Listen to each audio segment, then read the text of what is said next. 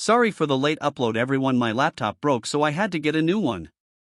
Here is what if I was reincarnated in DxD with a Pokemon system part 3. Here is the summary. A self-insert, OC fanfic, OP main character, gamer FIC. Follow Rean Hayashi as he tries to live his new life, full of fun and adventure, along his Pokemon friends and a certain cheerful Maou magical girl.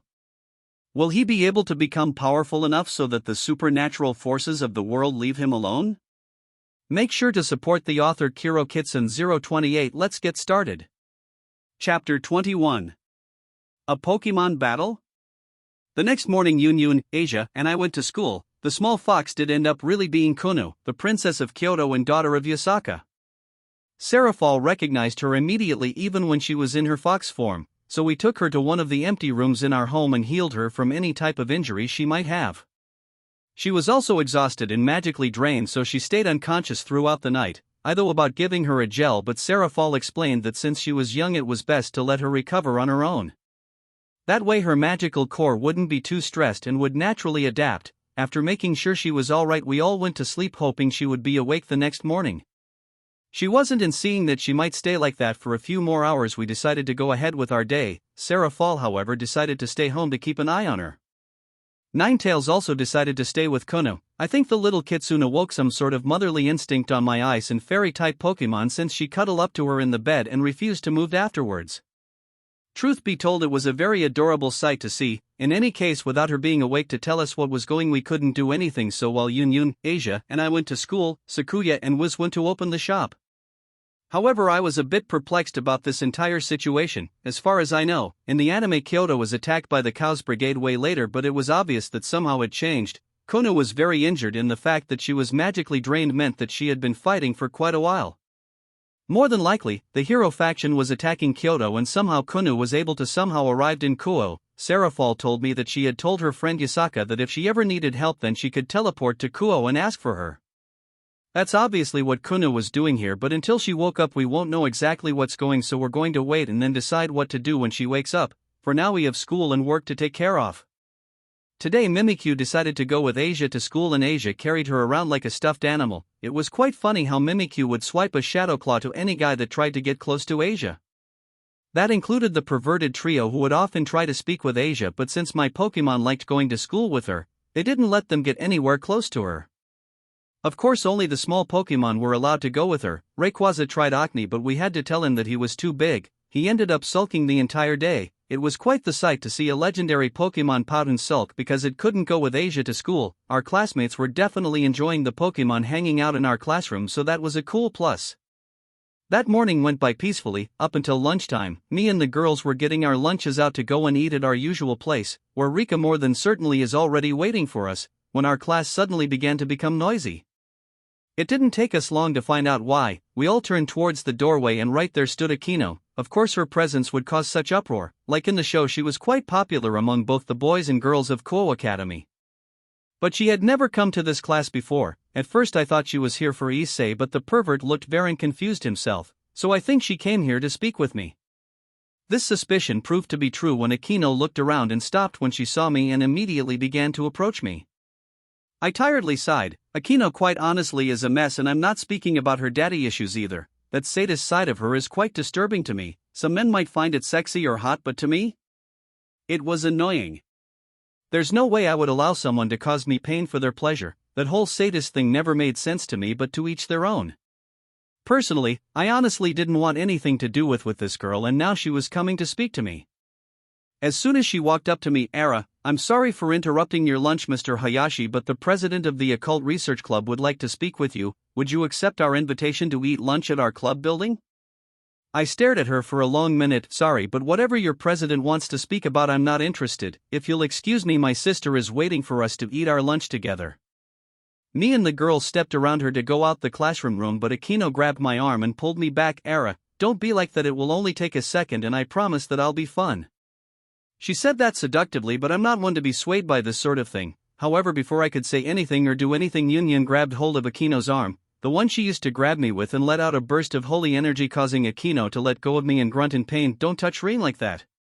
As Akino grabbed hold of her smoking and slightly charred arm, I stared at Yun in disbelief. I don't think I've ever seen her this mad before. In fact, everyone in class looked on in shock. Yun then grabbed my hand and quickly pulled me out the classroom with Asia following us close behind, still holding Mimikyu in her arms. Meanwhile, Issei walked up to Akino. Are you okay, Akino? I don't know what that was, but I felt a horrible tingle go up my spine. Akino smiled at her fellow peerage member and nodded. I'm fine, Issei, it was my fault anyways. I should know better than to act like that to someone else's boyfriend. Issei nodded. Yeah, everyone knows how protective Yun is with Rean, but to think she would get this mad. Akino giggled and then seductively licked her lips. Fufufu, it's quite adorable. Issei sweat dropped watching Akino be weird, but he was already getting used to her acting this way, so he didn't say anything about it. Meanwhile, after a bit of time passed by, me and the girls were already enjoying our lunch while Rika was laughing. Hahaha, I can't believe Yun did that to one of the queens of Kou Academy. Good job, Yun. Yun huffed. No one touches Rean like that but me, Wiz, Serafall, Sakuya, and Asia. Asia jumped in surprise at the mention of her name. And me too. But, if Rean wants to, I wouldn't mind. We all turned toward Asia, who was blushing crimson red. Yun smiled and looked proud for some reason, while Rika and I just sweat dropped. Rika then leaned in towards me and whispered, just how do you do it, Rean? This is getting a bit ridiculous, don't you think?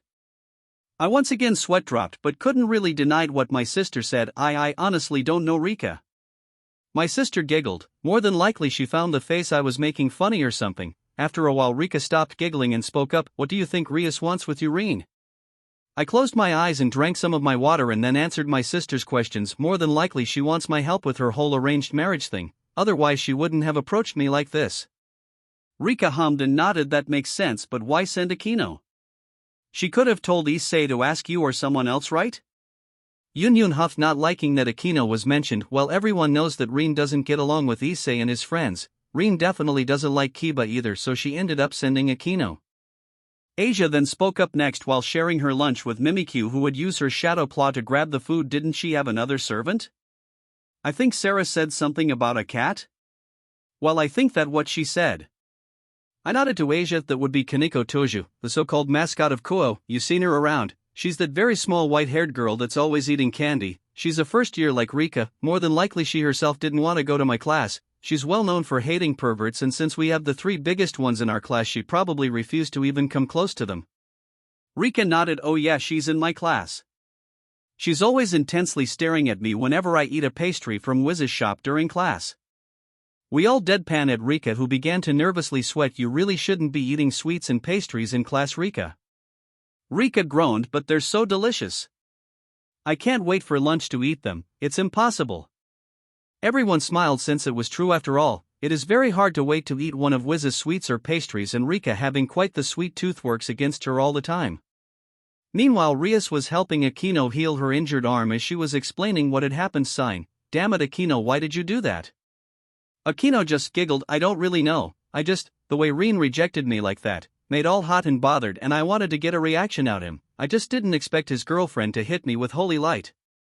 Rias huffed while Issei was jealous about Rean's popularity. Kiba frowned and Kaneko just continued to eat her candy. I told you to be careful. It's obvious that his girlfriend isn't normal, and the same goes with that new girl that transferred here. Sona told us that she was enrolled by Serafall herself. Kiba then spoke. I'm more concerned about the fact that Yun girl can use holy light like that. Everyone in the occult research club nodded. That detail was very concerning to them, since only a few people are able to use such element and most of them hate devils. Kaneko then looked up from her snacks and spoke. Yun smells a lot like mana. Akino and Rias hummed until Rias spoke up. A mage? How come we haven't sensed any mana from her then? Kaneko shrugged. I don't know. Rean used to smell like a dragon, but now he doesn't. Yun smells like mana, but I can't sense anything on her either. Everyone frowned. This whole thing was so confusing to them and nothing made sense. Issei then spoke up. Now that you mentioned it, those three are always doing something strange, but no one really questions it. Even Asia is weird. She's always bringing some kind of weird animal with her. Rias suddenly shook her head. Well, it doesn't matter. Looks like I'm going to have to personally speak to Rean after school. I need all the help I can get. All of Rias's peerage looked down. They wanted to help Rias with her problem, but they know they aren't strong enough to help her yet. It seems that Rean was the only option they have right now. Otherwise they'll have to just train as hard as they can and hope it'll be enough. The rest of the school day passed by without any issues, and afterwards me and the girls went to go visit the kendo club. Since they have become close friends and good customers of Wiz's shop, we would go and hang out with them for a while. Today we wanted to let them know that the shop was going to close early, since we all wanted to go home and keep an eye on Konu. However, along the way we were stopped by Rias and her peerage. I sighed tiredly knowing what was about to come next. The devils of course noticed and winced knowing I was already annoyed with them. Well, what do you guys want? Rias frowned. I would like to speak with you in private. Would you please follow us to the Occult Research Club? Yun, Rika and Asia frowned. I however just huffed and turned my head towards Rika. Rika, could you go and let Murayama and Kates know about the shop? Rika nodded and promptly left to speak with the Kendo Club. I then turned to speak with Rias. I already told your queen that I wasn't interested. What part of that didn't make sense? Rias and her peerage sweat dropped because they couldn't refute Rean's words, but Rias opted to continue to speak. But you don't even know what I want to ask you. However, I cut her off. Seraphal already told me about your arranged marriage with Riser Phoenix and your reluctance to actually marry him. Can't say I blame you though. Seraphal had quite a few colorful words for him, but you see, I don't see how that's any of my business. The devils looked down because they knew Rean was correct. He had nothing to do with this and Rias wanted to drag him into her problems. However, Issei didn't like Rean's attitude towards his king. Hey, Miss President needs help. Everyone in school keeps talking how strong you are, and you are even strong enough to beat Kiba. You're strong, stronger than me. Why won't you help us? Rias turned towards Issei and stared in disbelief upon hearing his words. Kiba's eyes twitched. He must have not liked being reminded of his defeat in my hands. I however wasn't amused. First of all, I didn't personally know these guys, other than what I know about them in the anime. Personally, they weren't my friends and I didn't want anything to do with them. But Issei's words did annoy me. Sigh, just because I'm strong I should help Rias? Just because you have power, it doesn't mean you have to go around helping strangers. I have nothing to do with the devils and I certainly don't know Rias personally. I have no power to help people I don't know. If you want to do that, that's fine, but don't expect others to drop what they're doing to help a stranger. Don't be naive.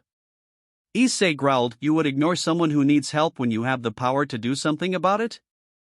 I shrugged. Depends on the situation. In this case I just don't want to get involved with the devils. You still haven't seen how most of them really are, but eventually you will. Besides, I'm not a superhero or anything like that. I have no reason to help just anyone. I only care about my family and friends. Issei was about to say something else, but Rias pulled him back and he shut up right away. Rias then spoke up. Look, I know I'm asking for a lot, but I don't have many options. Please help us train. I shook my head. Sorry, but this really isn't my problem. Besides, I have other things to do. Rias frowned and looked down while Issei glared at me, but I just ignored them and turned around to leave. The moment I saw Rika come back, it might seem mean and even cruel, but this really doesn't concern me. Like I said before, I'm not a hero. I'm dragon that just wants to go protect his treasure, my girlfriends, family, and however wasn't done and suddenly spoke up. Then how about a bet? A match between you, me, and my peerage? I stopped and turned to look towards her. However, a quest notification suddenly appeared and I stopped time to take a look. Ding! Ding! New quest received.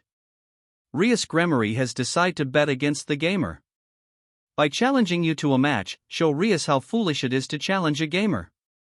Objective 1, defeat Rias Gremory. Objective 2, defeat Akino Himojima.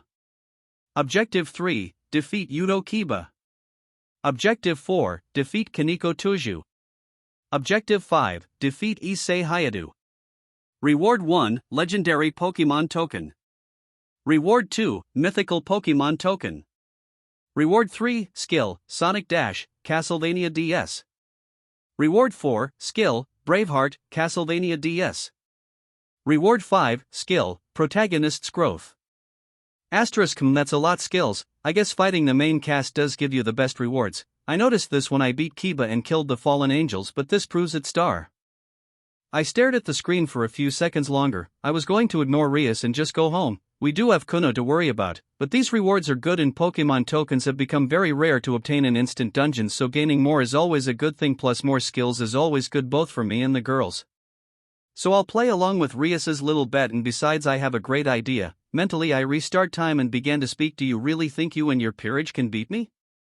I already defeated Kiba. What else can the rest of your peerage do? It was true, none of them have seriously trained, and I checked with Seraphal, who told me that Rias was very lazy when it came to training her peerage. Maybe my words will make them want to better themselves, they're going to need it after all. Rias and her peerage frowned, not only because they didn't like what Rean said but because he was also right. Kiba lost so easily against Rean and they know that Rean was holding back. I huffed when I saw them not say anything in return to my words. Fine. I'll tell you what, I'll let you fight against my familiars in a one-on-one match against your peerage. If you can beat any of them I'll help you, but if they beat your servant then you'll leave me alone. Rias looked up to me and seemed very hopeful. More than likely she's comparing my familiars to the ones of this world, to bad minor Pokemon, beings with incredible strength and power. My friends themselves are way different from other Pokemon too, so no, there's no chance of any of them being defeated by her or her peerage. They have no limits to their growth and powers, plus because of the gamer system recognizes them as my familiars they get a boosts of power as I myself grow in strength. They're not going to win, but hopefully seeing that they can't even beat my Pokemon will make them understand that they're not even close to my level of power. Maybe they'll leave me alone, but I'm not going to hold my breath though. Rias then cheerfully nodded. Okay. That sounds good, Rean, thank you for this chance. I shook my head. Don't thank me. I don't think your peerage will be able to defeat my familiars. Do you have somewhere where we can have this match in peace? Rias frowned when I told her that her and her peerage won't be able to defeat my Pokemon, but she didn't say anything about it and just nodded. Yes, behind the Occult Research Club building there's an big open space we used to work out once in a while.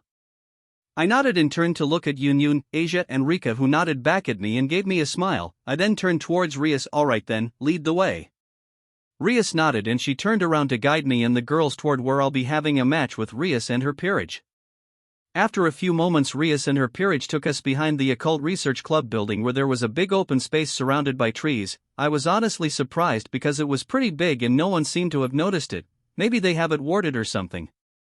In any case, we all got into our positions, me in one side and Rias and her peerage in the other. Suddenly Sona and her peerage appeared. She frowned at me but I just ignored her. She then turned towards Rias and shook her head. What are you doing, Rias? You know my sister isn't going to like this. Are you sure want to do this? Of course Serafall isn't going to like it, but we knew that one of these two would do some stupid at some point. They are young and still have a lot to learn after all, plus me and Serafall can understand why Rias is so desperate. Do we like it? No, but we're not going to make a big deal out of it just this one time, and besides this isn't a waste of time for me and my Pokemon. In fact, some of my Pokemon get to stretch and have some fun, so it's all worth it in the end. Rias nodded at Sona. Yes, I have to do this, Sona. You know that I don't have any more time, so I have to do anything I can. Sona sighed but nodded in understanding. Very well. I'll try to speak with my sister and explain. Hopefully she'll listen to me, though I'm not sure she will. You don't have to worry about Serafall. Me and her knew that Rias was going to get desperate at some point, so we were expecting her to ask me for help, or you would have tried to help Rias by asking me, whichever of those two. The challenge is a surprise though, but why not? Let's see if she's able to gain the help she wants, but in the end you don't have to worry about Serafall. She decided to forgive this, just this once because of your situation, Rias. Don't waste it. Both Rias and Sona stared at me in surprise. Knowing that me and Serafall were expecting them to do something stupid must have hit their pride, but they can't really say anything to defend themselves.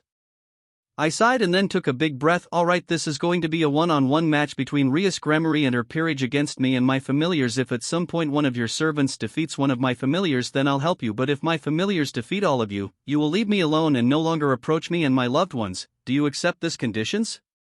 Rias stared into my eyes for a few seconds, while Yun, Asia and Rika went to sit beneath a tree so they could watch the match, something Sona and her peerage did too, but away from them. Rias then narrowed her eyes and nodded to herself. Yes, I accept this conditions. I nodded. Alright then, I'll make sure to let Serafall know this so she can inform your parents. If at any point you go back in your words, then Serafall and I will show you no mercy. Do I make myself clear on this? Rias gulped but nodded while her peerage looked concerned. I once again nodded. Okay then, who are you going to send first? Rias was about to think about who to send out to fight first, but Kaneko stepped up. I'll go first. I want to help Miss President. As much as I can. Rias smiled at her rook and nodded. Thank you, Kaneko, I'm counting on you. Kaneko nodded and then walked up to the center of the big open space. She stopped in the middle and stared at me with her big yellow eyes and then nodded at me. I smiled at her and nodded back. Good luck, come. Snorlax.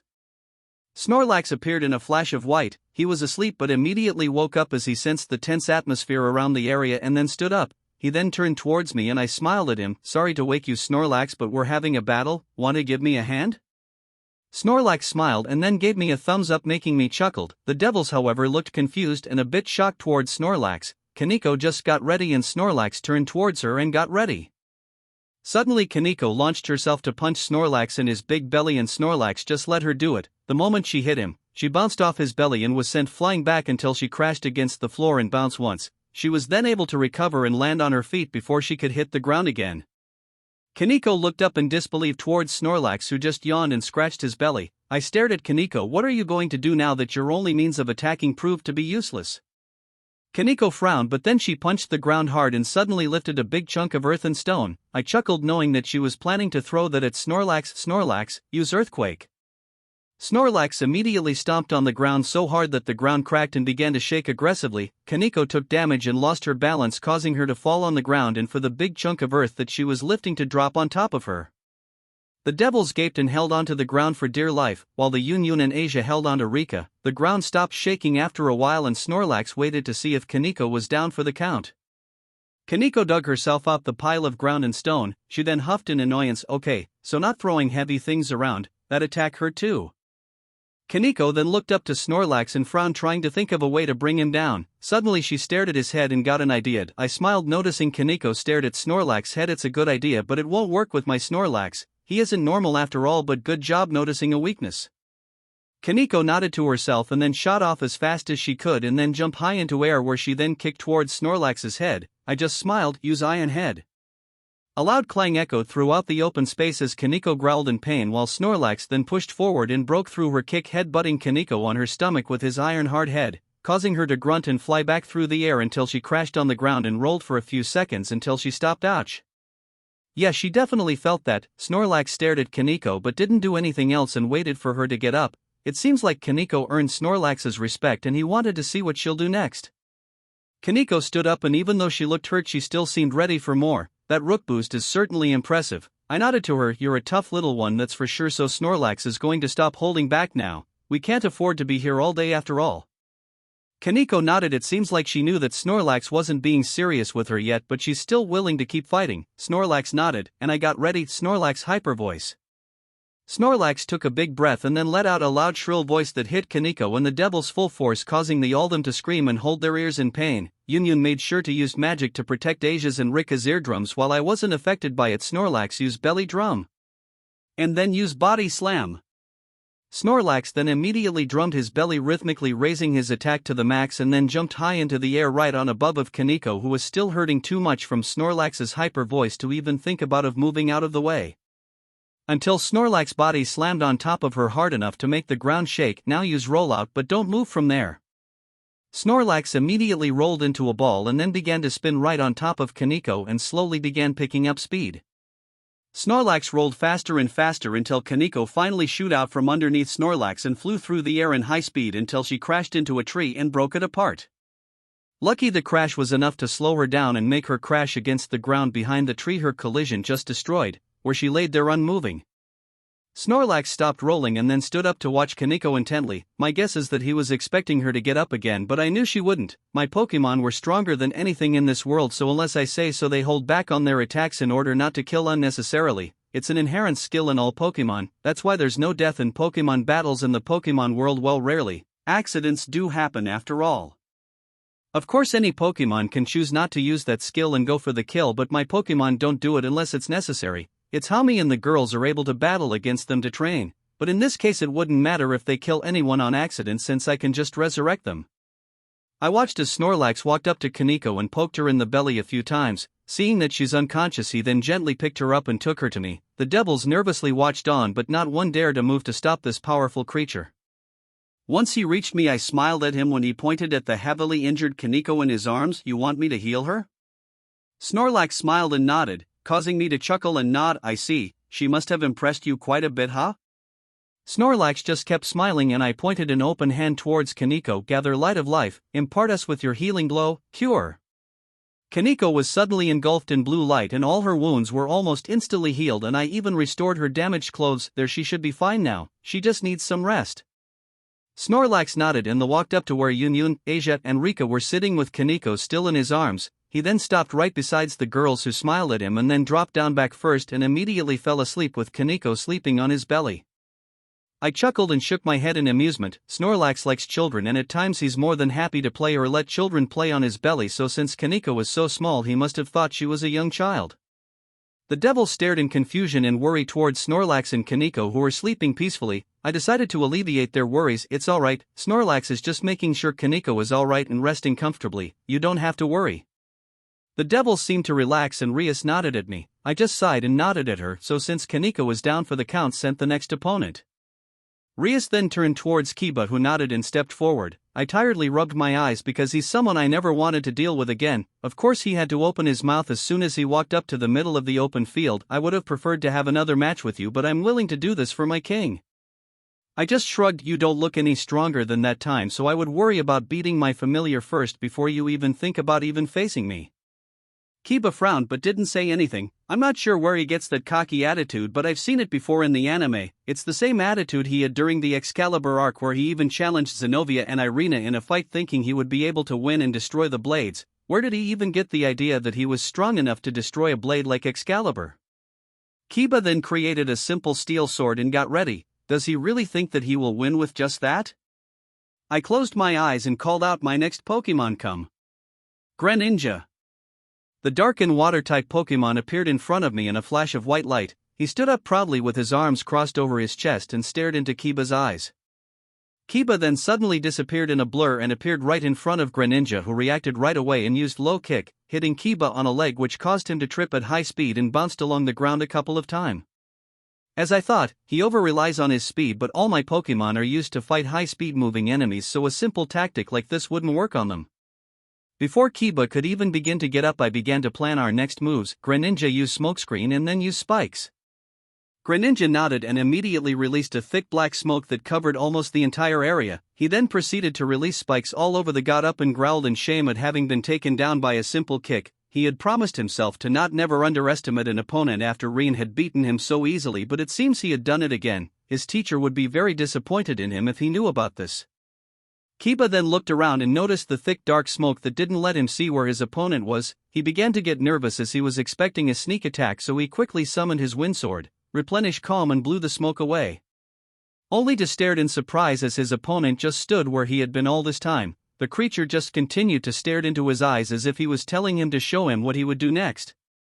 This made Kiba very cautious since he couldn't see anything wrong in the area, but something inside his heart was telling him to be careful. For some reason, as Kiba stared into the red eyes of this powerful creature in front of him, he knew that this battle was going to be a very difficult one. But as a faithful knight he would fight on, especially for the freedom of his king. Chapter 22. Pokemon Battles Part 2. Kiba was very cautious. He knew the creature before him had done something while under the cover of the black smoke it had released. He just didn't know what, and that had him too tense and worried to make a move. Greninja was more than happy to wait for his opponent to move, and his patience paid off when he saw Kiba move to the side to find a better angle of attack, only to scream in pain when one of his spikes suddenly reappeared and hurt Kiba's foot. Not wasting an opportunity, Greninja then jumped up and waved an arm, sending a water pulse at his opponent, who was barely able to move to the side to dodge, only to be hurt once again by another spike that reappeared when he moved. Kiba grunted and then watched as the strange water attack that was sent his way crashed against the ground and aggressively exploded. He definitely didn't want to get hit by that. I watched as Kiba stared back to where Greninja's water pulse exploded and saw him gulped. He then looked around for a few seconds and then frowned. He must have realized that the entire field has been booby-trapped. Let's see what you do next. Realizing that he can no longer use his speed in the ground, Kiba had no other choice but take off flying. Not something ideal for him since he rarely uses his wings, much less in a fight, but as of this moment he has no other choice. Kiba then launched himself as fast as his wings could carry him towards Greninja, who just stared at him since he wasn't as fast on his wings as he was fast on his feet. I grinned as I watched Kiba take the bait, and as soon as he swung his sword I immediately called out to Greninja, substitute. And then Hydro Pump. Just before Kiba's attack could even get close to Greninja, he used substitute, causing Kiba's swing to hit a simple-looking stuffed animal which was cut in half. While Greninja suddenly reappeared behind Kiba in a puff of smoke and then shot him in the back with a point hydro pump, which not only hit him full on but carried him a good long distance away from Greninja until he crashed against a tree. Sona frowned as she watched how Rias's peerage was being easily dealt with. He's purposely using their weak points. Tsubaki heard her king and turned towards her. Curiosity, what do you mean? Sona pushed her glasses up a bit and then answered Tsubaki's question. Rean is purposely taking advantage of the obvious weaknesses that Rias's peerage have. Kaneko is one-dimensional and heavily relies on her rook strength in close-quarters combat, so Rean used the giant bear-looking creature, since it seems to be able to absorb physical attacks quite easily and stop Kaneko from throwing things at it. It left Kaneko without a way to be able to attack it.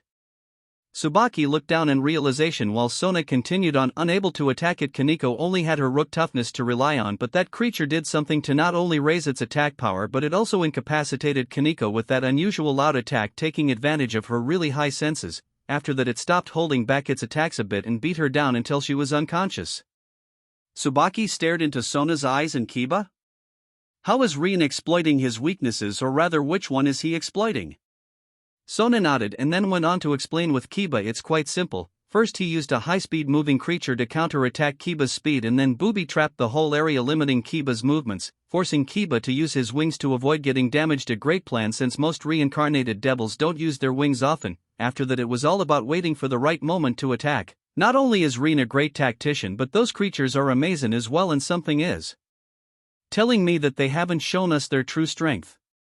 Tsubaki frowned as she watched Sona bite her thumbnail in frustration. She knew that her king didn't like the fact that Rean was in a relationship with her big sister, but now that she saw that Rean is not only strong but also highly intelligent, must also bring her a sense of jealousy that she has never felt before. Kiba shakily stood up and coughed up some water as he began to heavily breathe. Cough. Ah, what a powerful attack! Not only did it hurt a lot, but I almost drowned as well. Kiba then looked up and could only stare at his opponent, who was once again standing there looking at him and waiting. This frustrated Kiba to no end. No matter what he did, he just could not hit that strange creature even once.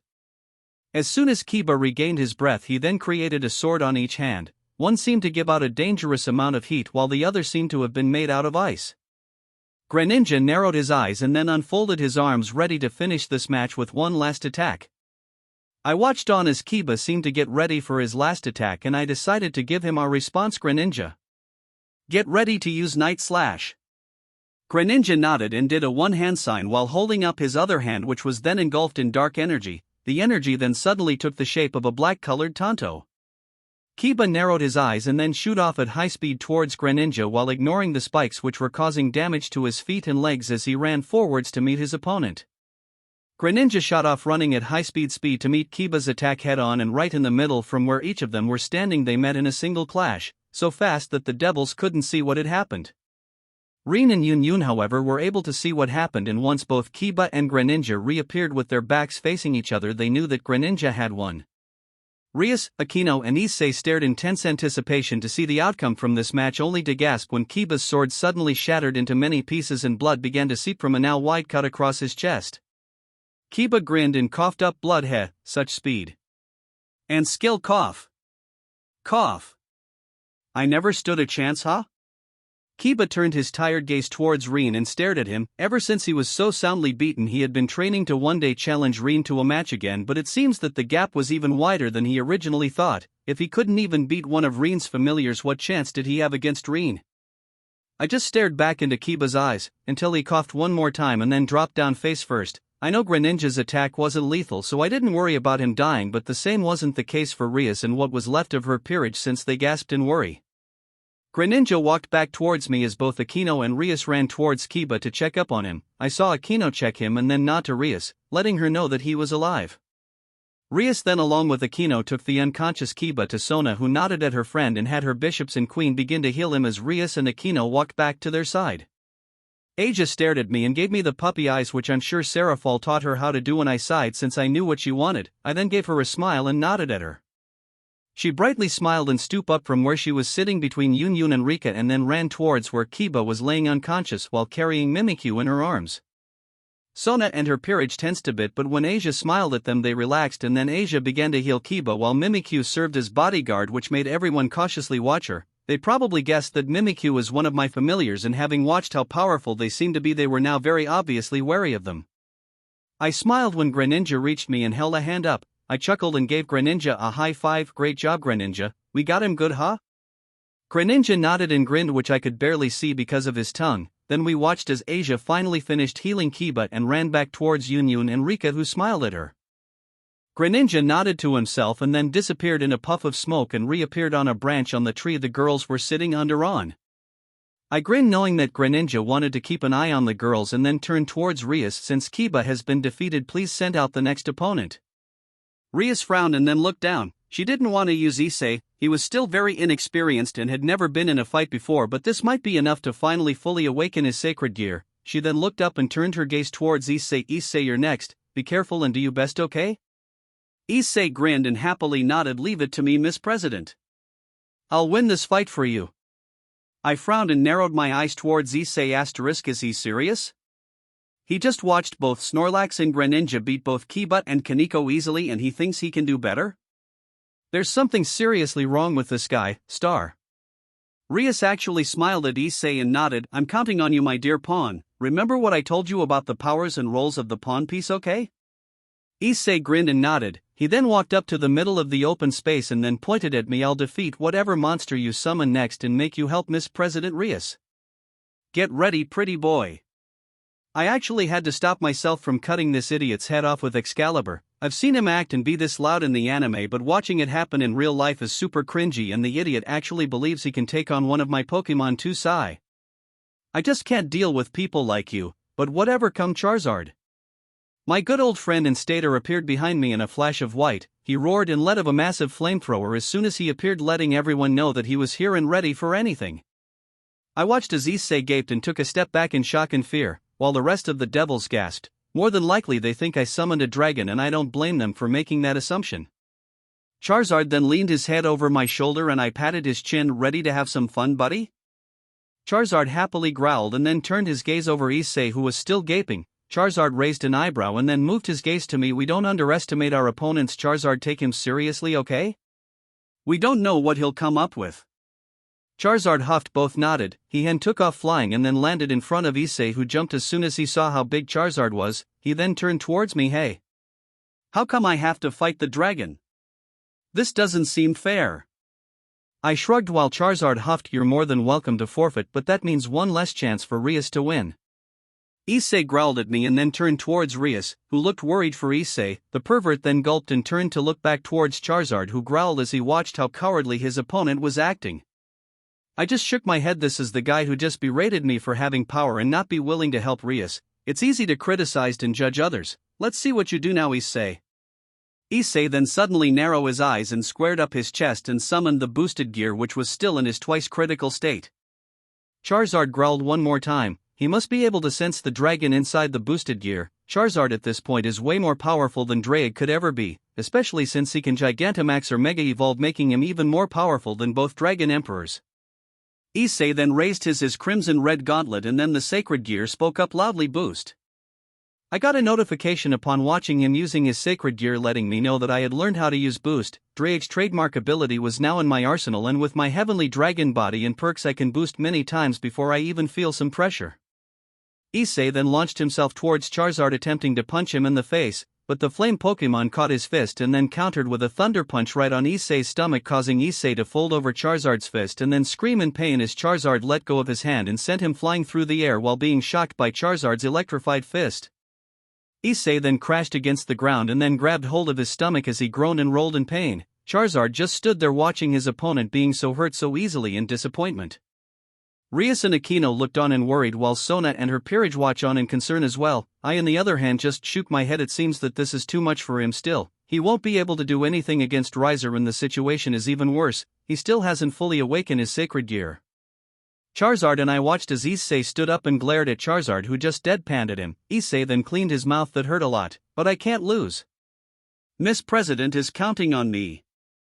His twice critical then boosted him one more time, and Issei then ran towards Charizard at a higher speed than before, but still not anywhere close to anything effective against Charizard. I just let Charizard do this battle as he saw fit. There was no need for me to issue any attacks against someone untrained as Issei, and just watched as Charizard slapped Issei away with a Dragon Tail attack.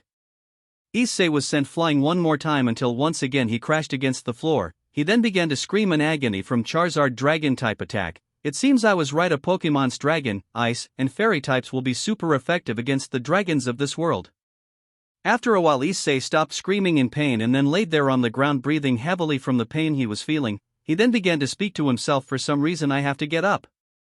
I have to keep fighting. I can't lose here, not when Miss President is counting on me. Huff, Huffker. Suddenly a voice came out of his boosted gear asterisk. That's right, partner.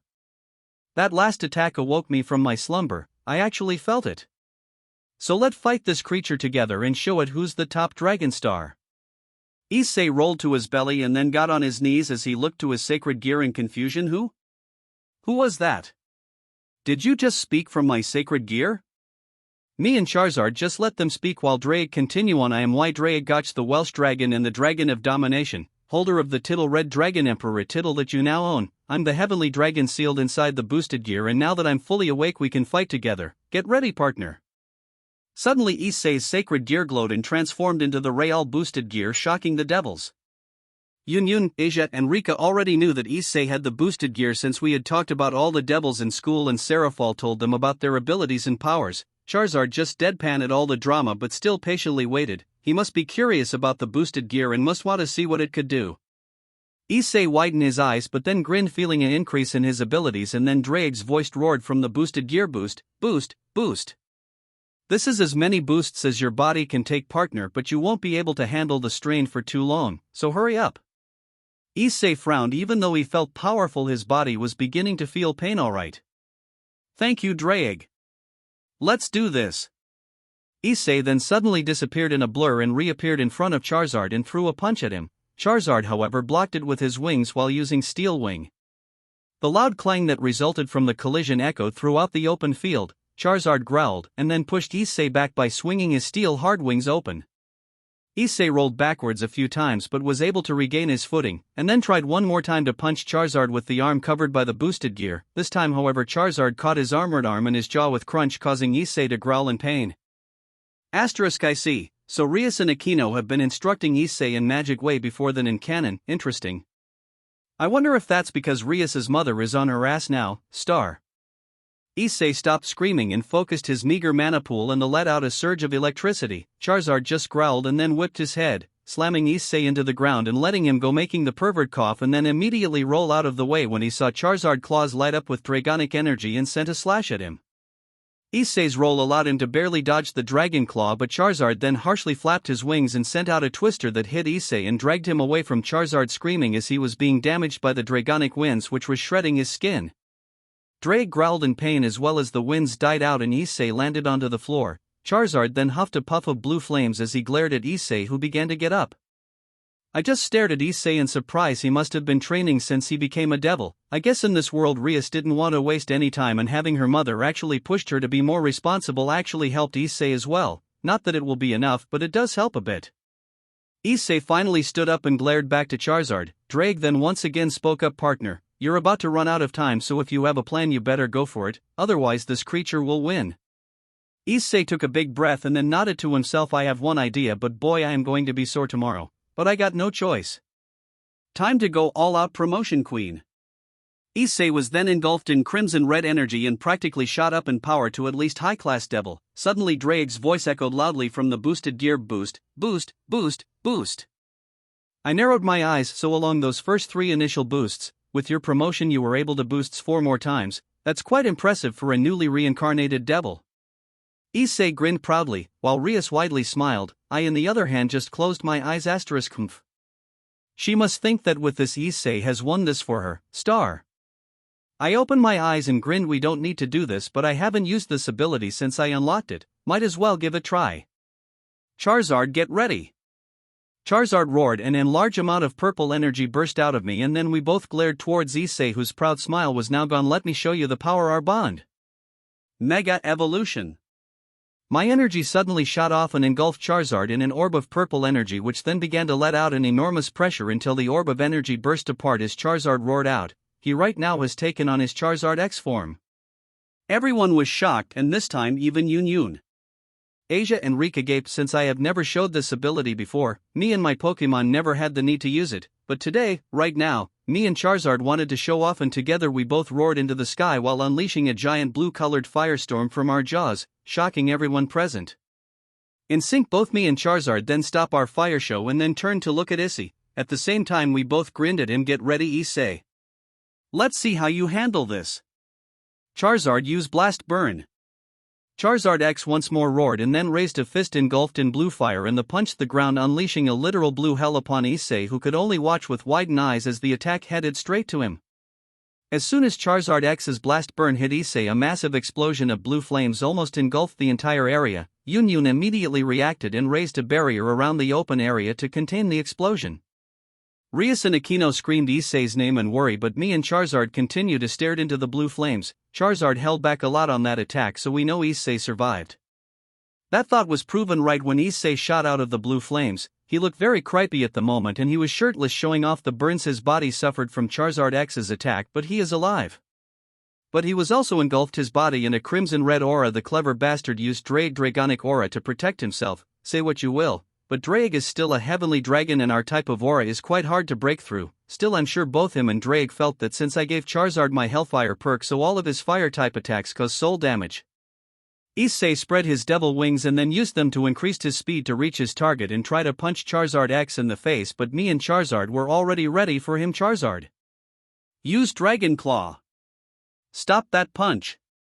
Charizard X's claw were immediately engulfed with Dragonic energy, and then Charizard X launched his attack to intercept Issei's punch. As soon as the attack collided, Issei to his shock was instantly stopped. Now Dynamic Punch. Charizard X raised his other fist and then threw a punch engulfed in white energy right into Issei's guts, which then exploded on impact and sent Issei flying backwards. Quickly catch him in the air and finish this with Seismic Toss. Charizard X roared and then took off flying in high speed and caught Issei in a bear hug in midair and then proceeded to fly off high into the sky. Issei tried to push Charizard X off of him, but the black fire and dragon-type Pokemon didn't let go. Suddenly Charizard X began to fly in a circle repeatedly and picking up speed until Charizard X then folded his wings and then dropped down towards the ground, and with Issei now screaming in fear. Everyone watched in shock as Charizard X began to drop to the ground like a black and blue comet until it came close to the ground and then spread his wings while letting go of Issei, who plummeted towards the ground until he crashed against the floor, unleashing an explosion of dust, dirt, and debris. Charizard X then landed in front of me and then he roared in victory while everyone waited with a bated breath for the dust to settle down and see Issei's condition. Suddenly we heard some noise, and as the breeze blew the dust away we could see Issei trying to get up. Honestly, I was impressed he could still move while looking like shit. He was heavily injured and bleeding all over the place, but like any anime protagonist he still got up and began to try to walk. Rias and Aquino breathed out in relief, but then Issei stopped moving and just stood there. Charizard X stared at Issei for a few minutes before he huffed and then went back to his basic form. Seeing this I grinned and walked up to him. Great job, Charizard, did you have some fun? Charizard turned towards me and grinned and began to growl. So huh? At least we busted out the Mega Evolution, no? Charizard huffed and then shrugged. I know you didn't need it. But I wanted to see it, and so did you, don't lie. Charizard just shook his head and then growled at me. What do you mean? I was just showing off to the girls. Yun doesn't care about that. Asia doesn't like battles and Rika is my sister. Why the hell should I show off to her? Rika then yelled out aloud hey from where she was sitting, but I ignored her. Charizard then grinned at me and reached out with his fist. I stared at his fist and huffed at my first Pokemon and then grinned as I fist bumped with his fist. Sigh, you're such a jerk, but you're also my best friend, hee hee. Charizard continued grinning at me until he then took off flying and then laid in front of Asia and laid his head on her lap, wanting some attention from her. Asia giggled and began to pat his head and snout. I shook my head in amusement, always leaving me for a cute face. Some friend you are. I then began to walk over to where Issei was standing unconscious, and once I reached him I healed him with a healing circle spell. Rias and Aquino got nervous when I began to approach Issei, but when they saw his wounds begin to rapidly disappear they relaxed. Out of nowhere Drake voice echoed out of the boosted gear asterisk. Just who are you? That energy you just shared with that creature. I can recognize Dragonic energy anywhere. You might be able to trick these devils, but not me, Kid Star. I chuckled as I heard Drake sound so confused. Well, that's a long story and I really do not want that sort of information to get out so easily, but since you're my senior or senpai, if you will, I'll tell you this. My title is Luminous Star Dragon. Drake stayed silent as I healed his partner until he suddenly burst out laughing asterisk. Ha ha ha. I see. So someone else has reached our level of power. Incredible. For someone so young to become one of us. Do not worry, young one, I'll keep this a secret until you yourself decide to reveal yourself to the world, Star. I grinned and nodded. Thank you, senpai. Please look forward to my debut in the future. Drake chuckled and then the boosted gear vanished. I then used Psychic to lift Issei's body towards Rias, who nodded in thanks. I just shrugged and walked back to my spot. So only 2 left, are you ready? Rias frowned but Akino stepped forward. I tiredly sighed, not wanting to deal with her, but might as well this done, so I then called out to my next Pokemon, come Flygon. My ground and dragon-type Pokemon appeared in front of me and happily flew around me a couple of times. I smiled at her when she stopped and I then gently rubbed her chin. We're having a battle, Flygon, want to give me a hand? Flygon cheerfully nodded and then flew towards the middle of the open field, which by now looked very torn apart. Akino actually giggled towards my Pokemon era. What a cute creature. I wonder what sort of sounds of pain it'll make. Fufufu. Ria sighed and seemed to want to apologize to me for Akino's attitude, but I wasn't having any of that and immediately issued an attack. Flygon throat chop. Flygon disappeared in a blur and then reappeared right in front of Akino and then whipped her tail engulfed in dark-type energy, chopping her with it right in the Akino's throat with her tail. Akino was sent flying back a bit from the strength behind Flygon's attack until she landed on the floor and began to cough uncontrollably as she held her throat from the pain she was feeling. I just glared at her. I don't care much for your sadistic tendencies, but I rather not have to hear you speak like that again in my presence, and you're not going to hurt any of my Pokemon just so you can get off of it. Flygon Stone Edge. Flygon stomped on the ground, causing jagged spears of stone to shot out from the ground below Akone, severely hurting her, who couldn't even scream since her throat was severely hurt. That stupid attitude of hers always creeped me out. Some people might like it but I certainly don't, and it's the main reason I was never attracted to Akino when I watched the anime. Many guys like her a lot but me? No, her sadistic attitude was a major turn off to me. Akino suddenly shot up, flying with her wings to escape the jagged stone spears that had damaged her a lot. She stayed up in the sky staring at me and Flygon while still holding her throat with one hand. She raised a hand and then shot out a massive lightning bolt towards Flygon, who just stood there and let it hit her. Only for the lightning spell to do absolutely nothing to Flygon, shocking everyone, especially Akino, who stared with wide open eyes. Flygon used Boom Burst. Flygon took a big breath and then released a terrible and explosive sound wave that traveled all the way towards Akino, who not only covered her ears in pain but she was then engulfed in an explosion of sound that shot her out of the sky, causing her to crash against the ground. Akino rolled around in pain, unable to speak or even hear now. Wanting to finish this already, declared the final blow. Alright, Flygon, let's end this Draco Meteor. As soon as Flygon heard my command, she then was engulfed in dragonic energy that then coalesced into a big ball of dragonic energy right in front of her jaws, from where she suddenly shot it upwards towards the sky. The orb flew up and up until it stopped and then exploded into many shards of solidified dragonic energy. The shards of dragonic energy then fell down like a star shower. It would have been a beautiful sight if only they weren't all heading towards Akano, who noticed too late, and while she spread her wings to try to escape the attack, it proved useless as a shard hit her wing. She grunted in pain and looked up, only able to watch as the many shards of solidified dragonic energy began to rain down on her, until she was then engulfed in a massive explosion that shook the entire school ground. The devils covered their mouths and eyes to protect them from the dirt, dust, and debris that was sent out flying from the explosion. Yun, however, only raised a barrier protecting her, Asia, Rika, and the Pokemon sitting with them. Rean then waved a hand, unleashing a soft gust of wind to clear the dust away. Once it was cleared, Akino was finally revealed to everyone. She was on the ground face first and unconscious. I huffed. Perhaps I shouldn't have used so many high-powered attack, but she did ask for it. Noticing that I was upset, Flygon flew towards me and bumped her head into my chest, causing me to giggle. I'm alright, Flygon, I just don't like that she wanted to see you squeal in pain. Gently I grabbed Flygon's head and rubbed my head into hers, causing her to chirp in happiness. She then flew towards the girls and sat behind Asia and laid her head on Asia's shoulders.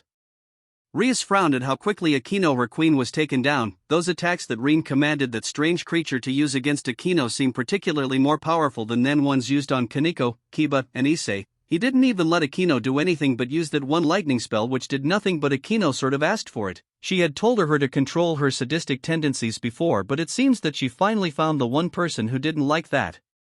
I then turned my gaze towards Rias and spoke up loudly. I'm not going to heal her, so come pick her up and get her out of the way. You still have one more chance, unless you want to forfeit. Rias frowned and instantly went to pick Akino up and then carried her towards Sona, who immediately began to heal her along Tsubaki. Sona then spoke up. Are you sure you want to do this, Rias? Those creatures are too powerful and they're holding back a lot. Even the one who beat Akino was holding back. Do you think you can win? Rias looked down to think. I don't know, my power of destruction should give me an advantage, but it still might be difficult. Still I don't have a choice, Sona. I need all the help I can get, and Rean is obviously a great teacher. He must have trained all of those creatures. You just watched them follow his orders, so I'm sure he can help me. I just need to win against the next 1 inch. But deep down Rias knew it wouldn't be easy and that her upcoming battle was going to be horrendously difficult. Chapter 23. Mew's battle debut. And trouble in Kyoto. Rias stepped up to the middle of the open space and looked around for a bit. She frowned as she saw the intensive damage caused to the open area behind her club's building by the strange but powerful creatures under Rean's command. She then turned her gaze towards Yun, Asia, and Rika, who were happily petting and feeding some sort of colorful cupcakes to the creatures, who seemed more than happy from the attention they were receiving from the girls. I noticed Rias stare towards my Pokemon and the girls. She seemed lost in them for a while, but then she turned her gaze towards me. All of you seem so carefree and happy. Truth be told, I'm a little jealous of you and your friends. I frowned upon hearing her words. I didn't like the fact that she was assuming things. We all had a tough past and our own obstacles to overcome. It wasn't easy, but we worked hard to gain the strength to protect our freedom, something you should have done so a long time ago. Rias frowned but didn't say anything while I continued. Serafal told me that you were told that you could fight against your betrothed for your freedom quite some time ago. She herself told me that she doesn't understand why you didn't train all of this time. If you really opposed the arranged marriage, you should have done everything in your disposal to gain strength. This is the reason your family doesn't take you seriously when you say you don't want to marry your fiancé. You never did anything but complain about it after all. Rias's eyes widened in shock while I just shrugged. When I awakened to my powers and learned about the supernatural world, I trained every day. I put my life on the line to grow stronger and stronger along my Pokemon. All just so I can be free and safe from the dangers from the supernatural beings that were bound to come and try to get in my way. It was later, when Serafal became an important part of my life, that I decided I would grow strong to protect her as well, and over time others became as important to me as her. That's why I never stopped training. Rias actually took a step back from the tone of my voice as Sona and her peerage stared at me in disbelief, but I ignored all of that. I worked really hard for my power, but you? You see that you're running out time and the first thing you do is ask for me to help you? You have been too lazy all of this time, Rias Grammary, and now you expect the solution to your problem to magically land on your lap, but life doesn't work like that. After today you will learn that we must take responsibility for our decisions and actions. Come Mew.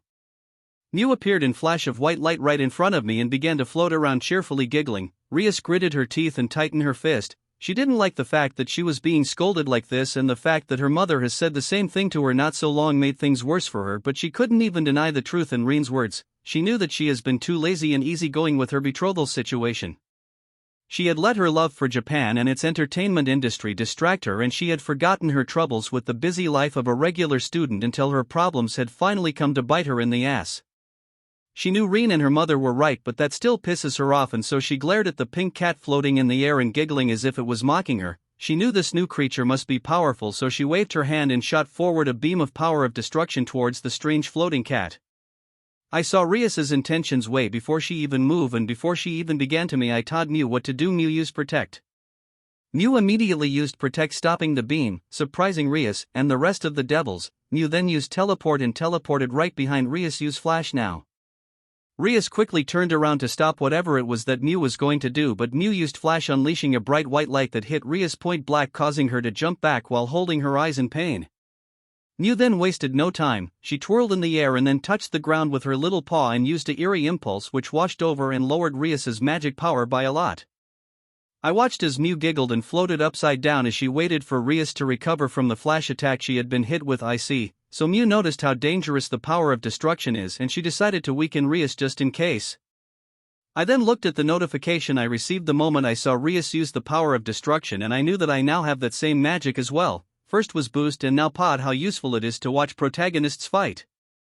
Rias rubbed her eyes and then slowly opened them. She then watched as the strange pink cat was once again rolling in mid-air and giggling. Rias growled in frustration and then waved one of her arms, shooting forward many small orbs of pod. Of course I reacted instantly. Use Psychic. Stop and sent them back.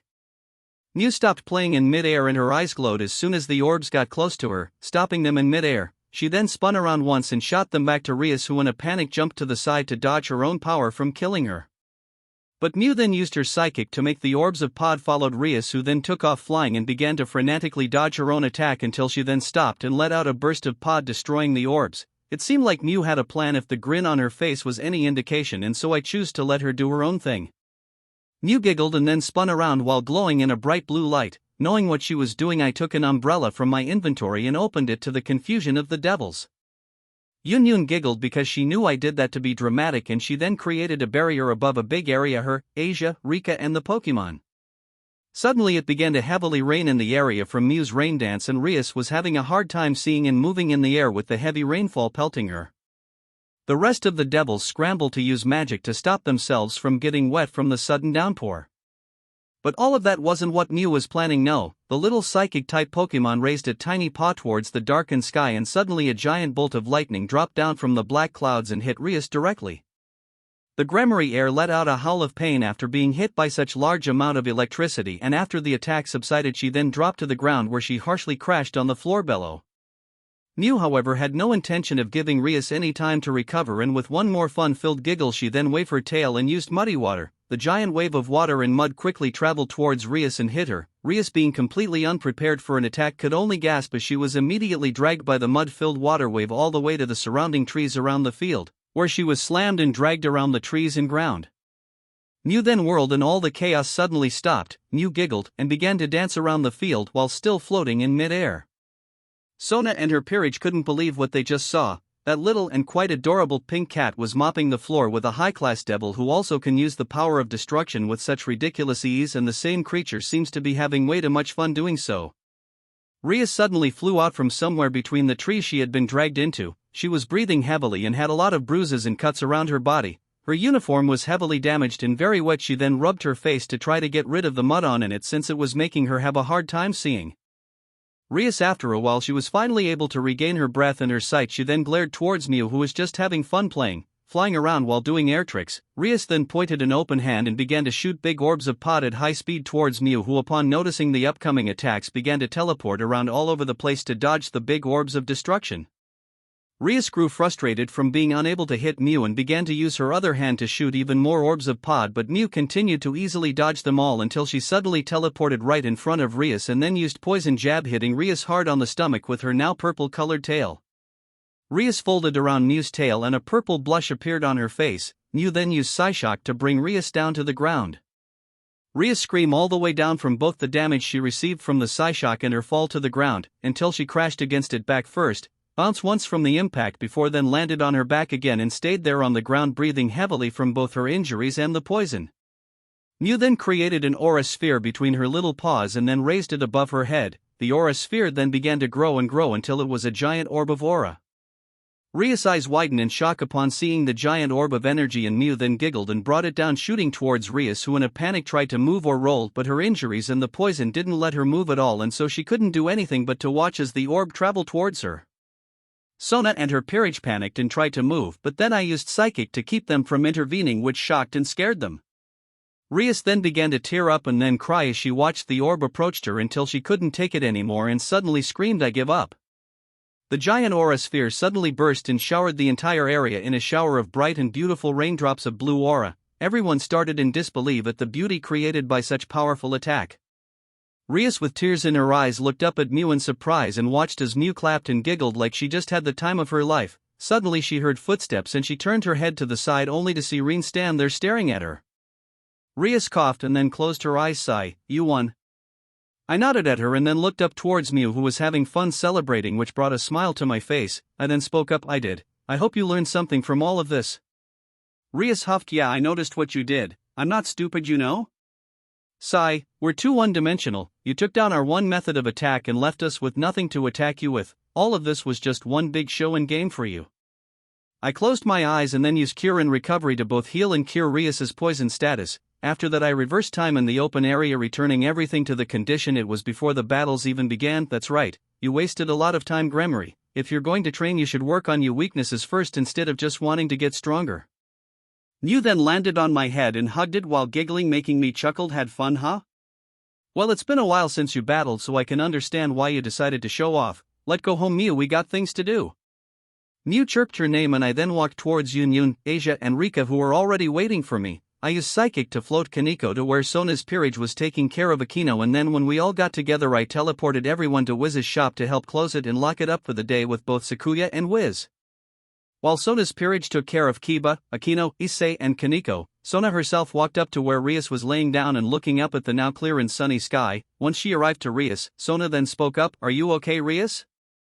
Rias turned her head towards her best friend and rival and gave her a sad smile. "I'm fine, it's just my pride which was utterly destroyed, but at least now I know what to work on in the upcoming 2 weeks of training." Sona sighed and then nodded. She herself noticed what Rean was trying to show to Rias and it seemed like her best friend understood it. Now all she could do was cheer for her when the time came for Rias to fight for her freedom. After we arrived to Wiz's shop and after explaining why we were so late, everyone then went to work on closing the shop, while I checked my quest rewards and the skills I've obtained due to mimicry. First was the power of destruction. The power of destruction is a type of demonic energy that grants its users great explosive power and can completely annihilate things when used. The power of destruction is said to be a very difficult power to defend against due to its erasure properties, as the most effective way to guard against it would be to counter the destruction blast with ranged attacks. This is the hereditary power of the Bale Devil clan and now I have it as well. The only difference is that my Stardust energy is the one gaining the erasure trait and since my Stardust energy is purple no one will be able to recognize my use of it. Of course it's at level 1 so I have quite a lot to grind before it could be as powerful to Rias's and even more so to reach the level of Surzex Lucifer. Thankfully I have the instant dungeons and world jumping available to me to train such power. Later. Next we have Draeg's ability boost, once a unique ability exclusive to Draeg the Heavenly Dragon and the Red Dragon Emperor. This ability allows me to double my powers every 10 seconds until I hit my limit.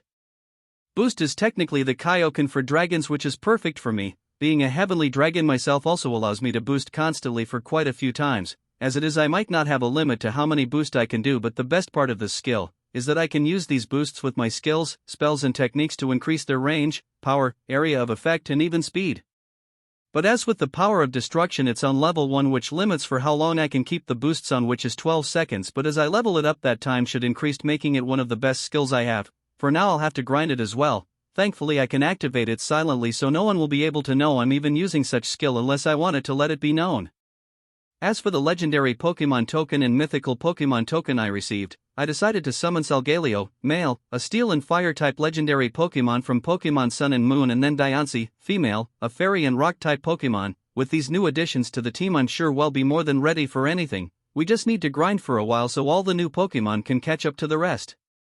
Next was Sonic Dash, Castlevania DS, which is a skill that causes an energy shockwave to engulf me as I move in high speed causing damage to everything I touch as I move. It also protects me from most types of projectiles. Then we have the skill Braveheart, Castlevania DS, which when activated it gives me a resistance to being pushed back and flinching, not a very useful skill to me since I have dragon scales which have the same effect but it is a great skill for the girls. And then we have Protagonist's Growth which is a perk that exponentially increases luck and my growth rate for all my skills, spells and techniques. This technically means that all my abilities level up way faster now and that also means that as this perk levels up the more faster will my abilities grow. Dragon Will and Protagonist's Growth are the most useful perks in my arsenal as of now since with this 2 active I can grind and get stronger faster. It's also a great perk to give to the girls since this will allow everything I gave them to grow even faster now, increasing their already high level of power. I couldn't help but be glad that I got that quest and received these rewards. Now that I was done checking everything I immediately went to help the girls clean up and close up the shop. We still have a guest to take care of after all. Soon we all finished and I immediately teleported Rika home and then ourselves back to our house. We were all worried about our little guest and we wanted to check on her as soon as possible. Once we arrived into our home, Seraphal immediately went to meet us at that door, along with our now awake tiny guest who was being followed by Ninetales and after explaining everything that happened today we all went sit down in the living room. Upon hearing what had happened with Rias, Seraphal huffed and shook her head sigh. I swear those girls act more like children than the 18 years old that they are. In any case we'll let it slide for now, it isn't important. Kunu, can you tell Rean and my friends what you told me? Kunu the little kitsune looked down, she seemed very stressed and sad, so I reached a hand and gave her a little pat on her head causing her to look up at me in curiosity. I gave her a smile which seemed to have helped her relax because she gave me a small smile as well. I then brought my hand back and waited for her to start speaking which didn't take long since she nodded to herself and began to explain. Yesterday morning, Mommy and I were just playing in the palace garden like always when the intruder alert wards began to go off everywhere. Mommy immediately went to take a look and left me with the guards in a secret room in the palace but the intruders found us and my guards died trying to protect me. Kuna looked down for a second and then continued her story. Thanks to them I was able to escape into Kyoto, but everywhere I went I was attacked by these humans calling themselves heroes and other yokai. How can they call themselves heroes? They killed and hurt so many of the yokai living in Kyoto. And those other yokai didn't only watch them do so but helped them as well.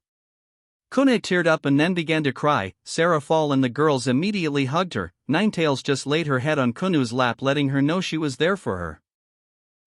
So it is the hero faction, and it seemed that some yokai also betrayed Yasaka and Kyoto as whole. It seems like the Cows Brigade is making some moves ahead of time. The question is, why? And why now, Star? I frowned as I thought about what could have pushed this attack to happen ahead of time, but I couldn't think of anything, so for now I'll have to wait until I have more information about all of this. Kuna took a few minutes to calm down, but the hugs from the girls and Ninetales' support helped do so. She seemed a bit embarrassed about crying in front of us, but I just gave her a smile, which she shakily returned.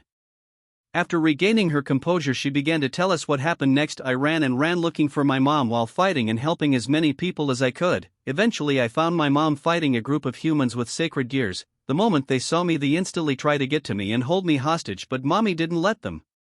Sarah Fall smiled at Kuna, who seemed very proud of her mother, but then one of the humans took out some kind of spear and mom panicked. I don't know why, but whatever that spear is, it must be very scary if mom got so nervous about it. Sarah Fall and I frowned. I'm pretty sure she already guessed what that spear is, just as I know what it is as well. Kuna continued on. Mommy rushed forward and hugged me. She then activated an emergency teleport circle and told me to find Lady Sarah Fall, that she would protect, but we were attacked before the circle activated. Mommy tried to protect me, but we were both really hurt, so when I was finally teleported I arrived in Kuo very tired and injured. I turned into my fox form to conserve mana, but I couldn't move because everything hurt so much. Thankfully Miss Yuki found me and took care of me. She even brought me to Lady Sarah Fall. Kuna then smiled at Ninetales and hugged her, causing everyone to smile. I smiled at Ninetales. Yuki? Do you like that name, Ninetales? Ninetales looked up at me and nodded, causing me to chuckle. Very well, then that will be your name from now on. The now nicknamed Yuki nodded and smiled. Sarah Fall smiled at both of them and then turned towards me to speak. Yasaka is an old friend of mine, and I have always told her that if she ever needed help she could always count on me, so she made an emergency teleport circle that would bring Kuna to me just in case something happened. I told Yasaka that I was moving to Kuo when we began to furnish our home, so she knew where to send Kuna. Rean, I know you want to stay new dash. I cut off Sarah Fall because I already knew what she was going to ask. You know you can ask me for anything, Sarah Fall, so let's go help your friend in Kyoto, okay? Sarah Fall teared up a bit, but then Kuna excitedly looked up to me. You must be Lady Sarah Fall's boyfriend, right?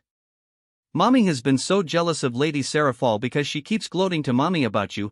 Mommy has been pouting and gloomy about it for a while. We all turned towards Sarah Fall, who jumped a bit and began to nervously sweat. I couldn't help it. I finally have an awesome and cool boyfriend and I wanted to show it off. I regret nothing. And now Sarah Fall was pouting and blushing bright red. I just chuckled and patted Kunu's head, causing her to giggle, making me glad that she wasn't sad anymore. I am Sarah Fall's boyfriend. My name is Rean Hayashi and the girls with us are Asia Argento, Yunyun, Wiz and Sakuya Izaoi. It's nice to meet you, Kunu. Kunu smiled and waved at everyone, which everyone returned as well. She then turned towards me and nodded. It's nice to meet you, big bro. Thank you so much for wanting to help mommy. I grinned at her and stood up while sitting her in my shoulders, causing her to squeal in excitement. Any friends of Sarah Fall are my friends as well. Now let's get ready, everyone. It seems we're heading into battle. As soon as I said that, a new quest popped up and I wasted no time checking it out while the girls left to get ready for battle.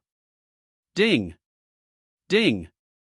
A new mission had been accepted.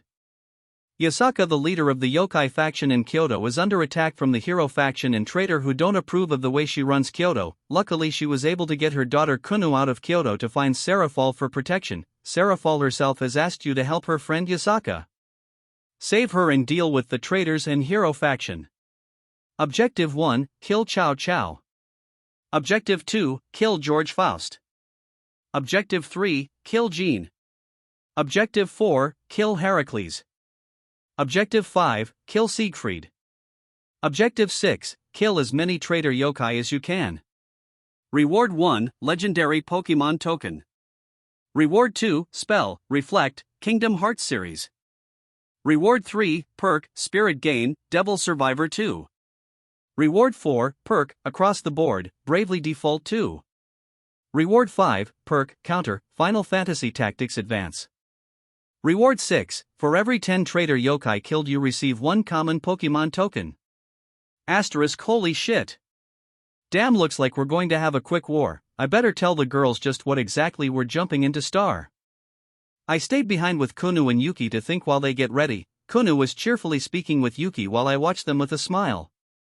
Suddenly the girls returned and I stood up to tell them the information I just received from the quest notification. Okay, so I just got a notification and I can confirm who exactly are we facing once we get to Kyoto.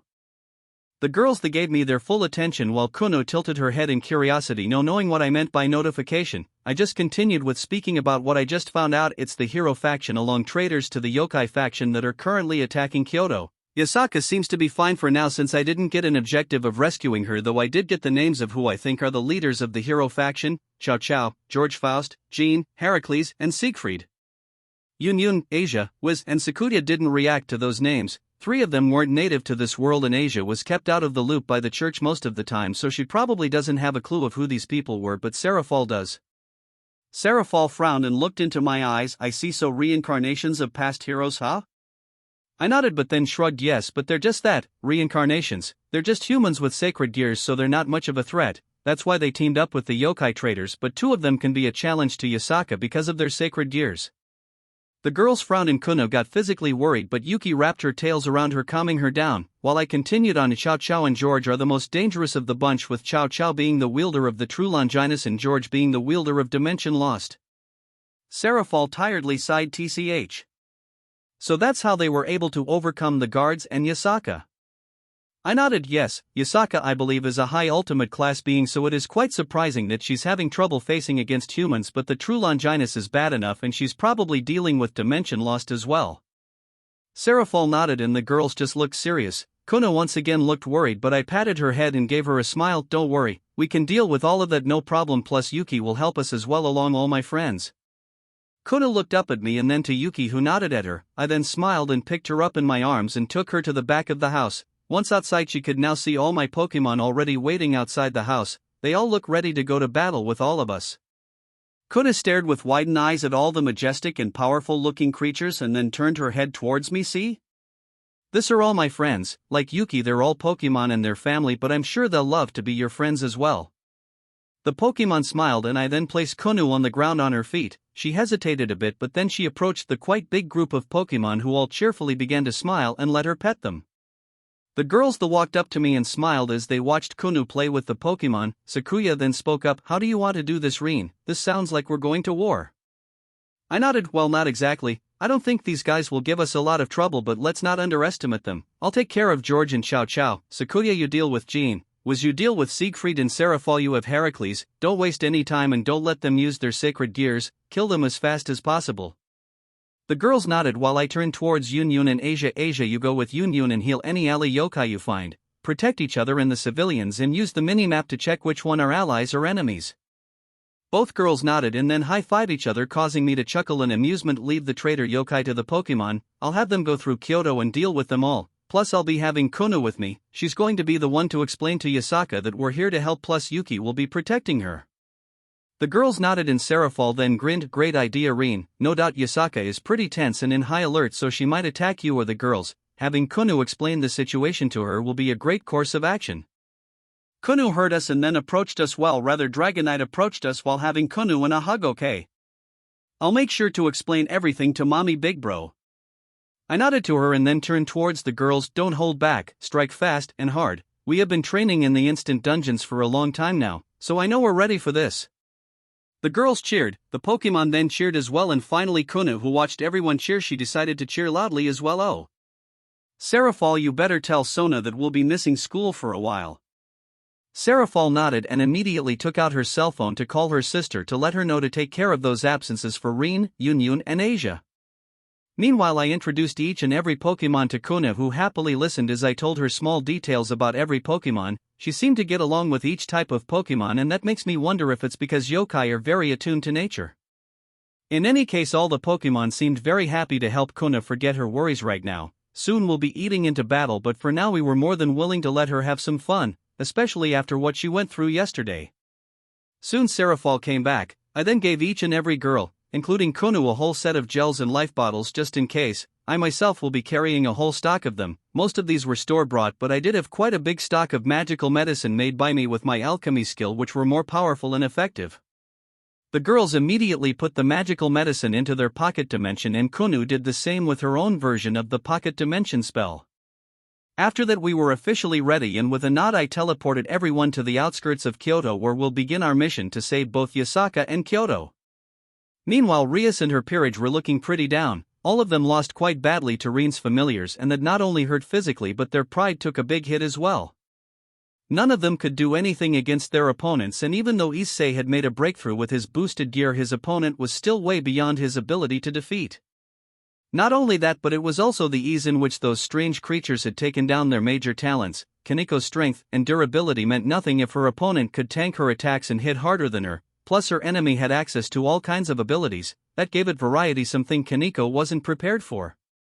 Kiba's speed meant nothing if he couldn't even approach his enemy. That creature not only controlled the entire battlefield by booby-trapping it, but it was way faster and stronger than him to begin with. Ultimately, Rean was right. How can he speak of facing him when he can't even defeat one of his familiars?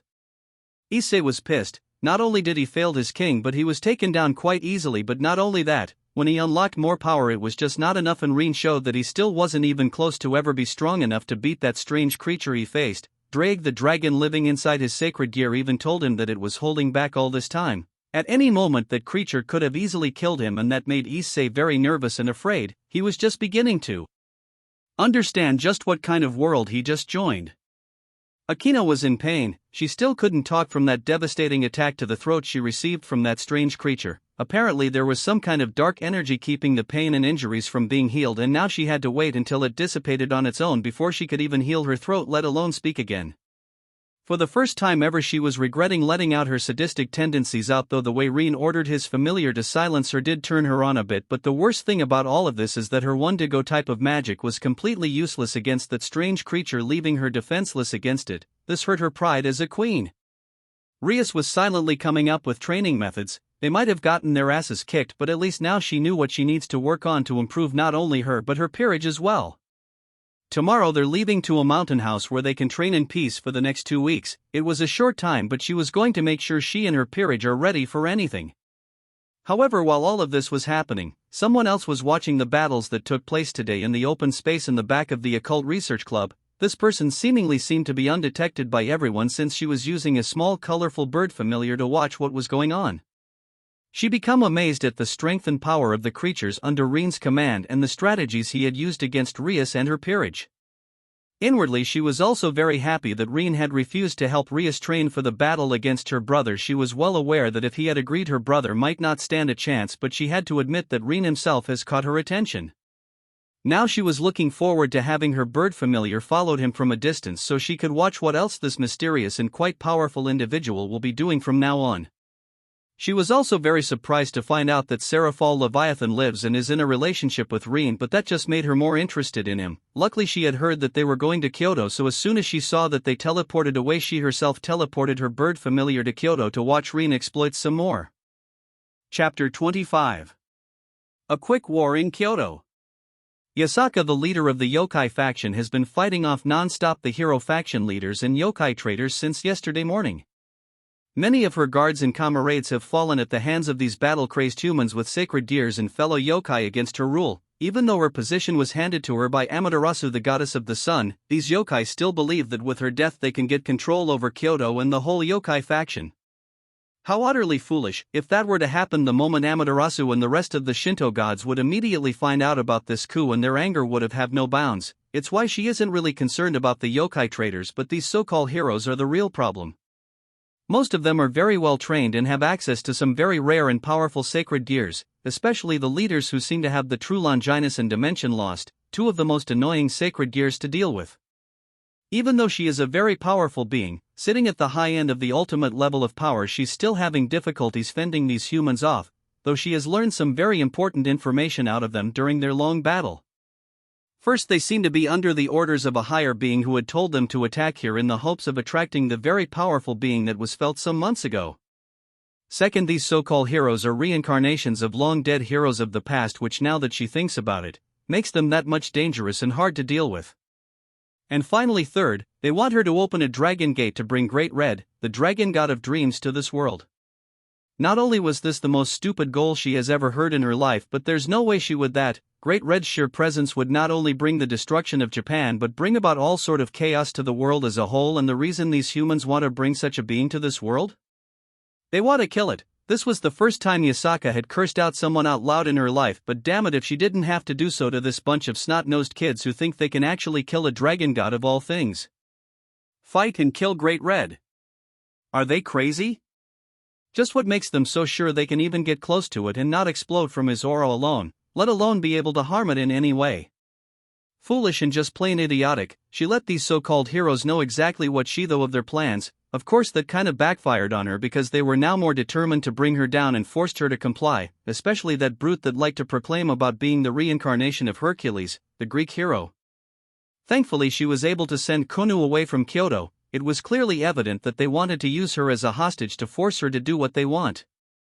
Hopefully Konu was able to get to Sarah Falls safely. She was very tired and hurt and that made her very worried about her daughter, but she knew she can trust Sarah Fall to protect her. But now she had to fight for Kyoto and to avenge the many who had died trying to protect her and her daughter. However, at this moment, as Yasaka was busy fighting the hero faction, she had no way of knowing that backup had arrived and that she was about to bear witness to something truly amazing today. The girls and I arrived just outside of Kyoto, and even from over here we could hear the sounds of panic and battle resound through the whole area. Immediately I closed my eyes and used my aura sense to map out the entirety of Kyoto and scan for enemies and allies. Everything was then registered to the mini-map which the girls were now paying attention to. That's quite a bit of enemies. It seems that the yokai in Kyoto's side had cut down the number some. I'm only seeing around 80 or 90 enemies and I see 5 fighting a single ally unit. That must be Yasaka and the leaders of the hero faction. I opened my eyes and looked at the mini-map and began to think how to do this, but suddenly someone grabbed my hand making me turn to see who it was, only to see Konu looking very worried and scared. I sighed and then picked her up in my arms. She instantly hugged me tightly and I could feel her trembling in my arms. Don't worry Konu, everything is going to be alright, I promise we'll save your mom. Konu looked up to me and stared into my purple eyes while I stared at her golden ones. I then give her a smile which makes one appear on her fact. I trust you big bro, please save mommy. I nodded at her and then turned to the map, while I began to speak to the girls. Alright, as you can see we have quite a bit of enemies running around and attacking everything they see, but we'll leave all of those to the Pokemon. The girls nodded while I went on. Here in this temple is where Yasaka is and she seems to be fighting the hero faction, meaning that she's still alright in putting up a fight. I pointed at the single green unit moving around at high speed and attacking the 5 red units surrounding her. Here's what I'm planning. I'm going to go on top of this phone tower here and snipe the biggest problem we have, and that is George Faust, who was the wielder of Dimension Lost. That single sacred gear could turn the tables on us, even more so than the true Longinus. I pointed at a phone tower some distance away from the temple.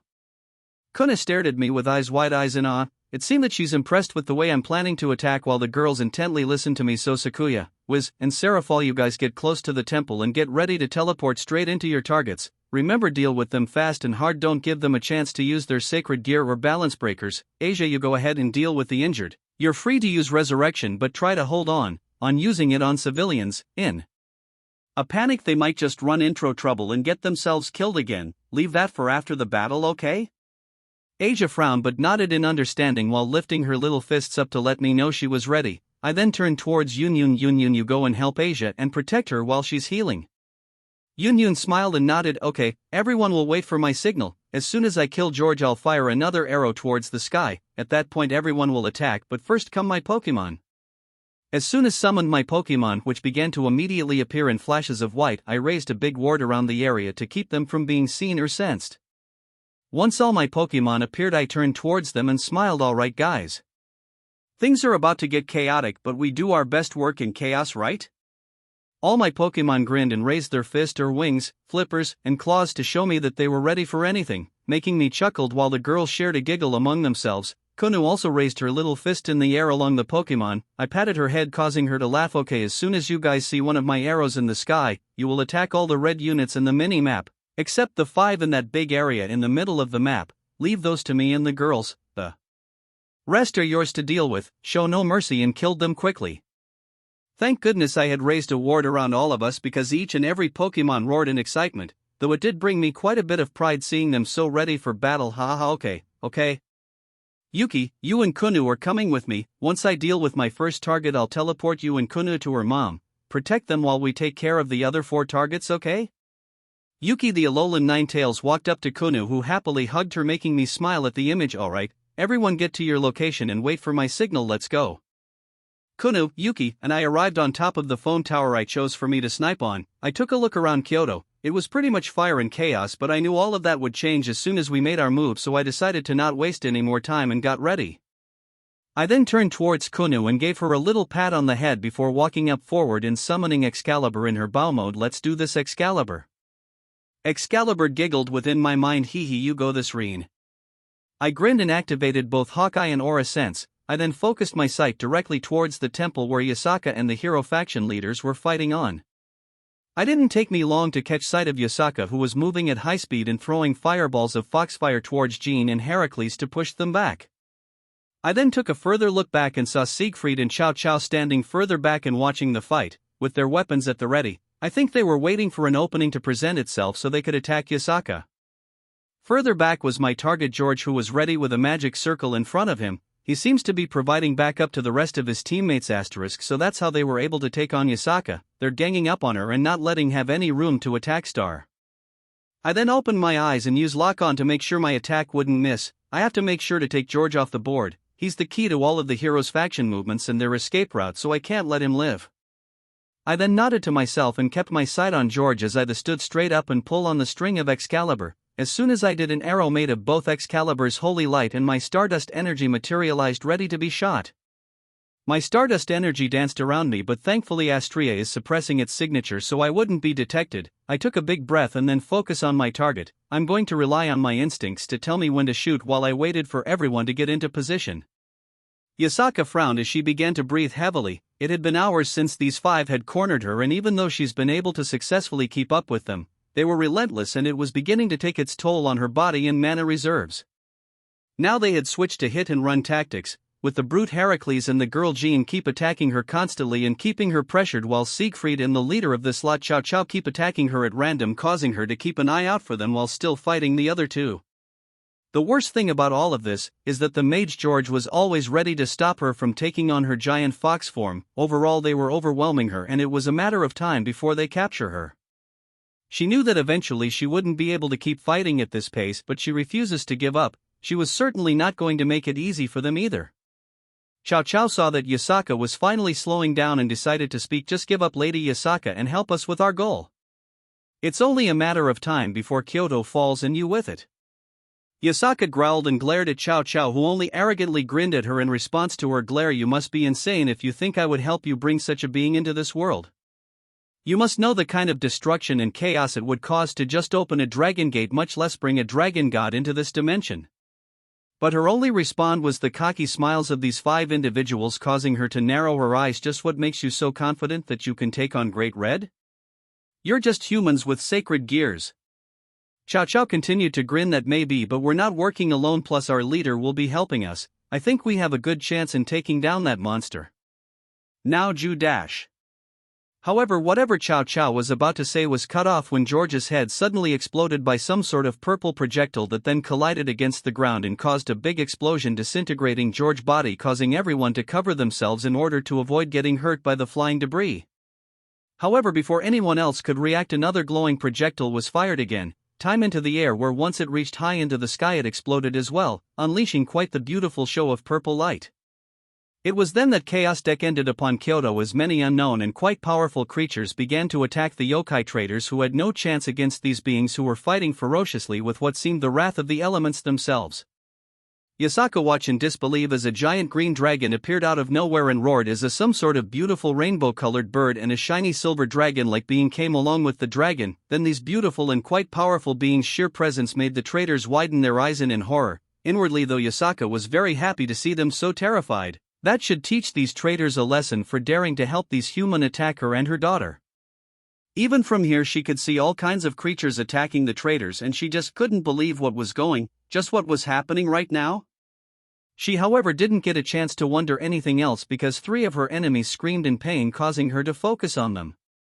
That was when she saw her. Her longtime friend Seraphol had somehow appeared right in front of the brute called Heracles and had pierced his chest with her bare hand and was freezing him solid from the inside at every disturbing pace.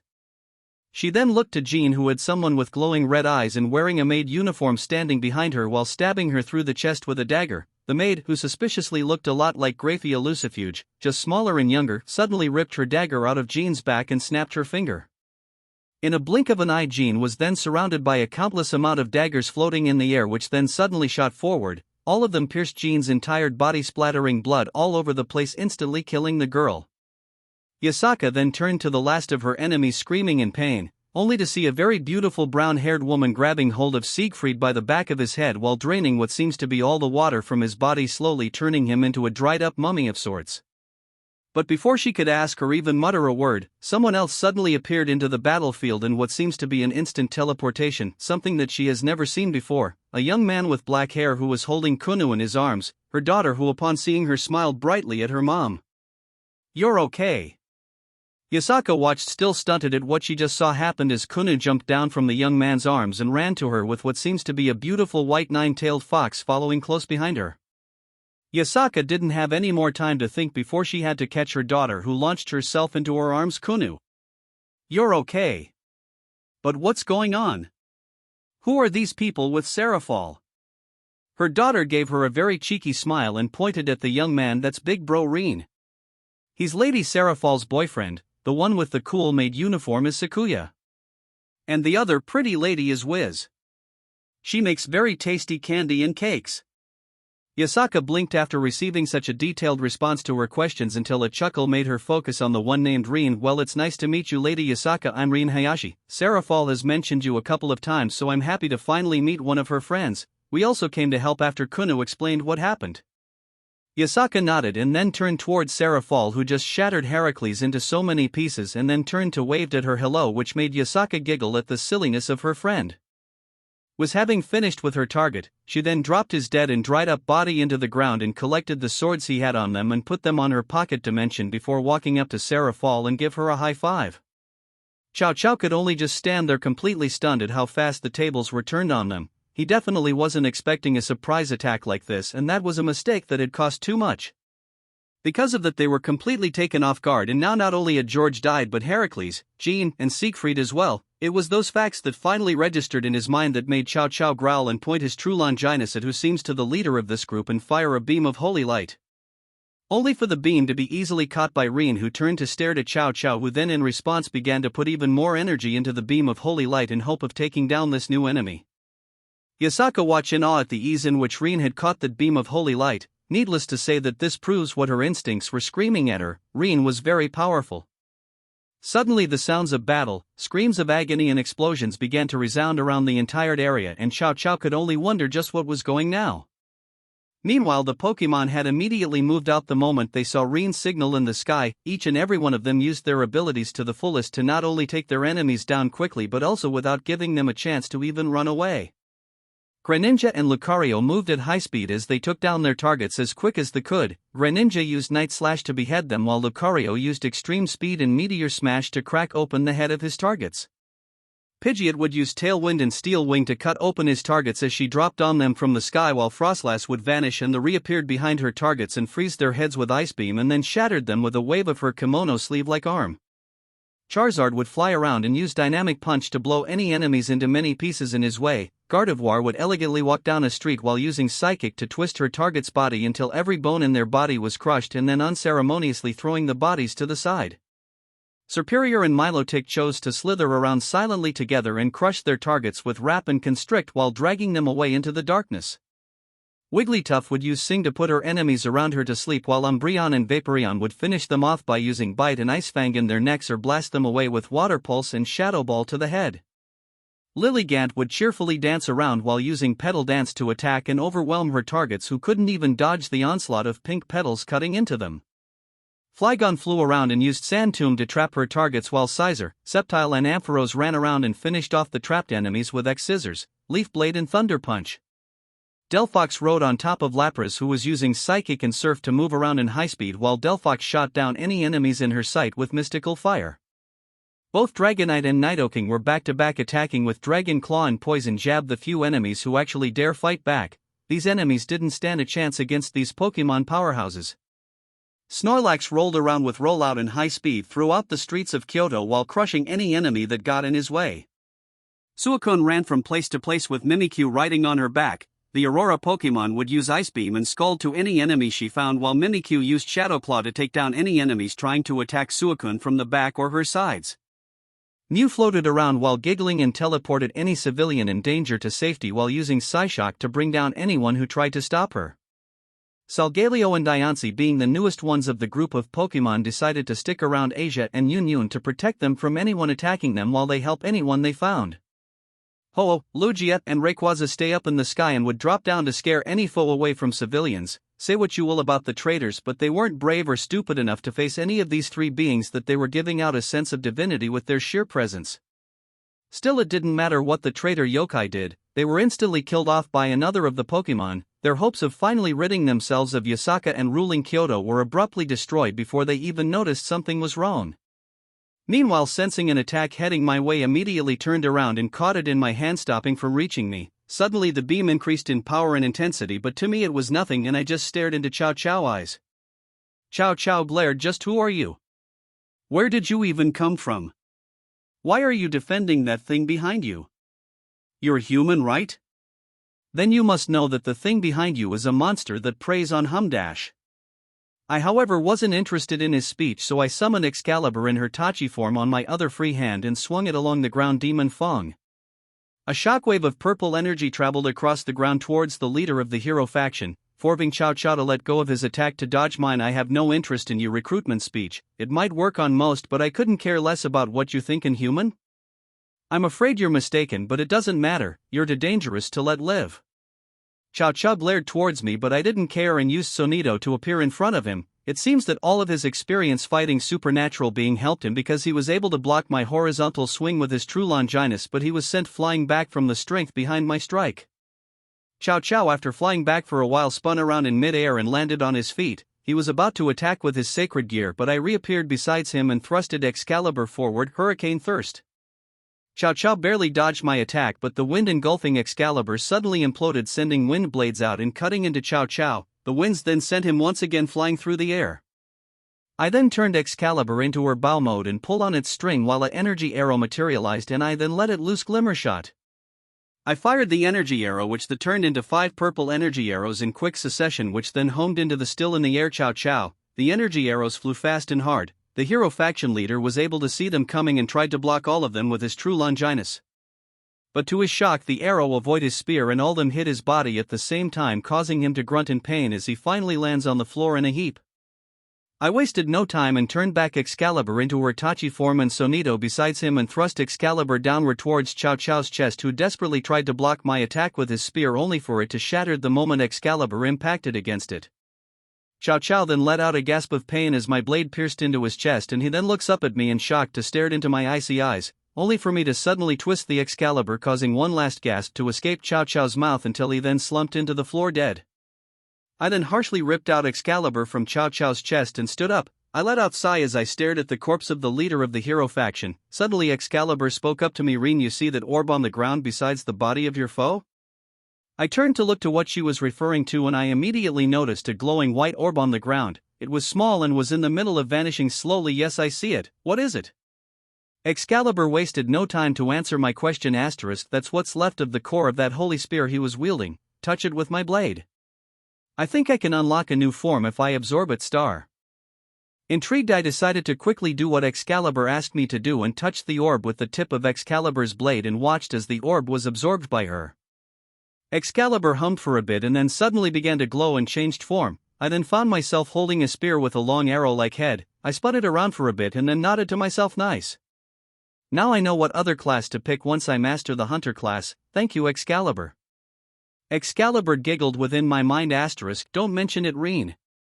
Besides, this keeps you from cheating on me with another weapon, so it's a win-win for both of us, star." I awkwardly chuckled as I sweat dropped. Excalibur certainly is very possessive of me sometimes. Thank goodness she doesn't mind the girls. I was then caught off guard when Kuna suddenly hugged my legs. "Big bro, that was amazing." And you look so cool calling out those awesome attacks. Like a superhero. I chuckled and lifted the little nine-tailed kitsune in my arms, earning me a bright smile from her. I then walked up to Yasaka, who was being fussed over by a worried Seraphil. Discreetly I sent flames charged with my stardust energy to cremate the bodies of these guys. I wouldn't want some greedy devil to find the bodies and reincarnate them after all. As I walked, my Pokemon slowly began to gather around us, letting me know that they had finished with their targets. I'm not surprised that they took them out this fast. There was no way any enemy was ready to face any of them. I finally reached Yasaka and the girls. The leader of the yokai faction gave me a soft smile the moment she saw her daughter in my arm. Thank you, Rean, Seraphil, and Kunu explained the situation and what these wonderful creatures are. As she said this, Yasaka began to pet my Pokemon, who cheerfully accepted the attention. Thank goodness all you arrived in time to act. I didn't know for how long I would be able to fend off those 5. Suddenly Asia and Yunyun appeared via teleport, and seeing as all of us including the Pokemon waved at them, let Yasaka know that they were on our side. Asia ran toward us and began to check everyone for injuries. Glad not find any, she relaxed and then began to heal Yasaka, who was slightly injured. She had some cuts and bruises, but overall she was fine. As Asia was healing Yasaka, Yunyun grabbed my hand and began to report. Asia and I were able to heal all the injured we could find and then protect them. As soon as some of the Pokemon finished with their targets, they immediately went to help us so we could gather more injured and heal them. Right now they're gathering the dead so we can bring them back. Yasaka tilted her head in confusion upon hearing Yunyun's report and couldn't help but to ask, bring them back, what do you mean? I smiled at Yasaka. Well, all of us have magic capable of bringing the dead back to life and magical medicines that can do the same, so we're going to help them. Yasaka teared up a bit. Can you really do that? So many died protecting me and Kunu. If you can really bring everyone back, I'll be eternally grateful to you. I smiled and reached out to pat Yasaka on her head, causing her to tense up a bit, but she then relaxed and seemed to enjoy it. Yes, we can do it. Don't worry, Lady Yasaka, we'll bring them all back and even help you with the repairs. Yasaka looked up and stared into my eyes. Why would you help us? You don't even know us.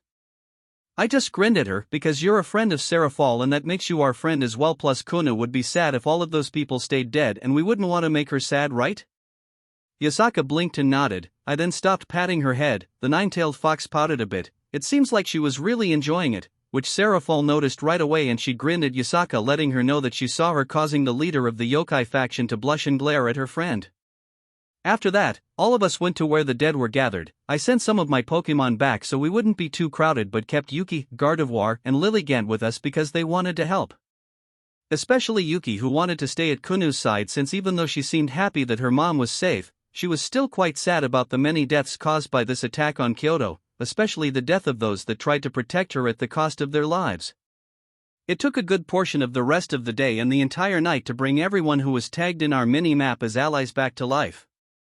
Some of the dead were tagged as enemies, and after I explained to Yasaka why we weren't bringing them back and adding her to the party so she could see for herself, she was quite saddened to find out that some of these people were traitors to her in Kyoto. After a while she asked me if she could keep being in the party for a while, since with the mini-map she can easily see who was a traitor since the game system registered them as enemies to her and us. I agreed, and then she set out to bring down the ones responsible for this tragedy. Meanwhile, me and the girls began to go around and fix all the damage we could with time manipulation, but this was going to take a lot of time and we were going to need some days to fully fix everything, but that really didn't matter. We weren't in a hurry after all.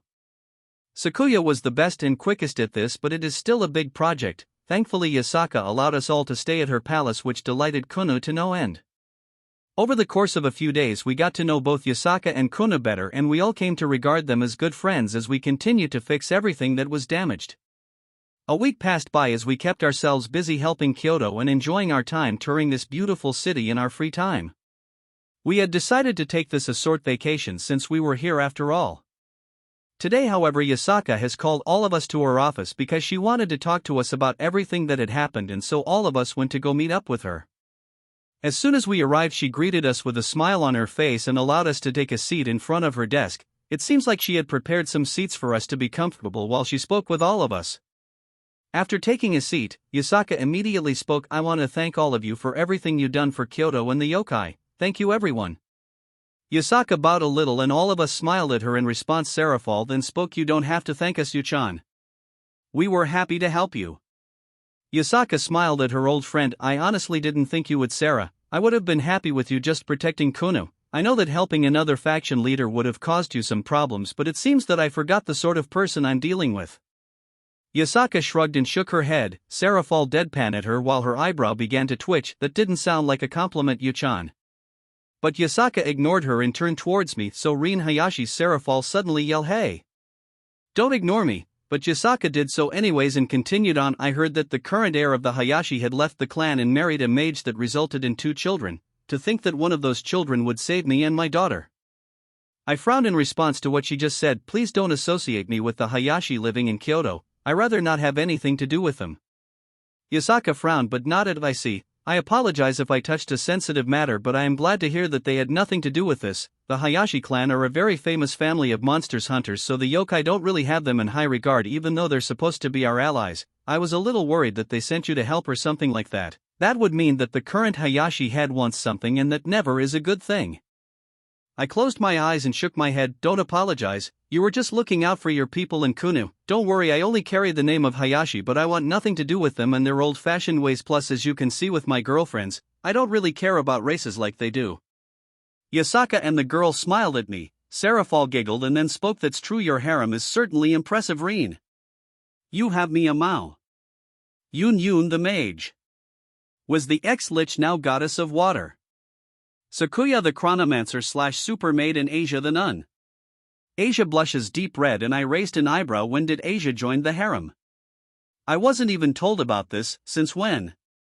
The girls giggled and Yasaka grinned mischievously at me. Yun then answered my questions. "Well, since she started living with us she had been chosen by us to join the harem. You weren't told since we kinda thought you knew already."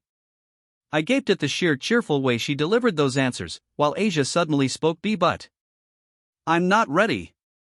But if our Rean want to, then I wouldn't mind." I turned towards Asia only to find her fidgeting and playing with her fingers with a glowing blush on her face. I gaped at her for a second before sighing. You know what? I give up." Yasaka suddenly giggled. Fufufu, this looks like fun. Maybe I should join in?" Sarah fall grinned and gave her friend a thumbs up. Suddenly we heard someone yell from behind the door, "Yes. Go mom. Get Rean." I couldn't help but sweat drop since that was most definitely Kuno. I don't have any say in this, do I? I mean, please? But the girls just smiled at me while was patted my head. I just sighed, but when I looked at the girls excitedly speaking with Yasaka and smile all the way, I couldn't help but to just shake my head and accept my fate. Besides, Yasaka is a very beautiful woman and a very dedicated mom, so I wouldn't mind her joining the harem. Plus, having Kuno as a daughter doesn't sound like a bad idea. I mean, who wouldn't want an adorable kitsune daughter? Suddenly the door to the office opened and Kuno rushed in towards me and then jumped on my lap. "Big bro Rean. Please be my papa. I'll be the bestest daughter ever." Go. Don't give me the puppy eyes while saying that. No one can resist this. I closed my eyes and patted her head, which made her smile sigh. "I don't mind, but your mom has to decide, Kuno. Plus I think we should get to know each other better first."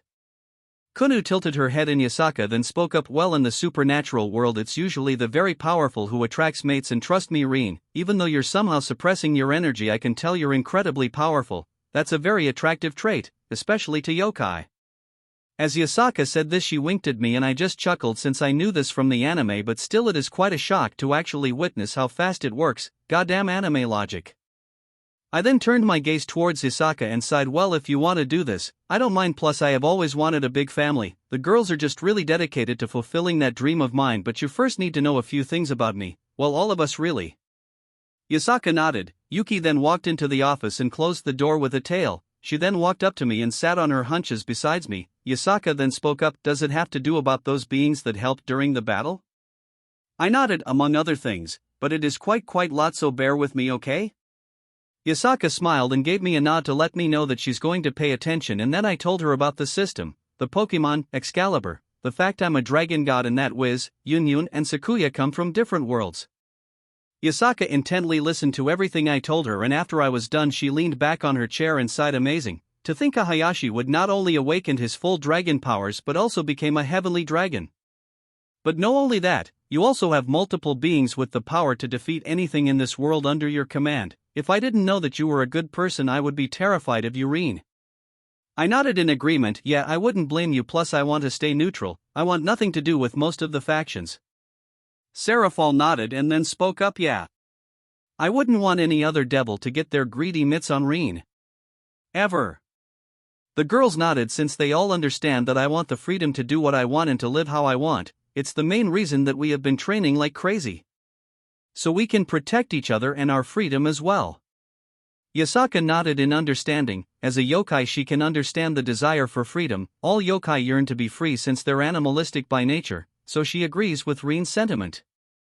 I then grin and pat Kuno on her head again, who was looking at me with sparkling white eyes, and continued on. Besides, I'm a dragon and dragons hoard and are very protective of their treasure. To me, the girls are my treasures and I would never allow some faction to take them away from me. The girls brightly smiled at me, happy to hear that I consider them my treasures. Yasaka smiled at me. Fufufu, now I really want to join, plus Kuna seems very taken with you. I know she needs a father figure. It's just very hard to find good men in this world. Most men are usually only interested in my body or my position, but you don't seem to care about that, so how about we give this a chance? I looked down at Kuna, who was aggressively nodding, causing me to chuckle. Okay, let's give this a try, Yasaka. Besides, we're still not done fixing the damage, so we can spend time together before we have to leave, and either way I can teleport here whenever. Yasaka happily clapped and seemed excited about joining the harem. The girls loudly cheered along Kuna, who seemed the happiest. I turned towards Yuki, who had her head tilted in confusion. Just what did I get myself into, Yuki? The Alolan Ninetales just shrugged and laid down on the floor, causing me to chuckle. Well, it seems I have 2 new girlfriends and a daughter now, and while I can't help but feel excited about what else will my second life in this world will bring. I closed my eyes and shook my head. Don't apologize, you were just looking out for your people and Kuno. Don't worry, I only carry the name of Hayashi, but I want nothing to do with them and their old-fashioned ways. Plus, as you can see with my girlfriends, I don't really care about races like they do. Yasaka and the girl smiled at me. Seraphal giggled and then spoke. That's true, your harem is certainly impressive, Rean. You have me a Maou. Yun the mage. Was the ex-lich now goddess of water. Sakuya the chronomancer / super maid, and Asia the nun. Asia blushes deep red and I raised an eyebrow. When did Asia join the harem? I wasn't even told about this. Since when? The girls giggled and Yasaka grinned mischievously at me. Yun then answered my questions. Well, since she started living with us, she had been chosen by us to join the harem. You weren't told since we kinda thought you knew already. I gaped at the sheer cheerful way she delivered those answers, while Asia suddenly spoke. But I'm not ready. But if our Rean want to, then I wouldn't mind. I turned towards Asia only to find her fidgeting and playing with her fingers with a glowing blush on her face. I gaped at her for a second before sighing. You know what? I give up. Yasaka suddenly giggled. Fufufu, this looks like fun. Maybe I should join in? Seraphal grinned and gave her friend a thumbs up. Suddenly we heard someone yell from behind the door. Yes. Go mom. Get Rean. I couldn't help but sweat drop since that was most definitely Kuno. I don't have any say in this, do I? I mean, please? But the girls just smiled at me while was patted my head. I just sighed, but when I looked at the girls excitedly speaking with Yasaka and smile all the way, I couldn't help but to just shake my head and accept my fate. Besides, Yasaka is a very beautiful woman and a very dedicated mom, so I wouldn't mind her joining the harem. Plus, having Kuno as a daughter doesn't sound like a bad idea. I mean, who wouldn't want an adorable kitsune daughter? Suddenly the door to the office opened and Kuno rushed in towards me and then jumped on my lap. Big bro Rean. Please be my papa. I'll be the bestest daughter ever. Go. Don't give me the puppy eyes while saying that. No one can resist this. I closed my eyes and patted her head, which made her smile sigh. I don't mind, but your mom has to decide, Kuno. Plus, I think we should get to know each other better first. Kuno tilted her head and Yasaka then spoke up. Well, in the supernatural world it's usually the very powerful who attracts mates, and trust me, Rean, even though you're somehow suppressing your energy, I can tell you're incredibly powerful. That's a very attractive trait, especially to yokai. As Yasaka said this, she winked at me and I just chuckled since I knew this from the anime, but still it is quite a shock to actually witness how fast it works. Goddamn anime logic. I then turned my gaze towards Yasaka and sighed. Well, if you want to do this, I don't mind. Plus, I have always wanted a big family. The girls are just really dedicated to fulfilling that dream of mine, but you first need to know a few things about me. Well, all of us really. Yasaka nodded. Yuki then walked into the office and closed the door with a tail. She then walked up to me and sat on her hunches beside me. Yasaka then spoke up. Does it have to do about those beings that helped during the battle? I nodded. Among other things, but it is quite lot, so bear with me, okay? Yasaka smiled and gave me a nod to let me know that she's going to pay attention, and then I told her about the system, the Pokemon, Excalibur, the fact I'm a dragon god and that Wiz, Yun and Sakuya come from different worlds. Yasaka intently listened to everything I told her, and after I was done she leaned back on her chair and sighed, amazing, to think Hayashi would not only awakened his full dragon powers but also became a heavenly dragon. But no only that, you also have multiple beings with the power to defeat anything in this world under your command. If I didn't know that you were a good person I would be terrified of you, Rean. I nodded in agreement. Yeah, I wouldn't blame you, plus I want to stay neutral, I want nothing to do with most of the factions. Seraphal nodded and then spoke up. Yeah. I wouldn't want any other devil to get their greedy mitts on Rean. Ever. The girls nodded, since they all understand that I want the freedom to do what I want and to live how I want. It's the main reason that we have been training like crazy. So we can protect each other and our freedom as well. Yasaka nodded in understanding. As a yokai she can understand the desire for freedom. All yokai yearn to be free since they're animalistic by nature, so she agrees with Rean's sentiment. I then grin and pat Kuno on her head again, who was looking at me with sparkling white eyes, and continued on. Besides, I'm a dragon and dragons hoard and are very protective of their treasure. To me, the girls are my treasures and I would never allow some faction to take them away from me. The girls brightly smiled at me, happy to hear that I consider them my treasures. Yasaka smiled at me. Fufufu, now I really want to join, plus Kuna seems very taken with you. I know she needs a father figure, it's just very hard to find good man in this world. Most men are usually only interested in my body or my position, but you don't seem to care about that, so how about we give this a chance?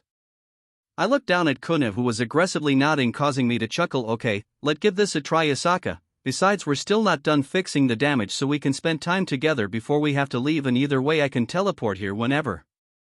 Yasaka happily clapped and seemed excited about joining the harem. The girls loudly cheered along Kuna, who seemed the happiest. I turned towards Yuki, who had her head tilted in confusion. Just what did I get myself into, Yuki? The Alolan Ninetales just shrugged and laid down on the floor, causing me to chuckle. Well, it seems I have 2 new girlfriends and a daughter now, and while I can't help but feel excited about what else will my second life in this world will bring. Thankfully for her sanity, the maid looks younger and smaller than Graphia, and that led Ravel to understand she was an entirely different person, especially when she saw her attack. This maid used daggers, but the confusing thing about her abilities is the fact that she couldn't see what she did. It was like one moment she was there behind her target and the next daggers just appeared out of nowhere and finished her enemy off. All of that happened instantly.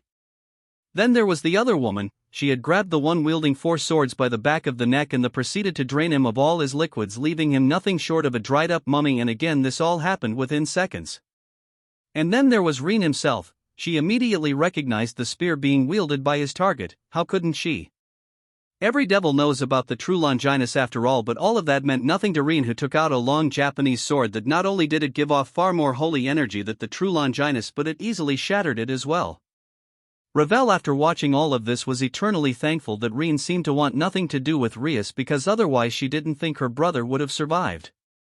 But now she can't stop thinking about all of this. It's been days and that battle was still taking over her mind. She just didn't know what to do now. She wanted to get stronger, that's for sure. She had seen true power and ability and she liked what she had seen, but she didn't know how to begin, what to do about getting strong like Rean and his companions are. Perhaps she should ask her mother. It was this last though that pushed Ravel to finally get out of her room and seek the counsel of her mother. A spark has been lit in the heart of the young phoenix and she was going to embrace it. It has been a week and some days since we decided to stay over in Kyoto and help them repair all the damages caused by the battle. My Pokemon were the cause of some of it after all, so I was partially responsible as well, so I wanted to help as much as I could. The repairs didn't take long, but there was quite a lot to do. So it took us days to fix everything, especially since Yasaka would force us to rest and spend the day with her and Kuno. Of course we didn't mind since she had become part of the family. I was still quite surprised how everything happened so fast in regards with Yasaka and me, since she evidently took being part of the harem very seriously for the get-go. I didn't mind, I just wanted to get to know her better, and of course the one who was most excited about all of this was Kuno, who was more than happy to already call me Papa all the time. While that practically destroyed any objections I might have had about this going too fast, since Kuno beat down my will with her cuteness, I never stood a chance, like at all. The girls themselves seemed to like Yasaka a lot and treat her like the expert amongst themselves. I lost count how many times I caught them asking Yasaka for advice on how to be more womanly and seductive to me. I of course immediately turned around and left. There was no way I was going to willingly step on that landmine.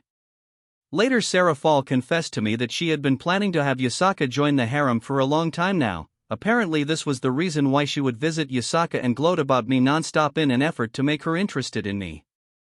It seemed all her hard work actually paid off because Yasaka seemed very keen in being my mate and has been spending a lot of time with all of us in effort to get to know us better. My little devil girlfriend was very devious indeed. But in her defense she explained to me that she knows that I would attract many women. She accepted that, but she wanted the harem to be full of nice, fun and kind girls, and since she had known Yasaka for a very long time and had been very good friends with her just as long, she had decided that the nine-tailed kitsune would be perfect for me and the harem.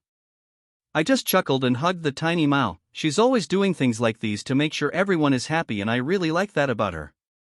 However, it was time to go home. We had already finished repairing the major damages to the city and the rest can be taken care of by the yokai rather quickly. But that would mean leaving Yasaka and Kunu behind, and that was something that none of us wanted, especially since they had quickly become very important to us. So me and Sakuya began to plan a way to fix this problem, and I had an idea to help Yasaka with her inability to leave Kyoto for long periods of time. I just needed to grind for some materials and level up my enchanting skill.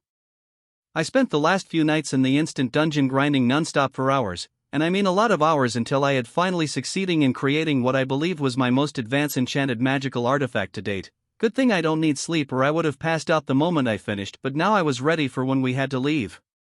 Since I had time now that I had finished grinding and enchanting, I decided to check the results of the quest I received about dealing with the hero faction.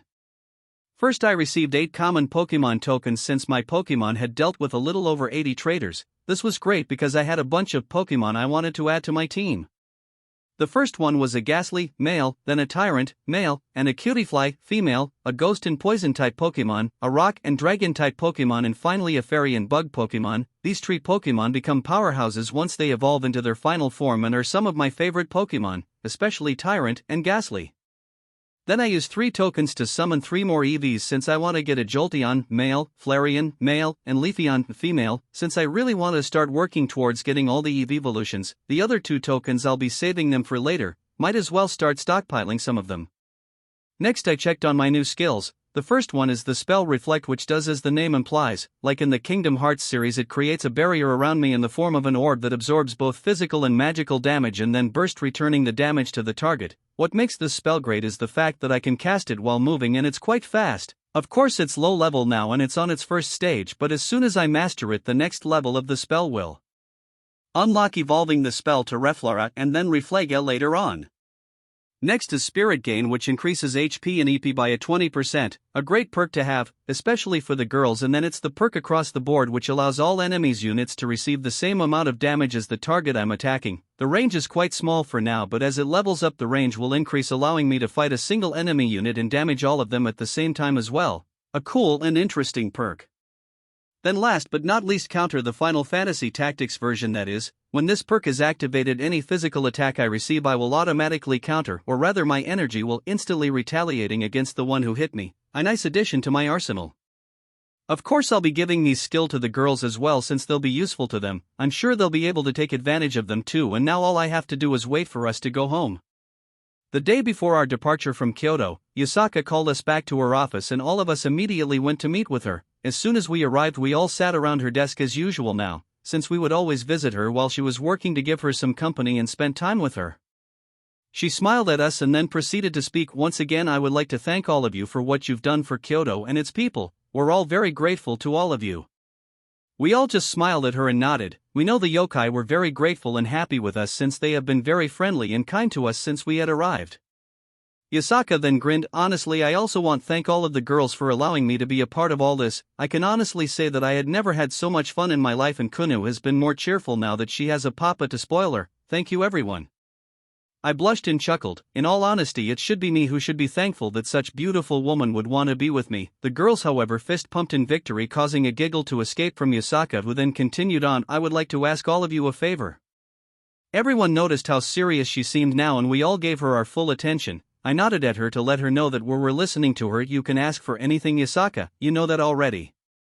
Yasaka gave me a soft smile and nodded. Thank you, Rean and everyone. I would like you to take Kunu with you and let her stay with all of you for a while in Kuo. Our eyes widened because we weren't expecting this request of all things, but Yasaka was quick to explain, I'm still looking for all the traitors within my council and their supporters. It would be too risky for Kuna to stay in Kyoto while that's going on. That's why I want her to move in with you guys. I know she'll be perfectly safe with all of you. I closed my eyes to think about all of this. It certainly made sense, and even though she has access to the mini-map since she's still in my party, there might still more enemies within Kyoto that we don't know about, so the system might not recognize them as enemy units. I opened my eyes and gazed into Yasaka's golden eyes. Of course Kuna can stay with us. In fact, this works perfectly with what Sakuya and I were planning on doing for you and her. Yasaka looked intrigued and tilted her head in curiosity. Sakuya smiled and began to explain, Rean and I are planning on preparing a room in our house for you and link a portal to it in your room here in Kyoto. That way you can visit anytime you want. Yasaka's eyes widened for a moment and then turned to look at me, but I can't leave Kyoto. I'm connected to the ley lines here. If I try to leave for long periods of time, my body will begin to hurt.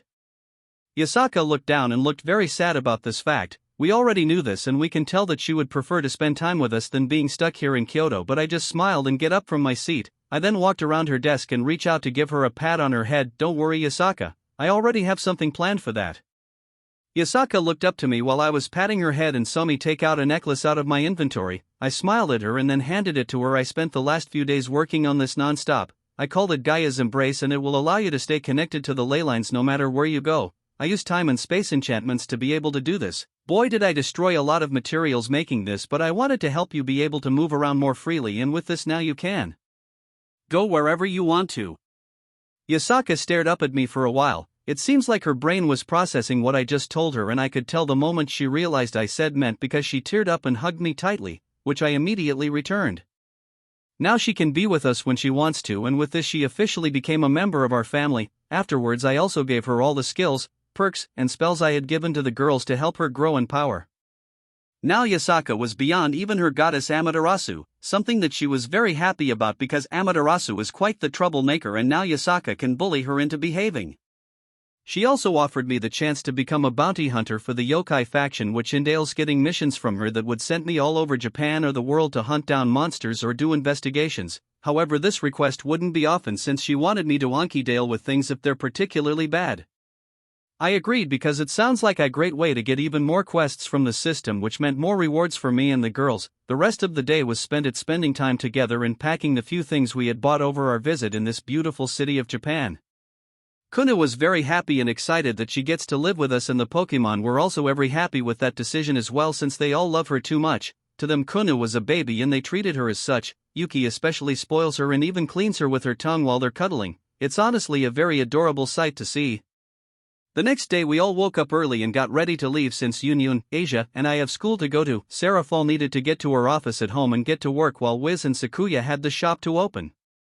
Since Sarah Fall works from home, she's the one that's going to take care of Kuna while everyone else is busy. Not that she needs supervision since she was a very good girl, plus Yuki will also be keeping an eye out for her and she has all the Pokemon to play with, so we weren't really worried.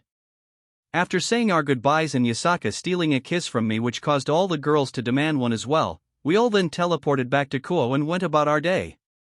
As soon as we got to school, Rika scolded me because Mom and Dad were very worried since we'd been gone for a week plus some days and had not even bothered to call even once.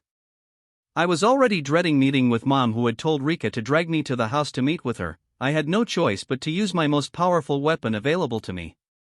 I brought Kunu with me and introduced Mom to her new grandchild. Needless to say that my mom forgot all about me and began to spoil Kunu rotten, not that the little kitsune minded. She seemed more than happy to spend time with her new grandma. Kunu's cuteness ended up saving my butt, and even my dad gave me a proud thumbs up in recognition to my most intelligent move. Rika just rolled her eyes and huffed, but it really didn't help her case that she did it while hugging Kuna like a plush doll. The hypocrite had already fallen for Kunu's cuteness as well, as soon as the little kitsune called her auntie. Rika never stood a chance against that level of adorableness. Everything else in school was pretty much the same, just more quiet since Rias and her peerage weren't around. Though I did receive a lot of complaints from the Kendo Club for the sweet shop being closed for a week and some days, Murayama and Kates were especially in a bad mood since they really like Wiz's shop. But they forgave me when I told them that I would be bringing them some samples from the shop for them to try since Wiz was trying a few new recipes. That immediately cheered them up. Sona did, however, showed up to complain about the Pokemon roaming freely around Kuo. I just told her that she was more than welcome to try to tell them to leave or something while pointing at Umbreon. The moment I said that, Umbreon, who had been sleeping on Asia's lap, raised his head and gave Sona the most aggressive look I have ever seen a Pokemon give to a person ever. It was a look that promised violence, and Sona actually took a step back while Umbreon just continued to glare at her as if daring her to try and move him.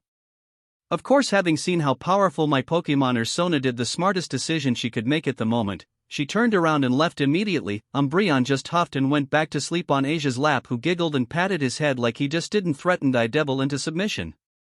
Yeah, never try to separate my Pokemon from either Asia and Kunu, that a sure way of asking for merciless beatdown. Overall, the rest of the week went on without a hitch, and the girls, the Pokemon, and I just continued to live our easygoing life, well, as easygoing as it gets in this supernatural world, that is. However, on the day before Rias's match against Riser, we received an unwanted visit, and it all started after school that day while we were about to close the shop to go home. Suddenly, a tall man with black hair fading into blonde tried to step inside the shop, but he was aggressively pushed back by the wards, which sent him sliding back on his feet from a harsh burst of mana, which serves as a warning to all supernatural intruders from the wards. It technically translates into "You're not welcome here. Try to step in again and you'll die," and since the wards have been empowered by my Stardust energy, anyone hit by it will be hurting pretty bad from it. I could see Azazel actually growl in pain from his aggressive rejection from the wards and stare at us from outside the door. I don't know what he wants with us, but the idiot really thought that he could just step inside this shop knowing that other supernatural beings are in here? Just like that? Either he's too arrogant or he's just plain stupid, who knows?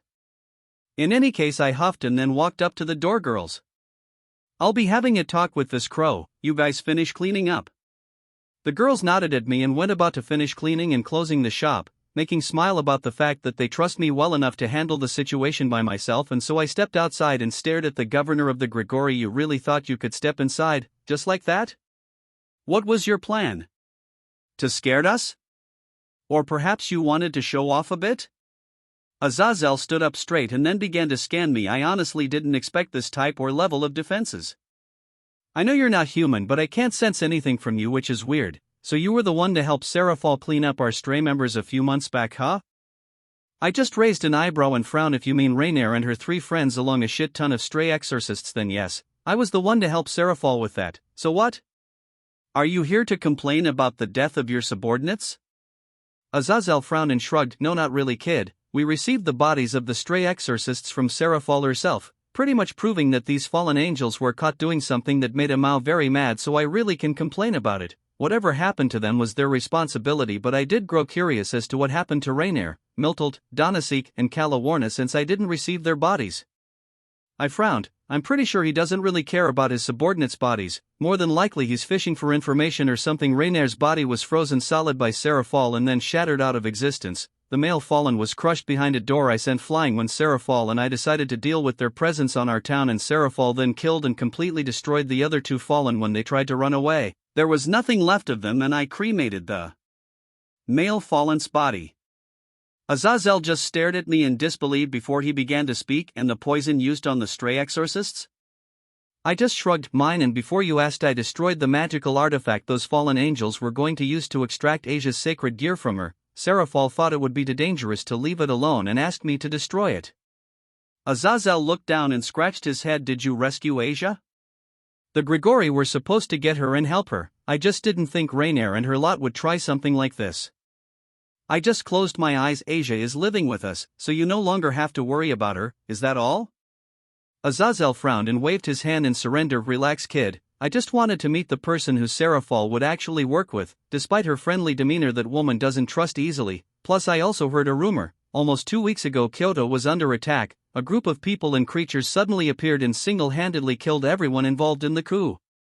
I narrowed my eyes. "It seems Yasaka has spies on her faction, something that I will be informing her of soon." Azazel just continued speaking. "The hero faction seemed to have been the ringleader of these attack on the yokai faction, but then I was told that Seraphol was seen among the people who helped Yasaka, and that made me curious about the other people seen fighting with her. Again, Seraphol is not one to let just anyone fight alongside her, so I grew curious about who these unknown and quite powerful people are. Plus, I wanted to ask you about the sacred gears wielded by the hero faction leaders." "Ah, so that's what he really wants, information on the sacred gears." I don't know about the others since we killed them before they could use their sacred gears, but one of them had a spear, that's all I know. But why don't you ask Yasaka or Serafal? They can tell you what went down that day. Why come here? Of course I wasn't going to tell him anything important about those sacred gear, and I don't see why should I. Azazel didn't seem to like what I told him though. TCH, by now those sacred gears must be back into the old man's system cycle. And to answer your questions, I was just curious about you and your group. Do you belong to the devil faction? I turned around and began to leave. We're neutral and that's the way it's staying. Now if you don't mind, I have other things to do than be here and be questioned by a crow. But Azazel didn't seem to be ready to let me leave. Now wait a second, kid. I told you to relax a bit. If you and the girls inside that shop are neutral, why don't you join the Grigori? I'll make sure you'll have anything you guys need. All you would have to do is a few missions and that's all.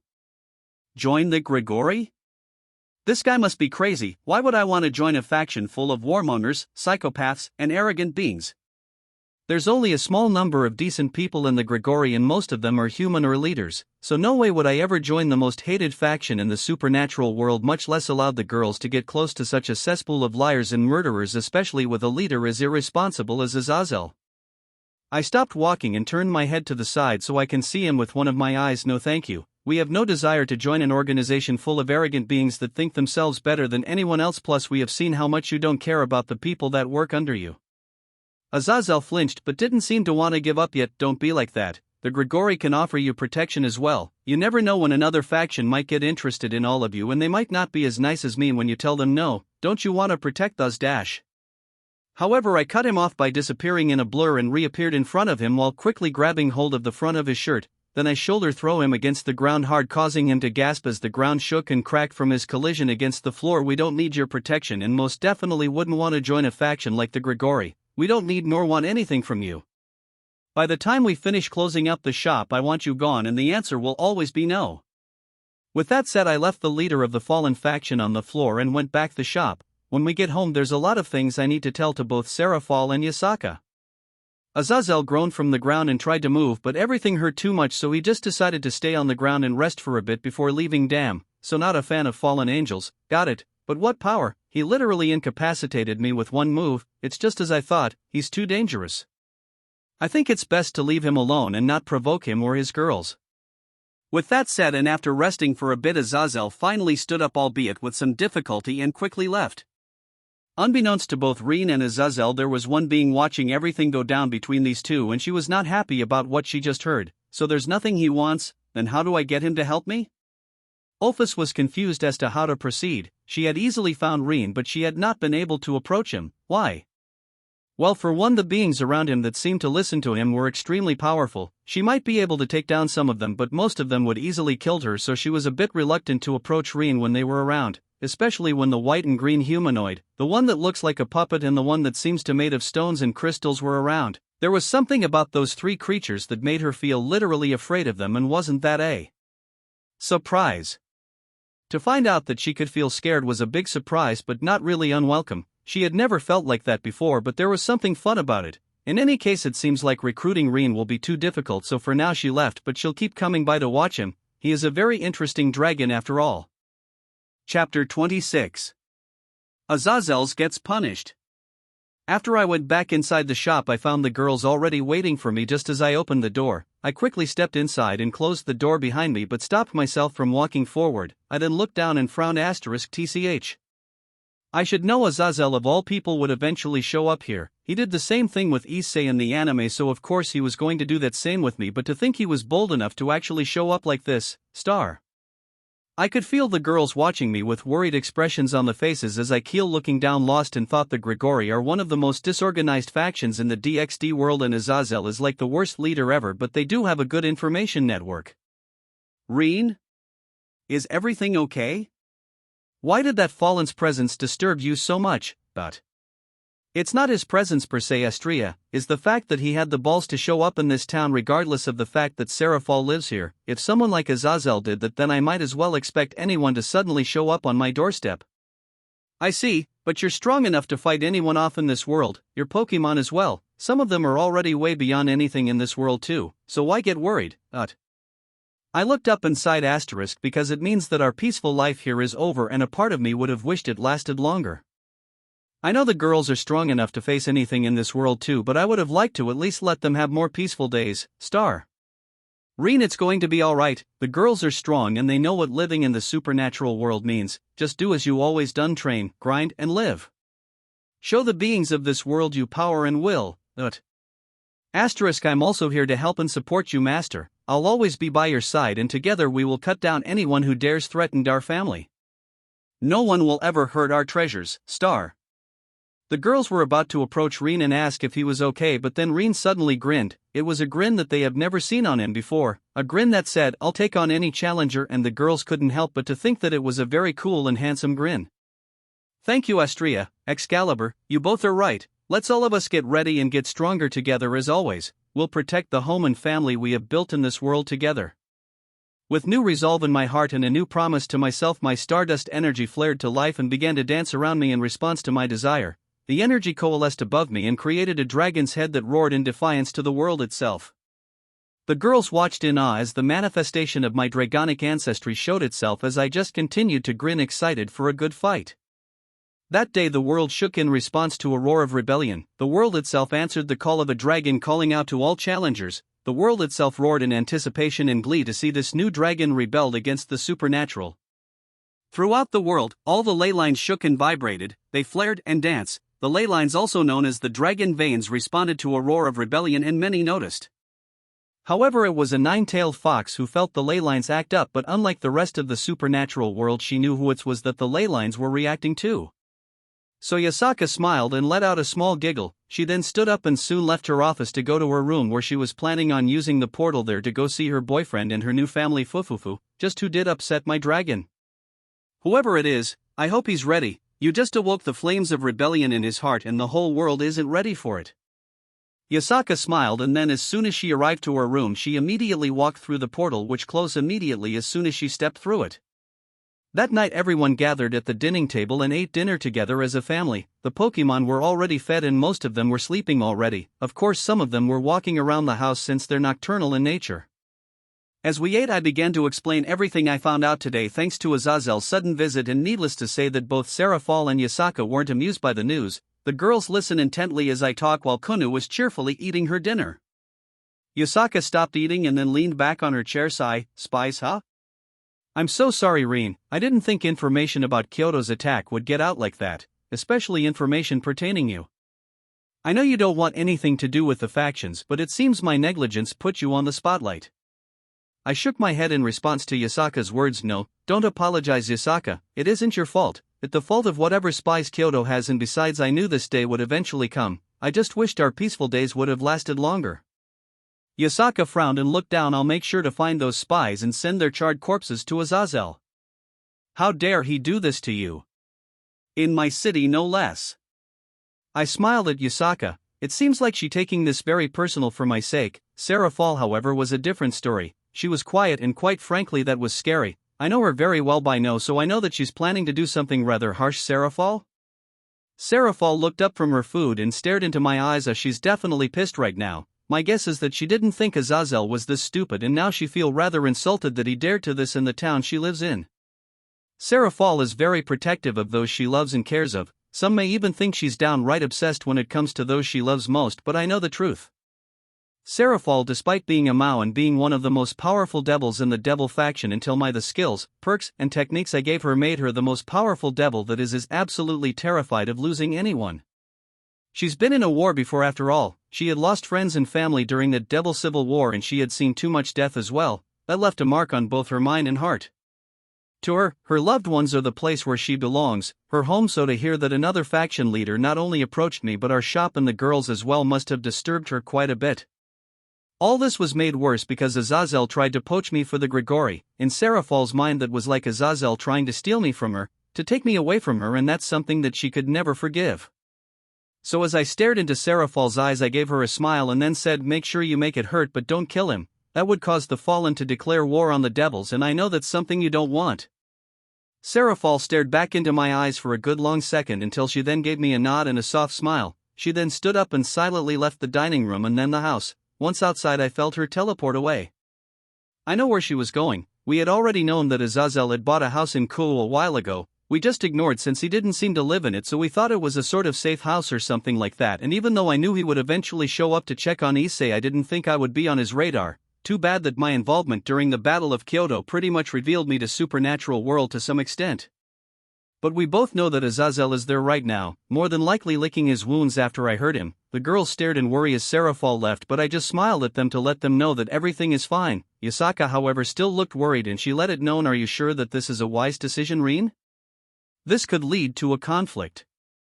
I took a sip of my drink and nodded. "It's fine, Yasaka. I doubt Azazel will do anything in retaliation. He doesn't want war either. No, he's going to have to take his beating like a man, and besides, you know how Serafall is when she get that mad. Nothing I say will stop her, but the least I can do is to remind her that she doesn't want war to fall on her shoulders." Yasaka nodded and then continued to eat while Kuno finished her dinner and then sat on my lap as she began to tell me about her day and about the games she played with Serafall, which made me chuckle because Serafall was supposed to be working and not playing all day. Yasaka of course smiled and giggled, happy to see Kuno so cheerful while spending time with her new papa. It was an adorable sight to see, and it warmed her heart to see her daughter so happy, especially when she sees a small and kind smile on Rean's face every time he spends time with Kuno. It seems like her daughter already has him wrapped around her little finger. Azazel was sitting on a couch and resting in the condo he had bought in Kuo. He was still hurting from the shoulder throw that Rean had given him, and he was confused as to why it hurt so much. It's almost as if his attack somehow broke through all my defenses and resistances. Azazel sighed and was seriously reconsidering his actions. He should have known better than to approach an unknown like that, but he was just too curious about him and about what had happened in Kyoto, plus he was pretty sure that Rean also had a sacred gear of at least Longinus rank. How else was he able to hurt him so much? Looks like it was the right choice to buy this condo. This way I can keep an eye on Rean and the new Red Dragon Emperor dash. But he was cut off by a very cold and soft voice. "Is that so? So you still plan to do whatever you want in the town where I and my sister live and mess around with my boyfriend, Azazel?" Azazel froze in both fear and shock upon hearing that voice. He recognized it right away of course, but the tone in which Serafall spoke those words told him that she was not happy, but something caught his interest in what she just said, and so he slowly turned his head to the side and caught sight of Serafall standing behind him. The glare in her glowing pink-purple eyes caused him to gulp. He has never seen the small Maou look so angry before, and if he was honest he was utterly terrified right now. For some reason, even though Serafall wasn't flaring her power or anything like that, Azazel's instincts were telling him that he was in danger. Boyfriend? At this moment Azazel was praying to every god he knew that she didn't mean Rean when she said boyfriend. However, it seems like his prayers went unanswered when Serafall frowned and then said, "Rean Hayashi is my boyfriend, and he just told me what you dared to do today. I know that you are aware that the store where you found him is under my territory, that I bought it not long ago and you still went and tried to walk in. Are you stupid? Or do you have a death wish? Or is it that you don't take me seriously enough like the rest of the world?" It was here, at this very moment, that Azazel knew that he messed up in big time, because Serafall's energy suddenly flared to life and his condo began to flash freeze. But that wasn't the worst thing either. No, it was the fact that Serafall was transforming, taking on a form he has never seen before. Her hair turned soft lavender and ice began to wrap around her like an armor along two horns of ice that grew upwards from her forehead. It at this moment that Azazel finally recognized this. He knew that what he was witnessing is a true demon lord form, and that meant that Serafall Leviathan has reached the level of super devil, perhaps even higher from what he was sensing from her energy, and in response he only had two things to say: "Oh, shit." Serafall didn't say anything, she just disappeared in a flash of ice and appeared right in front of Azazel and grabbed him by the face. She then threw him through a wall of his condo to the outside. Azazel flew through the air, unable to stop himself from the force in which Serafall threw him, but it didn't matter since Serafall appeared above him and kicked him down, sending his body spiraling down at high speed, where he crashed against the corner of a rooftop and bounced off of it. He then fell to the street, where he landed back first on the ground, cracking it. Azazel gasped and then coughed in pain. He then rolled onto his knees and hands and immediately jumped away to dodge Serafall, who had landed a second later where he had crashed fist first. He stared in disbelief as the pavement cracked from her strength. In a panic he called out her name in hopes of calming her down. "Serafall. Wait a second. I didn't know Rean is your boyfriend."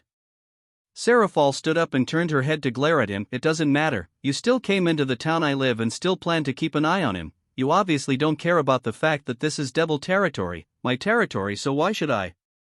Serafall then swung her arm and shot forward a small number of ice spikes that flew at high speed towards Azazel, who tried to protect himself with his wings, but the ice spikes easily went through his wings and pierced his body as well, causing Azazel to scream his pain as the sub-zero ice began to actually burn his body from the inside. he then fell to his knees in from the pain. But Seraphol suddenly snapped her fingers and the ice spikes explode, causing Azazel to once more scream even louder and his blood to splash all over the floor. Seraphol then slowly walked up to Azazel, and once she was in front of his kneeling body she spoke up, "I don't want to see you here in Kuo again, Azazel. Next time I catch sight of you or even hear of someone catching sight of your stupid face around here, I'll find you and kill you." Seraphol then grabbed one of Azazel's wrists and held up, "And just in case you don't think I will, let me show you how serious I am." Azazel began to scream as Seraphol began to slowly freeze Azazel's wrist. The sub-zero frost quickly spread to his hand and then his arm, stopping right below his elbow. Once it was frozen solid, Seraphol began to squeeze the wrist and twist it, making the frozen limb to begin to crack, causing Azazel to grunt and flail around in pain until the frozen limb could no longer take the abuse and shattered. Pieces of it landed loudly on the ground. Azazel fell to ground holding his froze stump while shaking in pain. That ice not only hurt him physically but it had somehow damaged him spiritually as well. The pain he was feeling right now was like nothing he had ever felt before. Seraphol, however, just stood there while glaring down at Azazel as he grunted and squirmed on the ground in pain. "I want you gone by the morning and I don't want to ever see you anywhere close to Ko again. Trust me, I'll know if you dare to show yourself here again, Azazel, and the same goes to your minions. I'll kill any fallen that dares come into my town." With that said, Seraphol turned around and then teleported away from the area. Azazel, unable to even speak or do anything from the pain he was feeling, could only regret choosing to provoke someone who obviously had connections to a Maou. It just never crossed his mind that Rean Hayashi was someone that important to Seraphol Leviathan. A few moments later, after the pain somewhat subsided enough for him to be able to move, he immediately teleported away to Grigori headquarters where he could get healed, but inwardly he was already planning to never ever show himself in Kuo again if he can help it.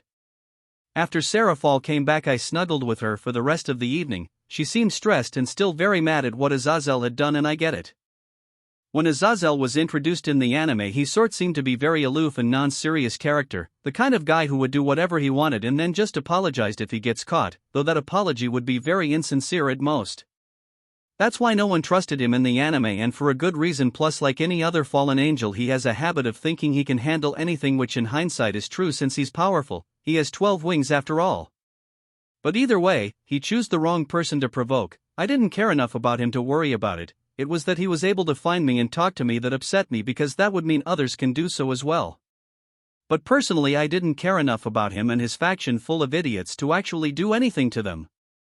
But Seraphol is a completely different story, and today Azazel found out that she's not playing around, but this whole ordeal left her in a bad mood, so that's why I'm currently cuddling her while watching TV.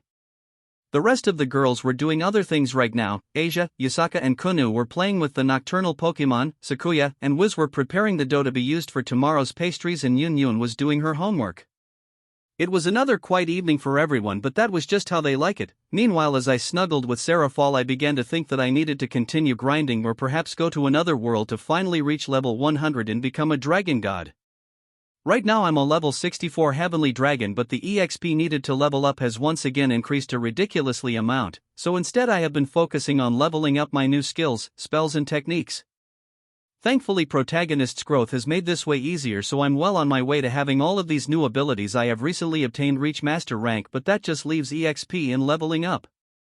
So more than likely I'll have to world jump soon if I want to become a dragon god. The problem is that it will be a random world and who knows where I'll land. I am very powerful, but there's some worlds out there that I might not be ready for yet. I think that when I do world jump I'll go by myself first, and then once I know where I am and have a place to stay and whatnot, I can summon the girls so they can be with me.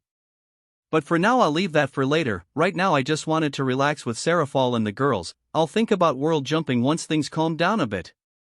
The next day, after both work and school, we all got together and watched Rias's and Riser's raiding game with Seraphol, since she was curious about what the Gremriere had done in terms of training.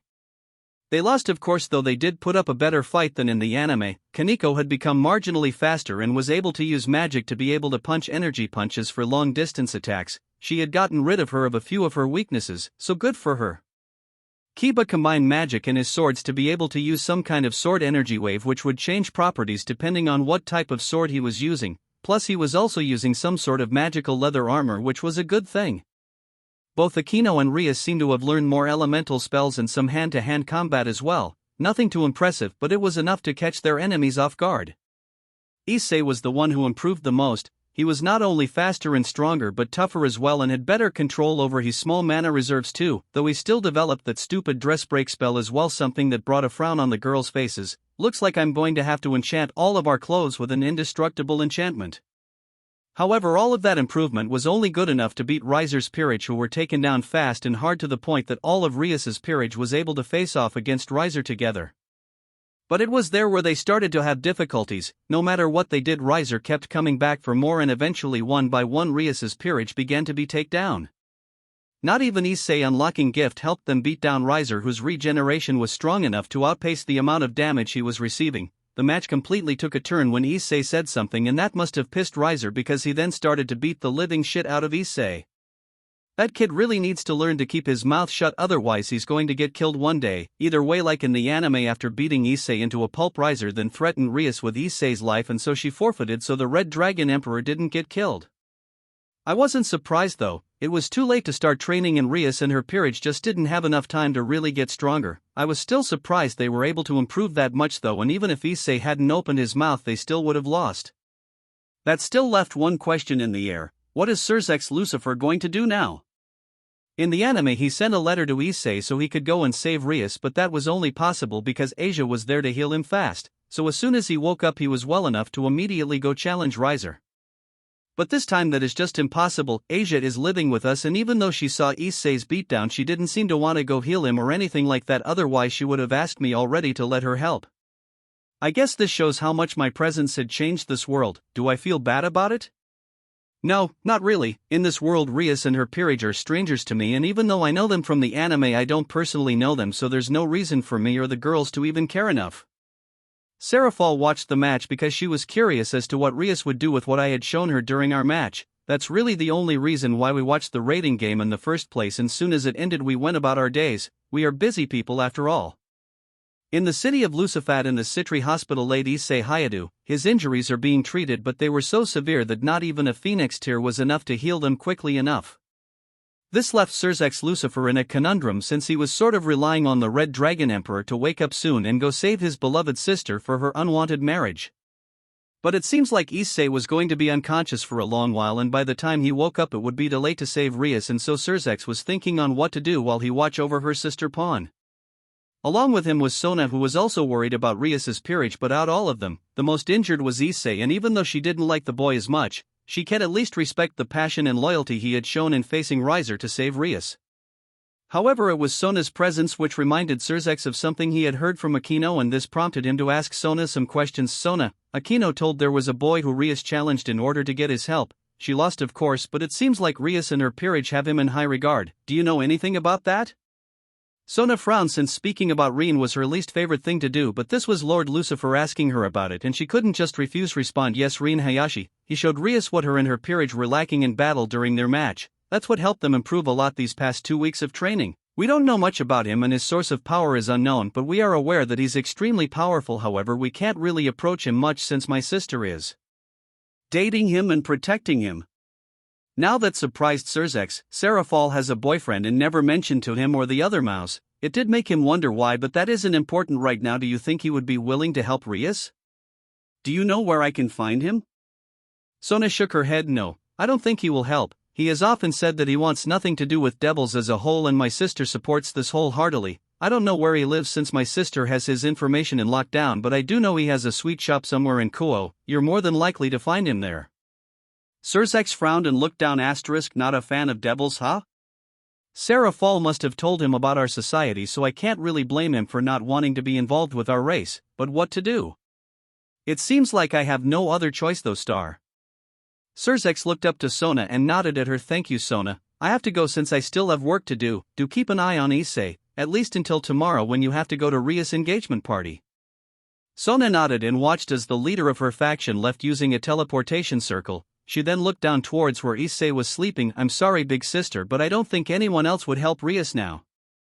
Sona had an idea as to what Surzex might be planning, and even though she had some reservations about it, she did still want to do anything she could to help her best friend, but there was a part of her that was telling her that this might not go as planned.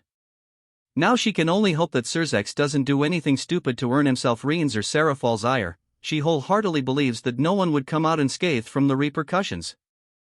That evening in the home of the Lucifers, Surzex was speaking with his wife Graphia Lucifuge about what he has planned to help his sister.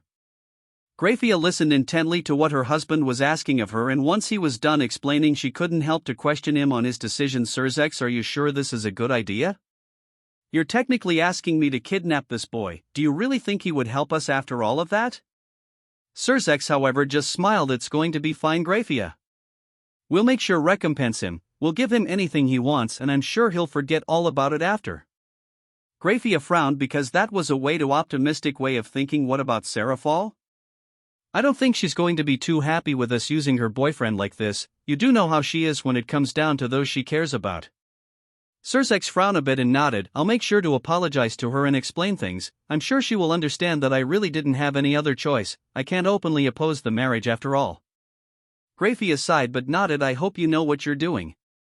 I still remember the devastation Serafall caused the old Satan faction back in the Civil War. You might be safe from her, but I don't think I can handle a pist of Serafall. Surzex nodded in agreement. The other three, Maou and Graphia, know full well just how terrifying Serafall can be when angry. Soon after, Graphia bowed and then left to go prepare for her husband's request. She too wanted to help Rias, and if doing this would do so, then she was more than willing to do it. The next morning, since it was Sunday, I decided to stay at home with Kunu and play with all the Pokemon while all the girls went to the shop to open it and tend it. Last night I spent some hours in the instant dungeons leveling up some of my low-level Pokemon since Kunu wanted to see how they evolve, and so I had them reach level 100 so Kunu could see them evolve. So first I evolved my EVs into Jolteon, Flareon, and Leafeon, and Kunu was immediately enamored with them and the EV evolutions to her as well. She even transformed into her fox form and played with them for a while. Then I evolved both Tyrant and Cutiefly into Tyrant Rum and Ribombee. Kunu loved them both as well and rode on top of Tyrantrum's head for a while and hugged the tiny Ribombee, who started to sit on Kunu's head all the time now. She sort looked like a hair accessory sitting on her head like that. Last but not least, it was Ghastly's turn, and he soon evolved into Hunter and then proceeded to make faces with Kunu to see who would laugh first, causing me to laugh for a bit. Overall, it was a good and fun morning and day spent with my daughter and my Pokemon. However, the change later in the day when Sakuya suddenly appeared where me and Kunu were playing hide and seek with the Pokemon. The shocking part of her sudden appearance was the fact that she was dragging someone unconscious and bleeding all over the place. I don't know who that is, but for Sakuya to stab them that many times makes me wonder what they did to earn that. It was only after Sakuya got close to me and Kunu that I was finally able to recognize who exactly she dragging to me. That's fucking Graphia Lucifuge. What on earth is going and what is she doing here in Kuo? Star. The face I was making must have been funny because Sakuya literally giggled and then spoke. I take it you know who this is, right? I nodded and raised an eyebrow. Well, yes, that Graphia Lucifuge, and she's the wife of Surzex Lucifer, and as you see, she is his head mate as well. But what I would like to know is why you're dragging her unconscious body all over the place? Sakuya smirked and then let go of Graphia, causing the devil maid to slam her head on the ground and make a small groan of pain escape her. Sakuya then fixed her maid uniform and patted it to get rid of some dust and dirt that got on it, and then began to tell me what happened. Well, around 3 in the afternoon we ran out of some ingredients, so I decided to go out and buy them when I saw this so-called maid standing just outside the shop and looking for something or someone. As soon as I decided to go out and but the ingredients, she approached me and asked me if I was a Lucifuge or something like that. After that. Chapter 27. Maid vs. Maid. Flashback. The day in which Rias Gremory was meant to be presented as the future wife of Riser Phoenix, Graphia left the underworld to go to Kuo. She had a mission to fulfill today, and Rias's future depended on her being able to find and kidnap Rean Hayashi. The plan? While her husband came up with the plan of handing Rean an invitation to Rias's and Riser's engage party, the invitation was rigged with a backdoor teleportation circle that would teleport Rean straight to the underworld and right into the engagement party, where Surzex would quickly act as intermediary and propose that Rean fight Riser with Rias's hand on the line. Truthfully speaking, Graphia thought this plan was too overcomplicated and dramatic for her tastes, but Surzex was right about one thing: this way he can help Rias without involving himself in the affairs of the Gremory and the Phoenix. That's the only reason she agreed to this quite silly plan of her husband's, if only to help Rias too. However, she still had to somehow find out where Rean's shop was located and then find him. Luckily for her, it seems the sweet shop was pretty popular in town, and she quickly found some young girls that were able to tell her where to find the place, and so she immediately went there. She found the shop rather quickly. It was a quaint little shop that served quite the delicious-looking sweets and pastries. She had seen some from the window and she had to admit that they look rather appetizing. After looking around for a bit, she then decided to go in and look for Rean. However, here's where she made her first mistake. As soon as she tried to touch the door to the shop, she was instantly pushed back by a ward she had never seen before, a ward powerful enough to not only push her back but to severely burn her hand as well. Graphia, now standing a good distance away from the door since she was violently pushed back, looked down at her hand and frowned at the burn she had received that was wholly light and something else, something that ignored all of my resistances. Graphia then conjured up some ice to cover her burned hand and frowned as she stared at the door that had pushed her away. Suddenly the door opened and out the sweet shoal stepped out, a young silver-haired maid that deadpanned at her the moment she saw Graphia standing there in front of the shop. Graphia gaped at the young maid in front of her in shock. The young lady in front of her looked a lot like her. Sakuya tilted her head to the side in curiosity as she deadpanned at the maid she had found just outside the shop. Copycat. Graphia's sweat dropped upon hearing Sakuya call her a copycat. She really did not expect that reaction. See, copycat? Now listen here, young lady, I'm Graphia Lucifuge, and if anyone is being a copycat is, hey, where are you going? Sakuya was indeed already stepping away from Graphia, who was completely stunned at the audacity of this young girl. Sakuya turned her head and gazed at Graphia. I have to go buy ingredients for the shop. I don't have time to play around with a copycat. Graphia could not believe what was happening to her right now. She had never been treated this rudely before, and to be honest, she didn't know how to feel about it if someone is copying someone as you. And besides, it's only polite to introduce yourself. A maid should always be proper. Sakuya tilted her head and smirked at Graphia. Master Rean says I'm a super maid. Why should I care how others view me? His is the only opinion I care about. Has your master ever called you a super maid? Graphia frowned because Surzex has not ever called her a super maid, and she was a bit jealous. Not that she would ever say so alive. In any case, you wouldn't happen to have the same last name as me, right? Sakuya shook her head. I'm not a devil. I'm 100% human, so I doubt we're related. My name is Sakuya Izaoi. Sakuya bowed, while Graphia looked down in silence. Confusion asterisk. She looks so much like me, almost as if she were my cousin or even my little sister. Well, that's not important right now. She mentioned Rean, so she must know where I can find him. Graphia looked up but then noticed that Sakuya had begun to once again leave. Hey!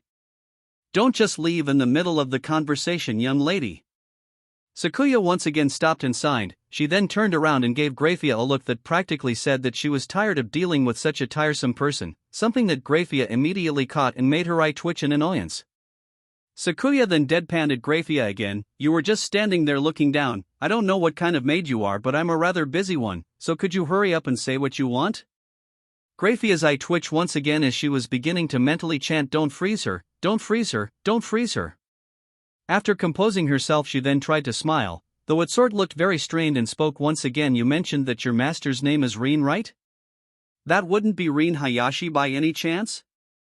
Sakuya's eyes narrowed. This stranger knew about her master and boyfriend Rean, and no other devil apart from Sarah Fall. The devil heirs and their peerages should know about him. That's right. Graphia immediately picked on Sakuya. Mood changed, which started alarms to go off in her head, but she chose to ignore them for now. This is where Graphia made her second mistake. Oh, that's wonderful. I was hoping to personally deliver something to him. If you don't mind, can you tell me where he lives so I can deliver it? Sakuya frowned and then looked up to Graphia's eyes and stared into them. Master Rean has made it perfectly clear that he wants nothing to do with you devils. What could you possibly need to deliver to him when he wants nothing to do with your faction? Graphia frowned and stared back into Sakuya's eyes. It's a personal invitation to Lady Rias's and Lord Riser's engagement party this evening. Sakuya raised an eyebrow since that sounded awfully suspicious to her. It's that so?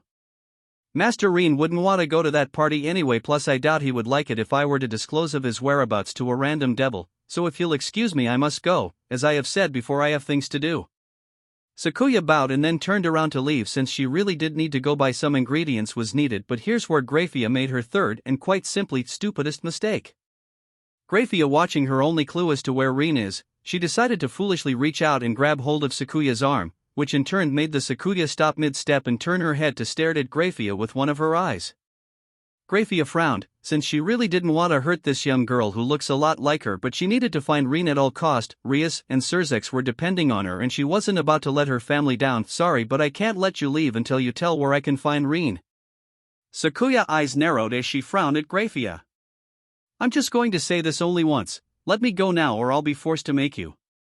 Graphia, perhaps because of her young appearance, or because she was a human, she didn't take Sakuya's warning seriously, which was a mistake since in the world she comes from, a place where insanity and aggressive behavior reign supreme, a place where Sakuya was well known for her aggressive and merciless attitude, as she was well known to beat down those that get in her way. So Graphia was completely caught off guard when Sakuya suddenly lashed out with a straight thrust kick that hit her on the chest and sent her flying back. Taking advantage that her foe was busy flying back, Sakuya snapped her finger and created a wide area ward that would keep regular humans away from the area and minimize damage to their surroundings. It was something she wished she had back in Gensokia, a gift her boyfriend and master had given her and truly appreciated. Graphia quickly recovered by spreading her wings to stop her momentum and then gently landed on the ground feet first. She then held her chest in pain. What strength? She cracked a couple of ribs. I'm starting to believe she was lying about being a human. No human could have ever caused me so much damage with just one kick. Graphia huffed and then grimaced a bit in pain. She then looked up and watched Sakuya took out 3 daggers and held them between the fingers of one of her hands. Sakuya then glared at Graphia. I definitely can't let you anywhere close to Master Rean. Your actions are too suspicious, devil. I don't know what you're planning, but it won't work. I won't let it. Sakuya then swung her arms and Graphia had to move out of the way in order to not get skewered by the daggers sent her way. The strongest queen flapped her wing and flew up to dodge the upcoming daggers. However, she was then forced to barrel roll to dodge another 6 daggers sent her way. Sakuya, however, narrowed her eyes and then said illusion sign, killing doll. Graphia did not know what happened. 1 second she had dodged 6 daggers and the next she had over 30 daggers coming her way and fast. She didn't have too much time to dodge, so instead she pulled her arms close to her chest and then suddenly spread them, sending a wave of ice shards that were able to block and deflect Sakuya's daggers. But Sakuya suddenly appeared behind Graphia, and even though the queen was able to sense her at the last second and dodge, she wasn't able to come unscathed from Sakuya's surprise attack, which resulted in Graphia getting slashed on the back, not too deep, but it was still going to be an annoying wound to deal with during the fight. Graphia landed on the ground on her feet and frowned. I feel weak. Just what was that? It feels like something I have seen before, but I just can't place a finger on it. Sakuya smiled and took out 3 more daggers. Master Rean has taught me a few spells and techniques. Even though I'm not one for flashy spell casting, I can imbue my daggers with the effects of those spells or techniques. One such ability is a spell that weakens a target on all stats, so do try and dodge as much as possible, otherwise you will lose too fast. Graphia frowned and was now very worried. This young girl was not to be underestimated, and she had already done so. So the strongest queen then gathered her mana and pointed an open hand towards Sakuya. Suddenly a storm of ice and snow was fired from Graphia's hand towards Sakuya. However, Sakuya just stood there and took her attack like it was nothing. Graphia's eyes widened in shock when she saw that her ice spell wasn't affecting Sakuya at all. The super maid just shrugged and shook her head. Cernos and Lady Seraphil's ice is colder. Wound sign inscribed red soul. Sakuya then once again disappeared, but this time Graphia was ready and was able to react better, allowing her to dodge some of the 25 red slashes sent her way, but plenty still got her, cutting into her and splattering Graphia's blood all over the floor. With each cut she received, Graphia felt weaker and weaker, making it more difficult to move, much less dodge, and thus was unable to dodge the last attack, which resulted in her abdomen being cut open, causing her to grunt in pain as she jumped back to get some distance from Sakuya. After landing a distance away, Graphia grabbed hold of her abdomen with her hand and instantly felt it get soaking wet with her blood. She frowned and then covered the wound with ice to prevent herself from bleeding out. Sakuya just watched her do so, and she took out another set of 3 daggers and held them in her hand. Rean is right. If I'm not mistaken, this woman is supposed to be one of the strongest devils in this world, but she's far weaker. That the yokai is Gensokyo. Even Cerno is more powerful than her star. Graphia looked at Sakuya after sealing her wound with ice and glared. You can manipulate time. I couldn't recognize the feeling before, but I recognize it now. To think you're powerful enough to even freeze me in time. Just who are you? You can't be human, not with ability. Sakuya tilted her head and smirked towards Graphia while her eyes then began to glow crimson red. I don't know what you mean. I'm just a simple human-made Buri illusion, phantasmic killer. Graphia's widened in shock and fear as she found herself suddenly under the fire of a large number of daggers, unable to even begin to move to dodge. She instead opted to create pillars upon pillars of ice to block as many as she could. However, Sakuya smiled and then snapped her finger. The daggers then began to dodge the pillars of ice and still continued their trajectory towards Graphia. This was something she was unable to do before, but with her new improved control over time and space plus the skills and perks Rean has given her, she found herself allowed to be able to fully control her daggers, spells and techniques. Graphia, in a last effort to not die, created a wall of ice to block the daggers. She had succeeded in stopping some, but most of the daggers broke through her ice and then began to cut and stab her all over her body. The only thing the strongest queen could do was cover her face and chest with her arms to prevent further damage. Soon the barrage of daggers ended and Graphia was barely standing and breathing hard. She was in so much pain right now that it reminded her of the days of the Civil War, since it's been that long since she has received this much damage. Slowly she reached to the daggers stabbed into her and began to pull them out and throw them to the floor. She then turned her head and stared at Sakuya, who politely bowed and smiled. "It's been fun, but it's time for you to go to sleep. Do enjoy your rest. Who knows what vood happened while you're unconscious." Graphia frowned and tried to move, but instead dropped on the floor face first. She let out a groan of pain, and the last thing she heard before blacking out was Sakuya's footsteps approaching her. Sakuya walked up to Graphia's unconscious body and stared down at her. She then waved a hand and all the daggers on the floor or stabbed into things disappeared. She then looked up and thought, the spell debilitate. Imbuing my daggers with it seems to be a very effective way to weaken an opponent. I'll have to tell this to Rean. I'm sure it will come in handy for him someday. Sakuya then waved her hand one more time and reversed time to return the street to its previous state before her fight with Graphia, and then got rid of the ward she had raised before the battle, if you can even call this a battle that is fufufu. Sakuya then grabbed Graphia by the back of her maid blouse and teleported away to let Rean know about what had happened with this devil. Flashback end. I stared at Sakuya in silence after she finished telling me why was she dragging Surzek's Lucifer's wife through the ground of our backyard until I couldn't hold back anymore and started laughing. Sakuya must have thought it was funny to see me lose it because she smiled and then giggled. I stood up and lifted her up by the waist while laughing. "Ha ha ha, Sakuya. You really are a super maid." Sakuya seemed a bit surprised for a second before she then put her hands on my shoulders and fondly smiled at me as I twirled her around. Asterisk ha ha ha, Sakuya just beat the shit out of the wife of Surzek's Lucifer and then dragged her back here. This has to be the craziest and funniest thing I've ever seen, star. Holy shit. I knew Sakuya was a badass, but on this level, Gently I put Sakuya down and gave her a small kiss on the lips, leaving her blushing a bit. Well, she was already beyond anything this world could ever throw at her, but after me giving her all kinds of skills and then constantly training in the instant dungeons have made her even more powerful, Graphia just never stood a chance. Fufufu, she certainly is something else, that's for sure, but this devil showing up to find you shows that you were right. These beings will begin to actively come look for you, Rean. I smiled at Kuna, who was now poking Graphia on the cheek while Sakuya went back to the house. More than likely she went to look for Serafal, since Graphia's presence here in Kuo means something big is going. Yes, looks like our peaceful days really might be over, but I already made my peace with this and will deal with everything that comes our way, star. I could feel both Astria and Excalibur send me a warm feeling in my chest, letting me know that I had their support. Soon I saw Serafal come out to the backyard and walked up to me with Sakuya following close behind. Once she had reached me, she looked down and stared at Graphia beaten and unconscious body with a raised eyebrow. Well, that's definitely Graphia, but just what is she doing here? Oh. Good job on defeating her, Sakuya. I'll make sure I never let her live it down. Hee hee.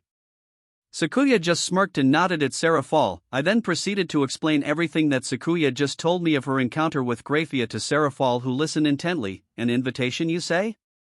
Did she said what for and why to Rean specifically?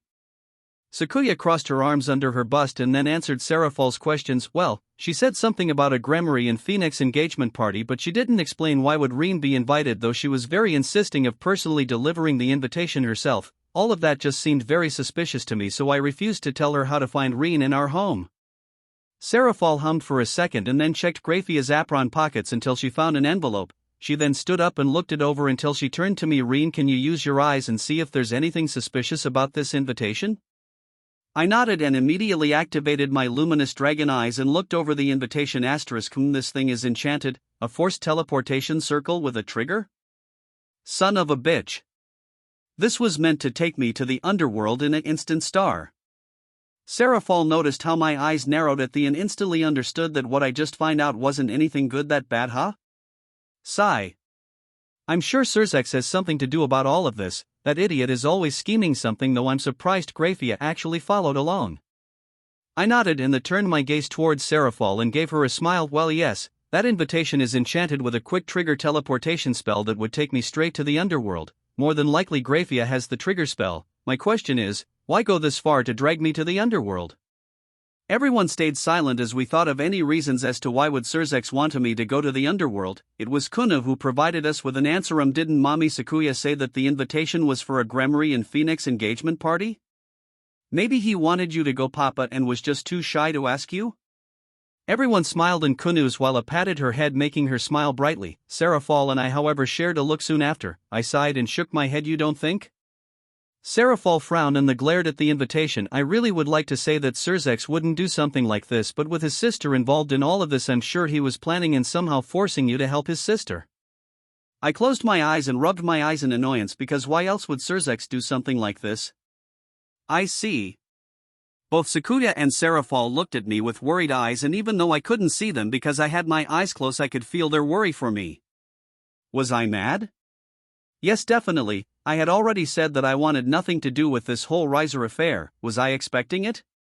Well, to some degree, and I have to admit that I had almost thought that I was safe from being dragged into this, but it seems this world is just not fair to gamers.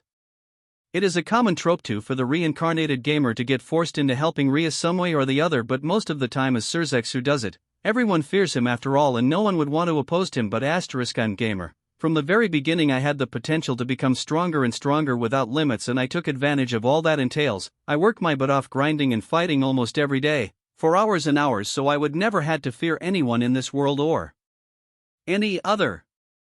But, star. I opened my eyes and glared at the invitation. Alright, if these devils want to keep dragging me into their nonsense, then, congratulations. Because now I'm not only going to crash this party, but I'm going to give to just kick the shit out of Surzex Lucifer and teach him a lesson. I'll show the entire devil faction I'm not one to mess with. Sakuya smiled at me and nodded. As your maid and girlfriend, I will support you to the fullest of my abilities, Rean. I'm sure Yunyun, Wiz, Asia, and Yasaka would agree with me. I grinned at Sakuya, then a giggle took my attention to my other, the girlfriend who was my very first girlfriend in this world and the one who has been with me from almost the beginning of my new life. Seraphol gave me a bright smile and then hugged me tightly. You have my support as well, Rean. As a matter of fact, I'll come with you and give the devils a little scare myself. I'll show them why it's never a good idea to mess with my boyfriend. I chuckled and hugged Seraphol tightly. I then intently stared at Sakuya, who deadpanned at me but then huffed. She then gave me a soft smile and walked up to us. Me and Seraphol instantly engulfed our super maid in a tight hug, causing her to blush a bit while she hugged us back. Soon after, Konu then demanded hugs as well, and we were more than happy to meet her demands, and we gave her a big hug between all three of us, causing her to fist pump in victory. Soon after, we all step away from each other while Seraphol had Konu on her arms. I then turned to look at Seraphol. Sarah, do you know at what time is this party supposed to start? Seraphol put a finger on her lip as she hummed, while she held Konu up with one arm. If I'm not mistaken, it's supposed to be this evening, so around 5 o'clock. I nodded and took out my cell phone and looked at the time. It's almost 5. Sakuya, you go and help the girls tend the shop. It's a day off, so we tend to get busy during these hours. Me and Seraphol will handle this. Sakuya nodded. Of course, I was supposed to buy some ingredients anyways. Hopefully Wiz will forgive my tardiness.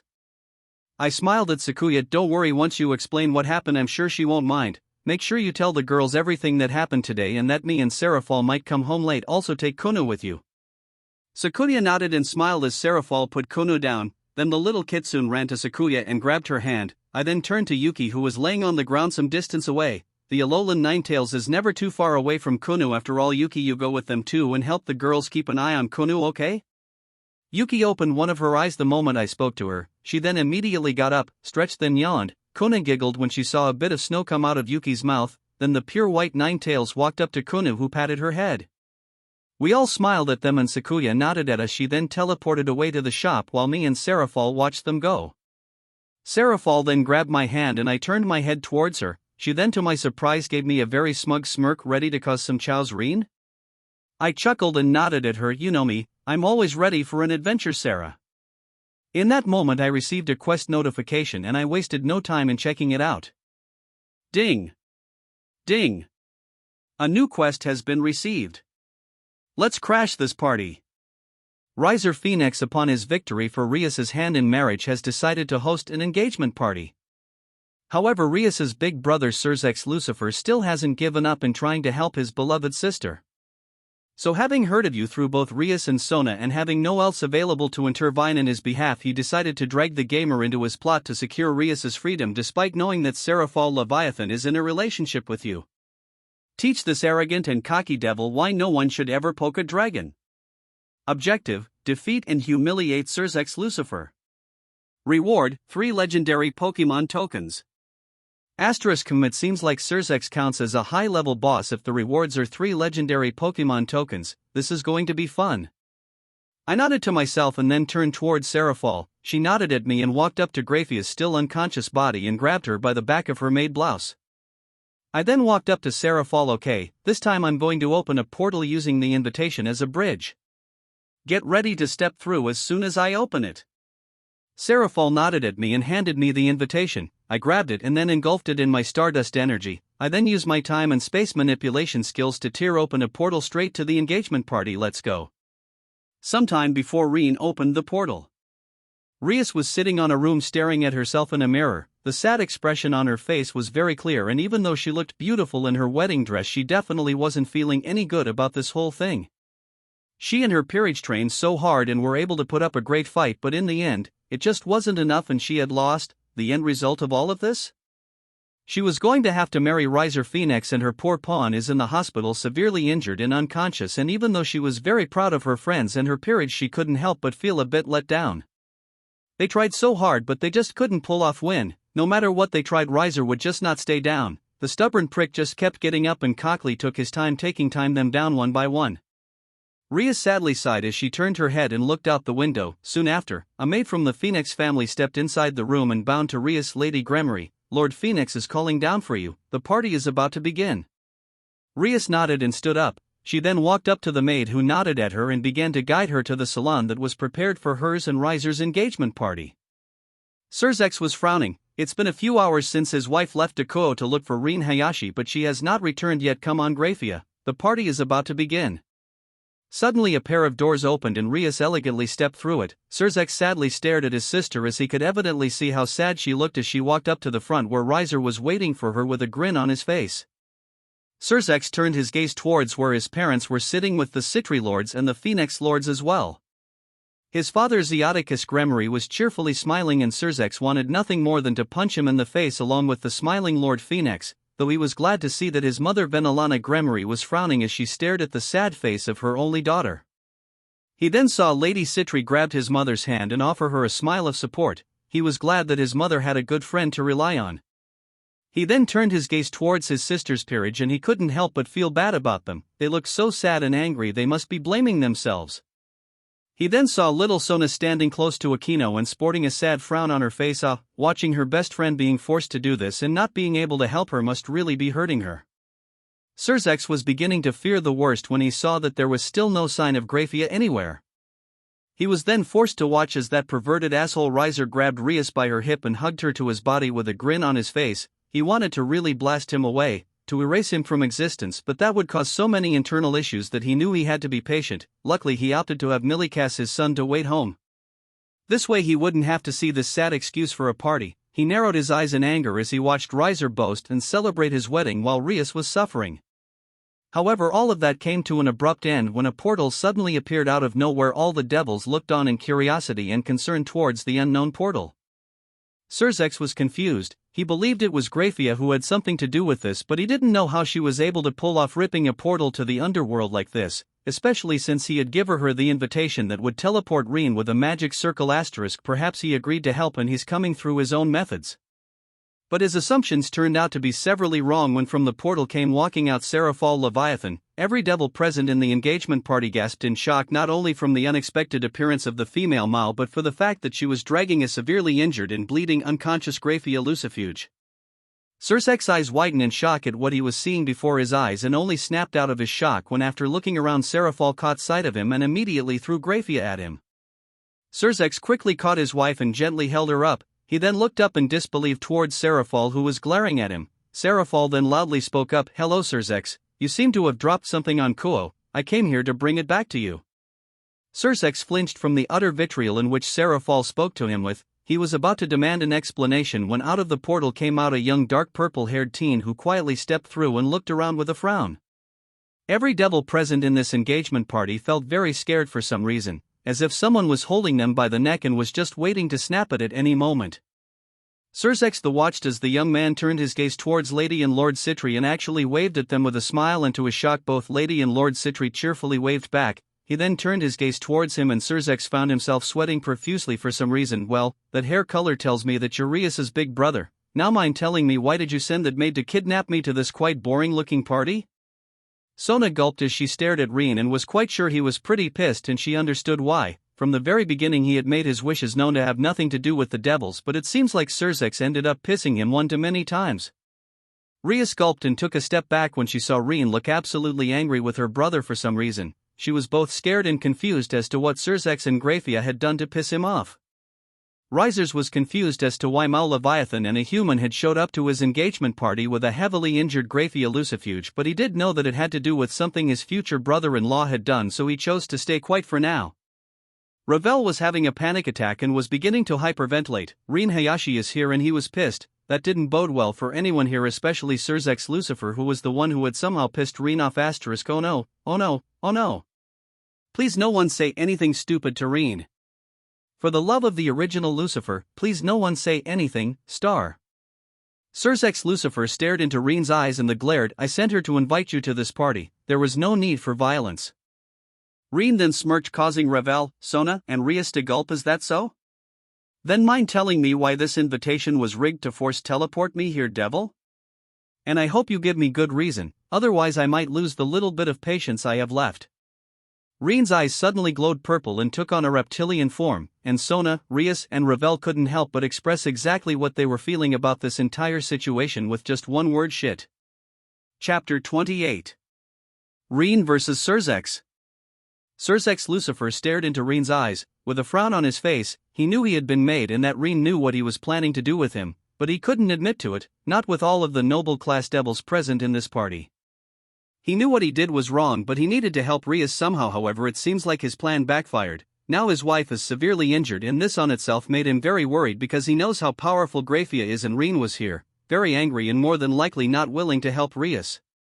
However, what shocked him the most is the fact that Seraphol was here as well and was actually moving against him. He knows that she's aware of what he was planning, but out of everyone in the world he expected Seraphol to understand why he was doing this. To his shock, he was about to find out that no, Seraphol was not willing to be understanding of his and his sister's situations.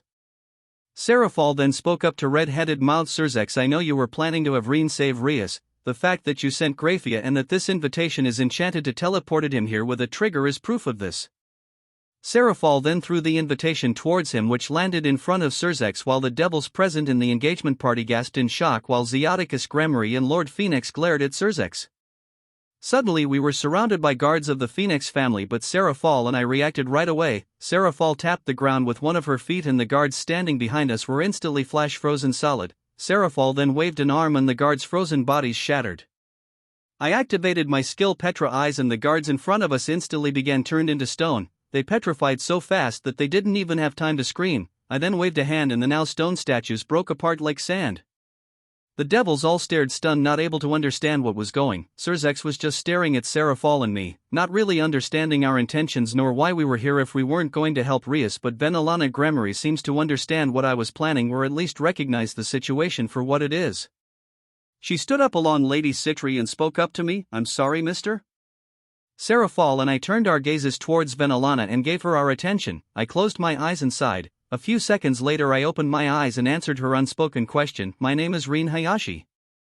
Lady Citri nodded at Seraphol in pride for some reason and Seraphol blushed. Lady Gremory then gave me a polite smile. Mr. Hayashi, I apologize for what my son tried to do to you. I'm sure he had the best of intentions in mind and only wanted to help his sister. I hope you can forgive him.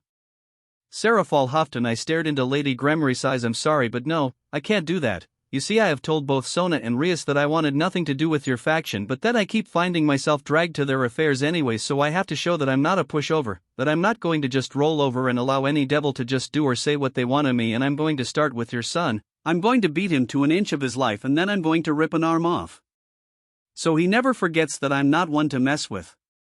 Seraphol then spoke up. Rean is also my boyfriend and I'm not about to allow any devil to mess with him. I don't care if they're a devil or that they're from my faction, I'll always side with him. I'm sorry Mom, Dad. But I decided that Rean is the one I want to spend my life with. Lord Citri just smiled and gave Seraphol a thumbs up while Lady Citri just softly smiled at her daughter. I saw Seraphol tear up but she quickly blinked to get rid of the incoming tears and then went back to glaring at Surzex. Venelana Gremory stared into my eyes and then sadly sighed. She then turned towards her son and frowned at him. How many times have I told you to stop meddling with Rias? She's not a child anymore, you can't keep protecting her like this, Surzex. Surzex frowned but didn't say anything and then picked up Graphia from the floor. He gently carried her to Aquino, who was completely stunned about everything that was happening right now. She snapped out of it when Surzex handed her the unconscious Graphia. It seems like Surzex finally understood that I wasn't here for a talk nor for an apology. I was here to fight and hurt him. So the red-headed Maou then walked up to my front and stared into my eyes. He was about to say something to me but someone's obnoxious laughter interrupted him and caused everyone to turn around to stare at the one that decided that everything happening right now was some sort of a joke. Ravel, who had moved closer to her parents, stared with wide eyes. An expression of pure and unadulterated horror took over her face the moment she saw that it was her brother Riser who decided to suddenly laugh out loud for some unknown reason. Her mother Lady Phoenix noticed her daughter's distress and grew concerned for her. Ravel? Sweetie, what's wrong? Raven shakily turned her head towards her mother and Lady Phoenix was shocked to see that her daughter was on the verge of crying. Mom, big brother is going to get killed. Lady Phoenix's eyes widened in shock. Ravel looked so scared and she herself began to get a bad feeling about all of this. She then turned her head towards her son who was still mockingly laughing. Riser Phoenix, to the shock of Rias and Sona, began to loudly and obnoxiously laugh for some reason. I'm sorry? But are you serious? You a human wants to hurt a devil, much less Lord Lucifer? Riser thinks you're too full of your sack. I didn't let the fool finish talking, just listening to his voice and the way he spoke in third person grated on my nerves to no end, and I was definitely not in the mood to let some asshole look down on me, not today. So I pointed a finger at him and with my other hand I used Psychic to push Rias away from him as I used one of my many skills I leveled up to the max for occasions just like these. Aqua Benedicta, Hydro Pump. On the tip of my finger an orb of holy water began to coalesce and grow until I then fired a hydro pump of holy water straight into Riser.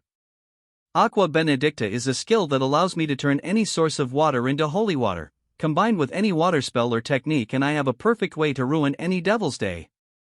My holy hydro pump hit Riser full on and then blasted him against the wall behind him. The devils around us panicked and screamed, being able to sense the holy power in the water, and Surzex actually grunted in pain when some of the water actually splashed on him since the stream passed by him too close. I let up my water attack dissipate and let Riser drop on the ground, where he then began to scream in agony as his skin melted and steamed from the holy water. The fact that he was constantly regenerating just prolonged his suffering further. In addition, I also received a notification of the fact that I have received the skill Flame Regeneration from watching Risers try to heal the damage from the holy water I hit him with. I then turned to the rest of the devils watching all of this happen. Anyone else has something else to say? I'm more than happy to deal with each and every one of you that do later, but right now I'm not in the mood and my business is with Surzex Lucifer, so kindly stay out of this. All the devils gulped and Seraphol just smiled at me. It seems like she approves of my show of force. I then turned back to Surzex, who was now staring at me in stunned silence until he seemingly snapped out of it. Are you an exorcist? An angel, perhaps? They're the only ones who use holy water, but I've never seen anything like this before either. You must know that this can cause war between heaven and the devils, right? Surzex now knew he has seriously messed up. Rean Hayashi was a serious threat, and he knew that now. The sheer level of holy energy in that holy water was immense, something he had only seen in Gabriel the Seraph, and made high dangerous to every devil present here. I frowned and glared at the red-headed devil. I'm neutral, I don't belong to any faction, and that's the way it's going to stay. It seems like you believe no one powerful can exist if they don't belong to the three Judeo-Christian factions, but the world is a lot bigger than the devils, fallen and angels. Despite what all of you think, you aren't the center of the universe. Surzex frowned. Listen.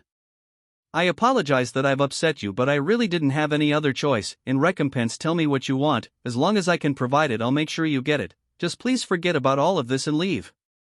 Ravel and Lady Phoenix ran up to Riser, who was still screaming in agony from the holy water I just hit him with. The fact that my attacks do spiritual damage and can ignore all of his resistances must be making his suffering tenfold. however the two female devils couldn't even get close because the water around Riser had enough holy energy that it began to hurt them as soon as they tried to get close.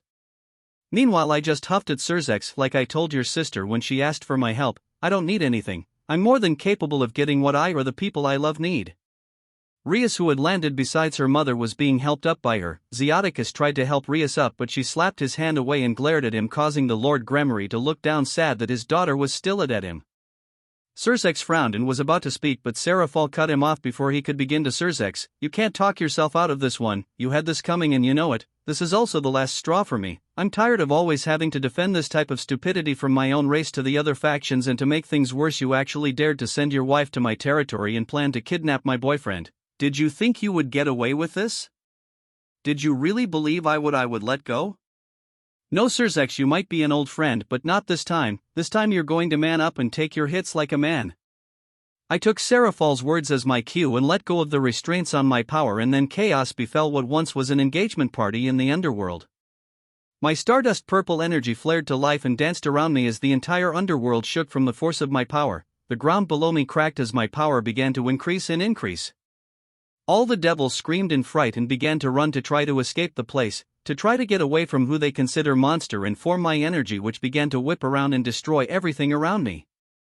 Surzex just stared in shock as my power and energy kept increasing, but what concerned him the most was the fact that he still couldn't sense it. He can see it but he can't sense the energy nor the source of my power. Just who, what are you? Seraphol. What sort of being are you dating? From somewhere in the back Lord Citri was heard cheering loudly, woo. That's my son-in-law. Take that, Zeoticus. Sona groaned in embarrassment while both Lady Citri and Seraphol giggled. I myself smirked at Lord Citri. I see where Seraphol got her cheerful attitude from, but right now I have to focus. Still I give Lord Citri a grin and nod. I then turned my sight towards Surzex and tightened my fist as I got ready for a fight. Surzex noticed my look and felt my intent, which caused him tensed up in response while also getting ready himself. We stared at each other's eyes for what seemed a long time while Rias, Sona, Benalana, Zeoticus, the Citrus, and the Phoenix stared at us, waiting for one of us to make the first move. They instinctively knew that if they got too close they would get hurt or might even die. Seraphol was the only one standing besides me completely unaffected by my energy as she grinned and then said, Surzex? You might want to grit your teeth. Surzex turned his head towards Seraphol and seemed confused as to why she would say that, but then his eyes widened when I suddenly teleported in front of him and crouched low. My fist began to glow with my stardust energy and ki. I swung my fist full force towards Surzex's chin. The move was so fast and unexpected that the red-headed devil didn't have any time react and couldn't dodge Shoryuken. Surzex Lucifer was then launched through the ceiling from the force of my ki-enhanced jumping uppercut with a loud bam. The shockwave unleashed by the collision between my fist and Surzex's chin was powerful enough to actually make a few devils to actually be sent flying back. I wasted no time and flew up following Surzex through the same hole he created on his way up. Seraphol followed soon after, leaving a salon full of scared and confused devils on what to do next. Venalana sighed and then turned her head towards her husband, who flinched when he noticed the cold look on her face. This is all your fault, Zeoticus. You damn hurry to have your daughter married to the Phoenix clan. You made your daughter and son feel that they had to rely to these sort of methods for Rias to regain her freedom. Zeoticus frowned and looked down. It's just, I wanted our family to come together. Me and Lord Phoenix have been friends for so long that it just felt natural. We thought that Rias's and Riser's differences could be worked on after they got married, like ours did. Venalana just huffed and shook her head. You foolish husband of mine, we were both willing to work on our marriage to make it work. Rias has been pleading and screaming at you that she wants nothing to do with young Riser. I'm sorry, Lord Phoenix, but you have to be aware of your son's reputation, no? Why insist on something that Rias clearly refuses to do? Lord Phoenix tiredly sighed. Well, me and my wife were hoping that Rias would make Riser settle down. She a good strong girl, and my hope was that she could help Riser come down from that high pedestal he seems to be on top of. I just didn't think that your daughter and your son would be this opposed to it. Lord Phoenix turned his head to his wife, who looked at him and nodded. Lord Phoenix tiredly sighed. I'm sorry, old friend, but I think we should rethink this engagement. It wasn't my intention for this wedding to cause so much trouble to Rias and Surzex. Zeoticus nodded and sadly smiled at his friend. Yes, I think you're right, Sai. I'm starting to think that perhaps we really are too stuck with the old ways, old friend. Ha. Perhaps it's time to step aside and let the children do what they think it's best for their own future. Venalana, Lord Phoenix, and Lady Phoenix nodded with a sad smile. They truly didn't expect for all of this to happen because of their wishes to unite their families, but they really should have known better than to force a devil to do something that they don't want to do. Ravel, however, could only stare at her big brother, who finally fell unconscious from the immense amount of pain he was feeling. She still couldn't approach him since he was soaked with holy water, but now, she wanted to see Rean fight against Lord Lucifer. She was anxious to actually see him fight again. The battle in Kyoto was just too quick for her, but now he was facing a super devil and she was very curious as to how Rean measures up against the epitome of her race. Lady Phoenix noticed her daughter's anxiety and how she would look over the hole where that powerful and strange young man flew after Surzex. She rose an eyebrow but then softly smiled. Ravel? Ravel turned her head towards her mother. Yes, mother? Lady Phoenix knowingly smiled, which caused Ravel to tense up and feel very worried for some reason. Is that the boy you've been stalking recently? Ravel panicked and jumped a bit at being called out so casually by her mother like that. What? How did you know? Ahem. I don't know what you're talking about, mother. Lady Phoenix covered her mouth with her hand as she giggled at her daughter's reaction, while Ravel blushed and then turned her head away with humph. Lady Phoenix then leaned forward and whispered to her daughter, "A mother always knows, Ravel. Now come on, I want to see why this boy has you so interested in him." With that said, Lady Phoenix grabbed her protesting daughter's hand and pulled her up as she flew out the hole made by Surzek's sudden launch to the air. Everyone looked on for a few seconds until Zeoticus couldn't help but say, "I must say, my old friend, your wife is as fearless as usual." Lord Phoenix awkwardly chuckled because he knew better than anyone how much of an adventurer his wife is. Then both Venelana and Lady Citri looked at each other and then smiled. Then they nodded at each other and both suddenly took off flying to catch up to their friend and daughter. The husbands just stood there and sweat dropped at being so callously abandoned by their wives until Lord Citri coughed and then spoke, "Well, I'm going to go watch my son-in-law beat the shit out of your son Zeoticus." With that said, Lord Citri flew after his wife and friends while Zeoticus growled and yelled at his old friend, "What? Get back here, you wet toad." Zeoticus then flew after his friend, leaving Lord Phoenix behind. The Lord just sighed and shook his head. "It's like everyone refuses to grow up, I swear, but this does feel like the good old days." With that said, Lord Phoenix also flew out to follow his old friends and wife like in the good old days when they would drag him to all sorts of trouble and adventures. Both Sona and Rias looked up and watched their parents leave the salon like a bunch of kids leaving class for lunch and couldn't help but to sweat drop. Rias was the first one to speak. After a few moments of silence, "Our parents are crazy, Sona." Sona nodded, and after a while they sighed and opted to help the rest of the devils evacuate the salon and Phoenix territory with the help of their peerages. Meanwhile, everyone seemed to have forgotten Riser, who was still on the floor unconscious and groaning in pain from the holy water still soaking his clothes and the floor where he laid. The truth was that no one really cared enough to help him since they could still feel the holy power coming off the water and they didn't want to get hurt. Only his peerage was seen actively fretting over him and trying to get close to somehow try to help him. They were very successful in do so, however. Once outside, Lady Phoenix and Ravel watched as Rean suddenly spin kick Surzex towards the ground from where they were floating. They looked around a bit and caught sight of Serafal floating above the salon watching Rean fight Surzex. Soon they were followed by Venelana and Lady Citri. After them came Lord Citri and then Zeoticus alone. Lord Phoenix, Serafal must have felt their presence because she turned her head towards them as a massive explosion of blue fire and purple energy suddenly stirred the air around the entire area. As the wind blew Serafal's hair and clothes around, she gave everyone a grin as the explosion subsided. Serafal then turned her head back to where Rean and Surzex are fighting. The devils, curious as to how the battle was going, they all floated up to Serafal's side and looked down, only for their eyes to widen in both awe and shock. Surzex is certainly very strong and very powerful. Even though I'm obviously more powerful than him, he's been able to somewhat match me with my hand-to-hand skills, along with minimizing the amount of damage he was receiving from all of my attacks. The bastard sure is worthy of his title of the strongest devil, well, as far as he knows, because is definitely stronger than him, but I'm not about to let him keep thinking he's a match for me. As the explosion from my explosion spell fused with my stardust energy and hellfire subsided, I was able to catch sight of Surzex, whose cape has been completely destroyed by my master class fire spell.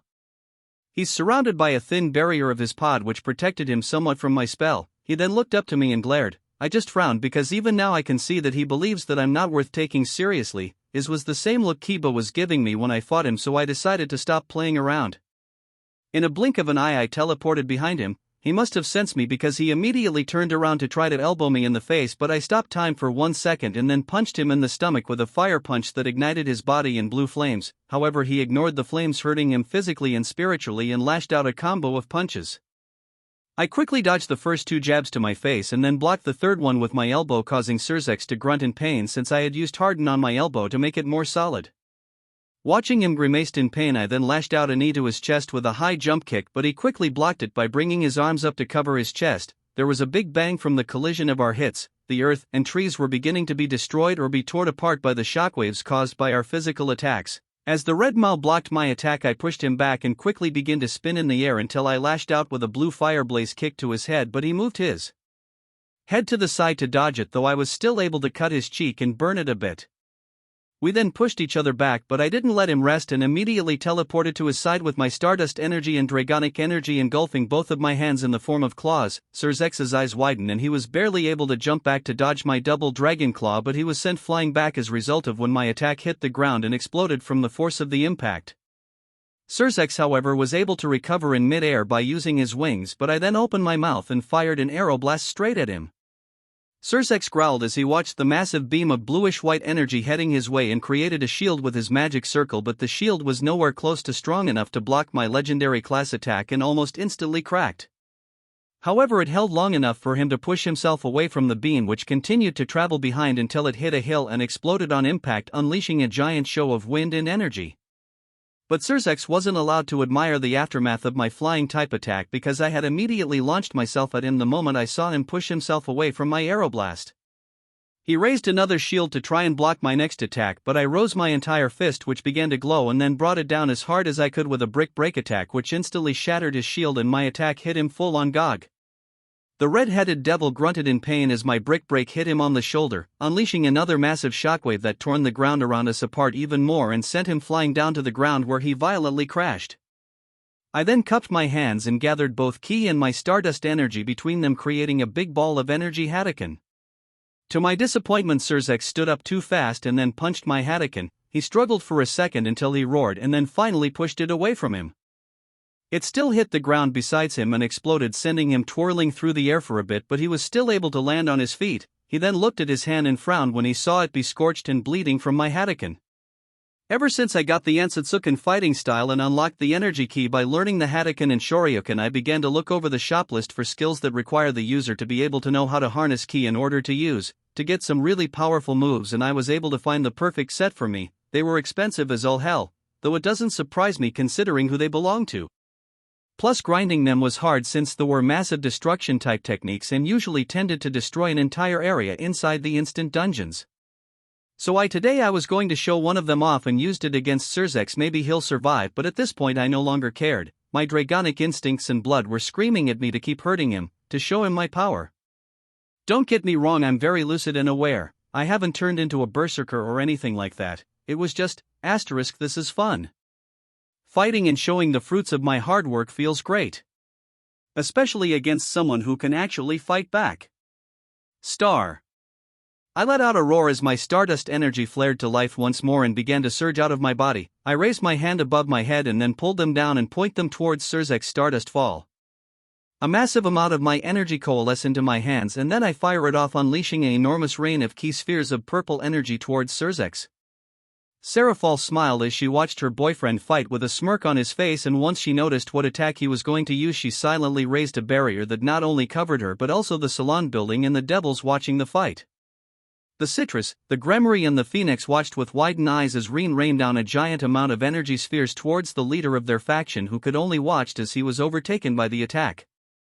Surzex cried out in pain as he was continuously hit by the rain of energy spheres that began to explode as they collided against him and the ground.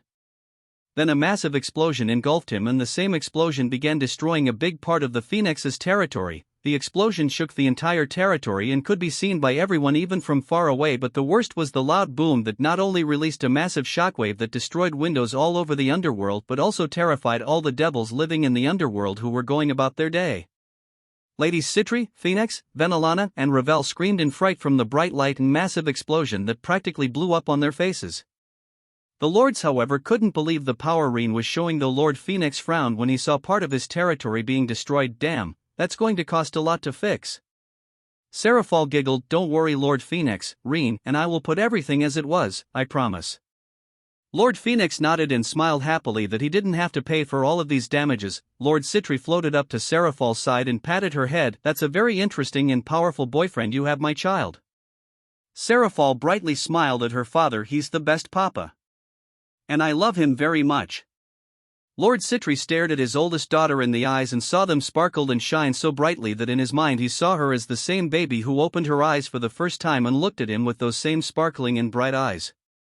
Lord Citri teared up. He had though that he would never again see those eyes on his daughter again. He so regretted the fact that Seraphil had to go to war SP young that time so long ago, because when it was all over and she had come back her eyes stopped sparkling and shining like this, but now those beautiful eyes were back and he had Rean to thank for that. So Lord Citri turned his head toward Lady Citri, who had recovered from her sudden fright and turned to look at both her husband and daughter. When she heard them speak, she smiled and nodded to her husband, who nodded and smiled back at her. Then Lord Citri turned back to his daughter. Well, make sure you bring your boyfriend to visit us, Seraphil. I want to get to know my future son-in-law.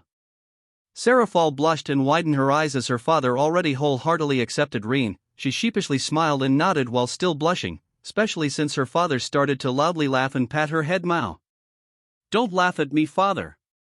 From the inside of the salon, Rias, Sona, and their peerages were watching the fight between Rean and Surzex from some of the destroyed widows in the sun. All of them were sweating out of fear because of the fact that someone that powerful has been living so close to them and they never knew.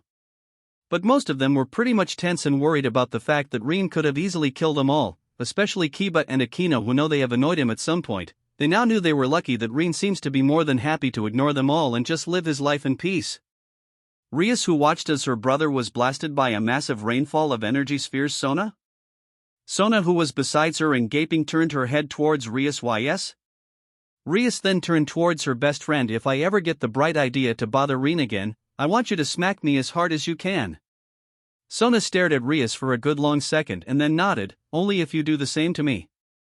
Rias nodded while her cousin, who had come to the engagement party to be there for Rias, suddenly laughed out loud. What a strong and fun-looking guy. I want to fight him too. Rias and Sona gaped at Ser Orgbale, not believing that he wanted to fight the monster who was playing around with the Maou Lucifer so easily. Not that the young Bale cared, since he was having fun watching the incredible fight going on outside the salon. I stared down towards the explosion that had engulfed Surzex and smirked as I saw a pillar of crimson, red and black energy break through the explosion, dissipating it, or rather consuming it with the pod and the pillar of energy. Ready to take me seriously now, devil? Surzex emerged from the pillar and looked up at me, his eyes glowing crimson red as he stares at me from below. From here I can see that my attack had caused some serious injuries, since his clothes were damaged and he was lightly bleeding. Surzex spread his arms and a multitude of highly concentrated orbs of pod began to orbit around him. It seems like he wants to repay me the favor. Too bad it won't do him any good. I raised my open hand in front of me and summoned Excalibur from within my soul. She appeared in my hand in a flash of gold and purple light in her Tachi form. Her blade gleamed under the light of the artificial sun of the underworld. Every devil presently watching the fight except Seraphil, who Excalibur would never hurt, began to shiver and feel an instinctual fear towards the Japanese-styled sword that Rean just summoned forth. The adults watching the fight outside with Seraphil immediately recognized the sensation, and it was Venelana who spoke up about it. A holy sword? And an extremely powerful one at that. But how? And which one is it? Seraphil turned her head towards Venelana and smiled at her. Sorry, Auntie Venelana, but that's a secret Rean wants to keep from anyone other than the people he lives with. Venelana nodded in understanding. Just the fact that Rean possess a holy blade of such power is big enough as it is, but knowing the identity of the blade itself might cause panic or fear among the devils in the church, who more than likely would come to either recruit Rean or to get his blade. Rias once again was glad that Rean chose not to personally fight them, especially with that blade of his. She knew he was an excellent swordsman, but never in her mind had she ever imagined that he has possession of a holy blade. She turned her gaze towards Kiba, who was now glaring at Rean, and she spoke up. Yudo, you're not allowed to approach Rean nor ask him about that sword. Do I make myself clear?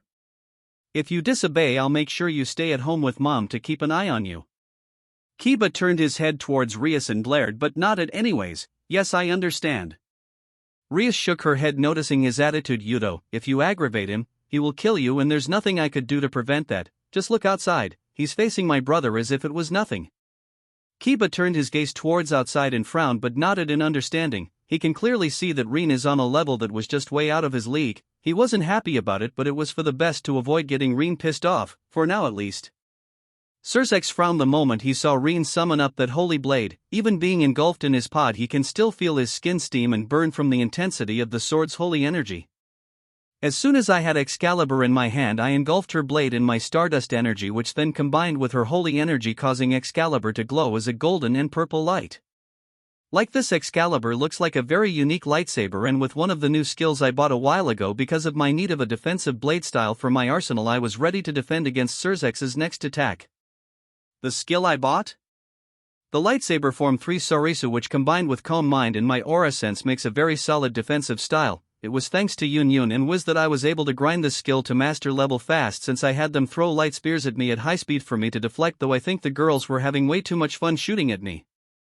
So when I watched Surzex wave his arms forwards and the orbs of pod shot towards me at high speed, but to his shock I just smiled and proceeded to easily bat them away from me for a while until I eventually was able to deflect them back at him. He then waved his arm again and destroyed them before they even got close to him, though I was already on the move and appeared in front of him in a blur. Both of us began to exchange blows, me with Excalibur engulfed in my stardust energy and her holy energy, while Surzex used his arms completely engulfed in his pod. Our blows were destroying the area around us even more than before, as both of our energies would lashed out in bolts of energy that would utterly destroy anything that they touched. Pure devastation and destruction raised the Phoenix territory, but both Surzex and I weren't slowing down, though the red-headed devil was beginning to sweat a bit from his injuries and Excalibur's holy aura. He's very smart to use his pod to counter the holy energy, otherwise he would have died a while ago. It doesn't matter how strong a devil is, holy energy will always be their weakness, and even though Surzex is minimizing the damage, he's still getting affected by it. So as we both yell out, I launched a massive wave of holy stardust energy towards the red Maou, who respond with a big beam of highly concentrated pod. Both of our attack met halfway and fought for dominance for about a second, but my holy slash eventually won and broke through his beam and traveled all the way to him. Surzex jumped to the side to try and avoid the wave of holy energy, but he was too slow and one of his arms was cut off. He rolled on the ground and grunted in pain from losing a limb. He quickly got up and grabbed hold of his stump to prevent himself from bleeding to death and turn his head towards where his arm had landed. To his dismay, however, his arm instantly turned to ash from the overexposure of holy energy. He then turned his head towards me. He glared and growled in pain. Fuck. I twirled Excalibur around a bit as the leftover stardust energy flickered off of her blade as I just glared at Surzex. I hope that hurt a lot, asshole. Surzex grunted and then frowned at me. He then huffed and stood up straight. I shouldn't have ever involved you. I just scoffed and pointed Excalibur at him. Too little too late for regrets, and beside, the only reason you're regretting what you did right now is because I'm strong enough to defend myself. If I was any other guy in this world, I would have been forced to help your sister in fear of you. Surzex looked down and grimaced at the fact that I was speaking the truth. He then looked up at me. Do you really hate devils that much? Why? I rolled my eyes at him and shrugged. I don't hate devils. I mean, Sarah Fall is my girlfriend after all, and I love her. No, this is not about hate. This is about the fact that I don't want to get involved with any factions, but you people just don't know how to leave something well alone. Azazel also tried to recruit me. Do you know what happened to him? Sarah Fall taught him a lesson. Surzex flinched from the pain he was currently feeling right now. Sarah Fall did something to Azazel? But why? Sarah Fall is the Maou in charge of foreign affairs. She would never do such a thing. I just raised an eyebrow at the red Maou and shook my head. You should know Sarah Fall better than that. Azazel waltzed into Kuo Town, where not only Sarah Fall lives but also where Little and the idiot tried to come in a shop under her territory and callously approached her boyfriend. How else did you think she would react? She beat the shit out of him and then took one of his arms off. Surzex flinched upon hearing what happened to Azazel, and inwardly he was very worried about the peace talks him, Azazel and Michael had been working towards. Damn it, Azazel, so what now? What now? Well, now I'm going to blast you with the strongest attack I have from my sword and hope you survive it. I am here to show the devils I'm not one to mess with. This is what me, Sarah Fall, and the rest of the people we love have decided on. Every time someone dares mess around with one of us, we'll show them why it isn't a good idea. Get ready, Surzex Lucifer. Play Hammer, Last Stardust from Stay Fate Night Unlimited Bladeworks. Surzex frowned and jumped back as I pulled back Excalibur and held her above my head. Surzex began to gather all of his mana and began to engulf himself in his pod. The red Maou was transforming into his true form, the embodiment of destruction. But I wasn't concerned, not when I had Excalibur at my side. My Excalibur is a noble phantasm, a crystallized mystery. She is and always be the sword of promised victory, one not ever used by anyone but me. This version of Excalibur has grown and evolved alongside me, and as a weapon that rests within my soul it has also obtained all of my skills. So her noble phantasm has changed, it has taken on a form that manifests her desire to protect me, to embrace the one she recognizes as her chosen wielder. This version of Excalibur wielded by Rean Hayashi unleashed her full power for the first time ever. The entire underworld became surrounded by small orbs of purple holy stardust energy, but surprisingly enough no other devil aside from Surzex was hurt by the small orbs of light. All the devils who witnessed to this watched in awe as the orbs of light began to dance around like fireflies in the dark. Children became enamored by the lights and even dared to touch them only to laugh or giggle at how warm and soft they felt. Meanwhile, Sarah Fall and her company watched with widened eyes as the beautiful small purple orbs of stardust energy dance around them. Sarah Fall opened her palm and some of the orbs began to gather on it. Sarah Fall smiled as she felt that same warmth she feels from Rean come from the small orbs of light. Lady Citri looked around and everywhere she saw there were these orbs of light beautifully floating around beautiful. Everyone nodded in agreement. In all their years none of the lords and ladies watching all of this happen have ever seen anything like this. Inside the salon, Rias, Sona, and their peerages looked around in awe as they too watched orbs of purple light dance around everywhere. As I held Excalibur above my head I felt myself be engulfed by her energy. My sword, my Excalibur, manifested behind me as a feminine figure made out of purple holy stardust energy and hugged me tightly from behind. Let's go, master, let's show this world all we have accomplished together, let's show them our power. I looked back and gazed upon where her eyes would be if this form of hers had eyes. She looks like a feminine mass of energy, but I know it's her. I know this is Excalibur holding me tightly because that same emotion I feel from her when she speaks to me flared from within my very soul as soon as she touched me. I smiled at Excalibur and nodded, then let's do this together. Excalibur nodded back and then reached up to hold my hands as I held her sword form above my head and both of our energy flared to life, engulfing us in Excalibur's sword form. Surzex continued to gather all of his mana for one more final attack. His pod was now completely black in color from the density and quantity of mana in it. 12 bat-like wings spread from behind his back and he then roared and unleashed a massive orb of highly condensed black pod that began to devastate everything on its path, ruin the extinct. Watching the massive orb of pod coming my way I then got ready and began to gather all of mine and Excalibur's energy into her blade and then with a roar thrusted Excalibur forward. Excalibur. Luminous Advent Dragon. From Excalibur's blade a large beam of purple holy stardust energy shot forward with 4 smaller beams spiraling around it. My noble phantasm, an anti-world and rank beam of stardust energy merged with Excalibur's holy light, raced forward and met Surzex's massive orb of pod and met halfway.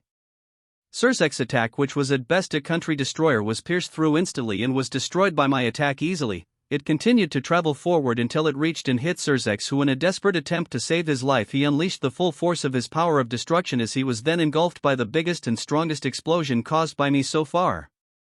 A giant pillar of purple light rose from the explosion all the way to the sky of the underworld, showing its magnificence to all the devils of the underworld.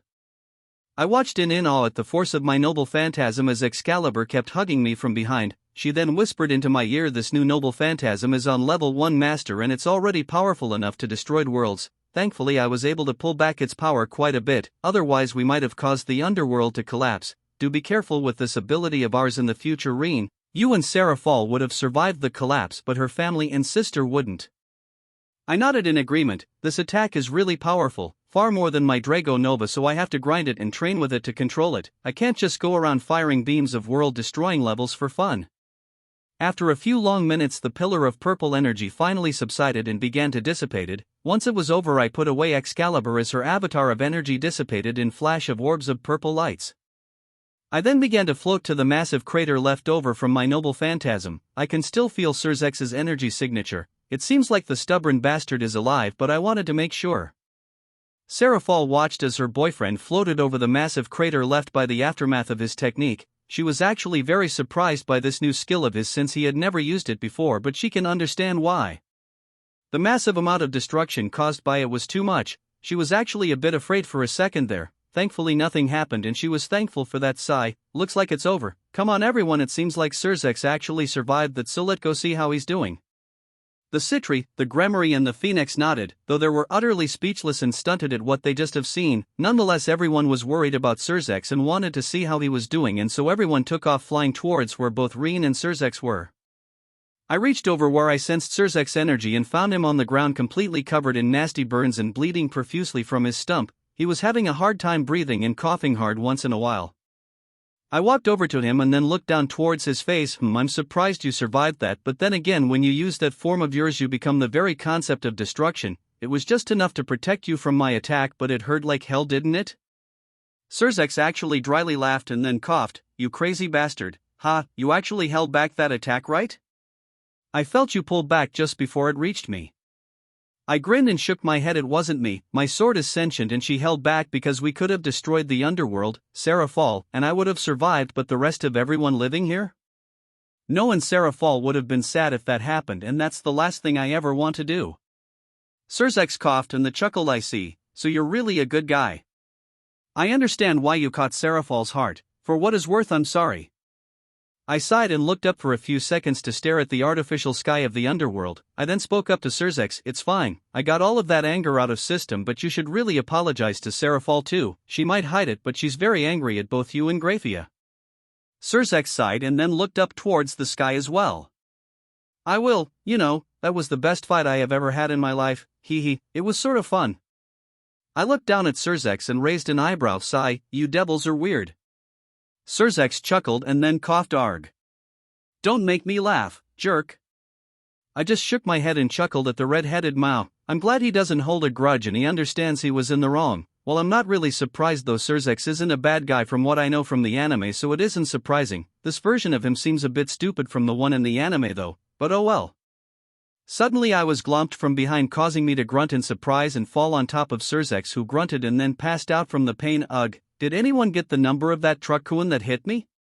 I heard a couple of giggles and chuckles. I looked up to see who was laughing at my pain, only to sweat drop at the fact that it was the Citri, the Gremory and the Phoenix Lords who were laughing at me.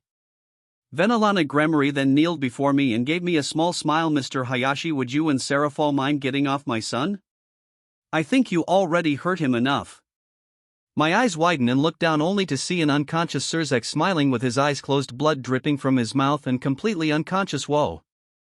I slowly got up with Serafal hanging on my back, so I moved my hands and held her up by the back of her tights, causing her to smile at me. I then sighed. Sorry about that, Miss Venalana, that hit to your son was an accidental extra. In any case, I'm done with what I came here to do, so me and Serafal are going back home now, but first.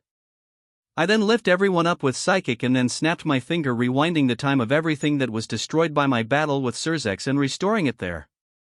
Now me and Serafal will be leaving before any other devil gets the bright idea to piss me or Serafal off again, so bye for now. With that said, I teleported Serafal and myself back to Kuo before any devil had the chance to approach me. Venalana giggled at Rean's sudden exist and then bent down to check on her son. That boy is just full of surprises, but he seems like the fun type. Light poisoning, missing arm, multiple broken bones and massive burns. All things considered, he got off easy, but he's going to regret not dying when he wakes up. I still have to scold him for doing such stupid things like kidnapping a boy to stop his sister's wedding. Zeotica's sweat dropped and felt bad for her son, but he knew he couldn't do anything for him now. Lord Phoenix and Lord Citri just huckled in amusement. While Lady Citri smiled at her friends, Lady Phoenix giggled and then spoke up. Come now, Lana. You were exactly the same in your youth, so cut the boy some slack. I still remember when you used to get into fights all the time, or did you forget how you met Zeoticus? Venalana blushed because her and Zeoticus met when she picked a fight with him, and both of them ended up in the hospital afterwards. After that they were arranged to be married, which made them fight a lot at first until they got tired and just decided to make it work, and now she couldn't imagine her life without her husband and her children. Venalana sighed. Fine, but he's still getting a talk to. Now help me carry our son back to the salon, Zeoticus, so we can get his wife too. Sigh, children, I swear. Zeoticus chuckled and then went to help her wife pick up their son from the ground. Lord Phoenix then approached them. Well, since the wedding between Riser and Rias sort of caused all of this, let's just break it off. Let's allow our children to decide their future. Lord Phoenix then turned his head towards Ravel, whose eyes were sparkling as she intently watched the spot where Rean was standing a minute ago. Zeoticus nodded to his old friends. Very well, my friend, I also think it's for the best. The ladies and Lord Citri smiled at them and then decided to help Zeoticus and Venalana with Surzex. Lady Phoenix then spoke up. Come on, let's hurry to the salon. We can give both Surzex and Graphia a couple of phoenix tears. Lady Citri then spoke up, then let's take them to our hospital so they can recuperate in peace. Lord Citri chuckled, well, the underworld is going to be quite curious of who defeated Lord Lucifer.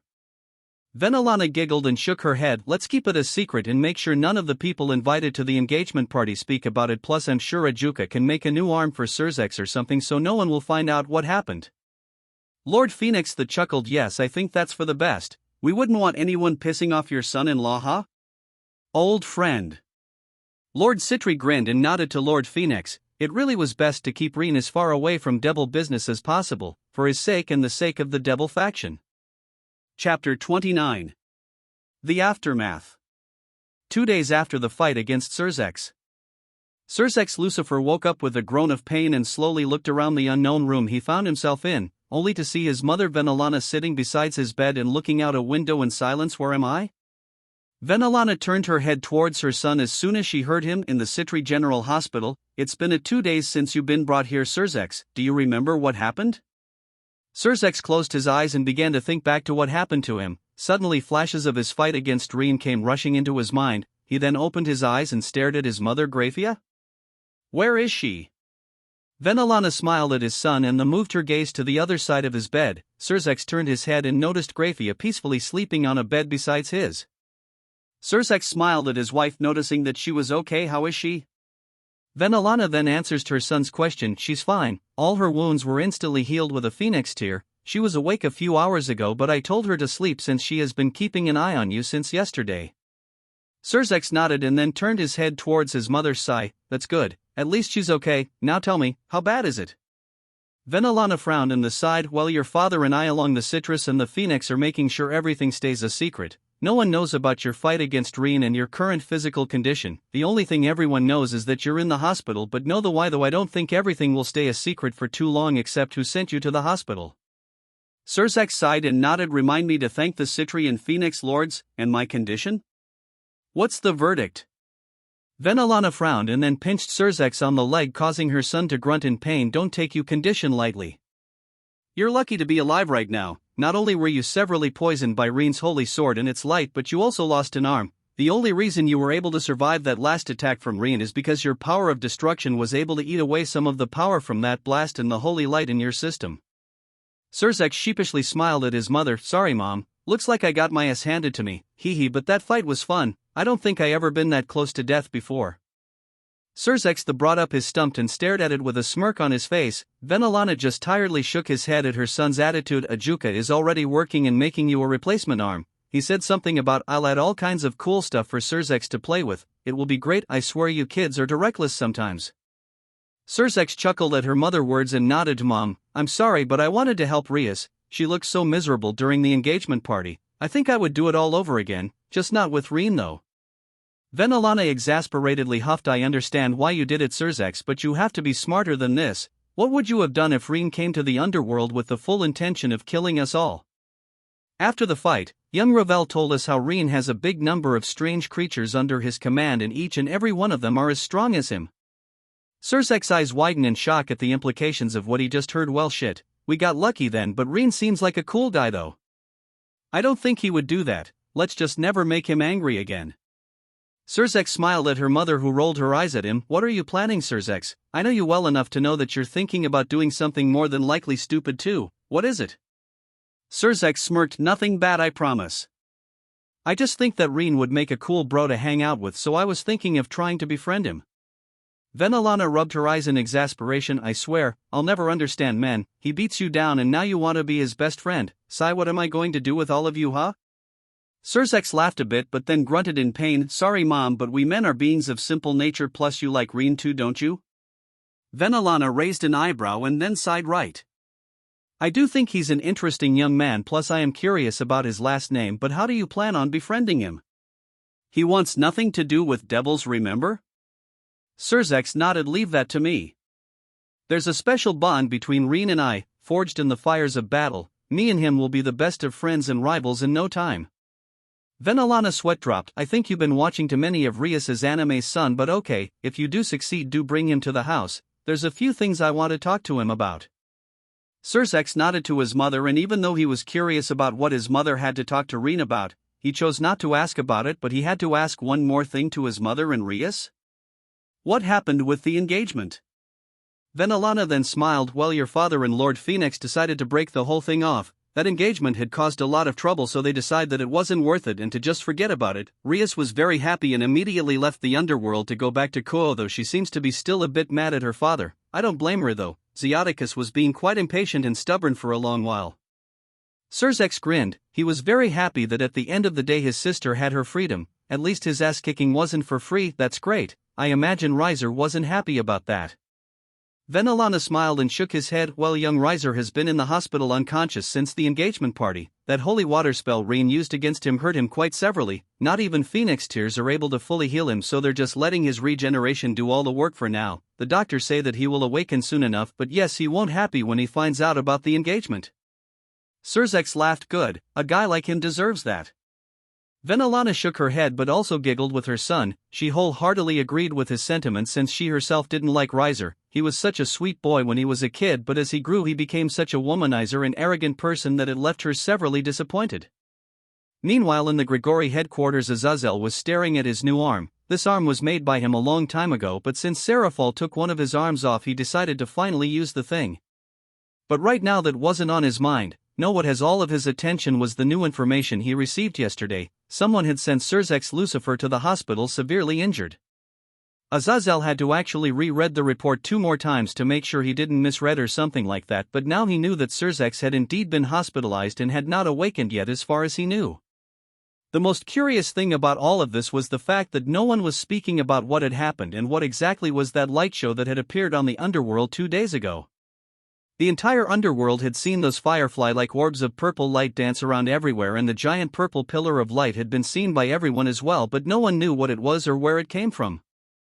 After everyone happened, he had quickly sent spies all over the Devil faction to try and find out what had happened, but no one knew. They were passing the whole thing as a failed experiment from Ajuka, but he knew better.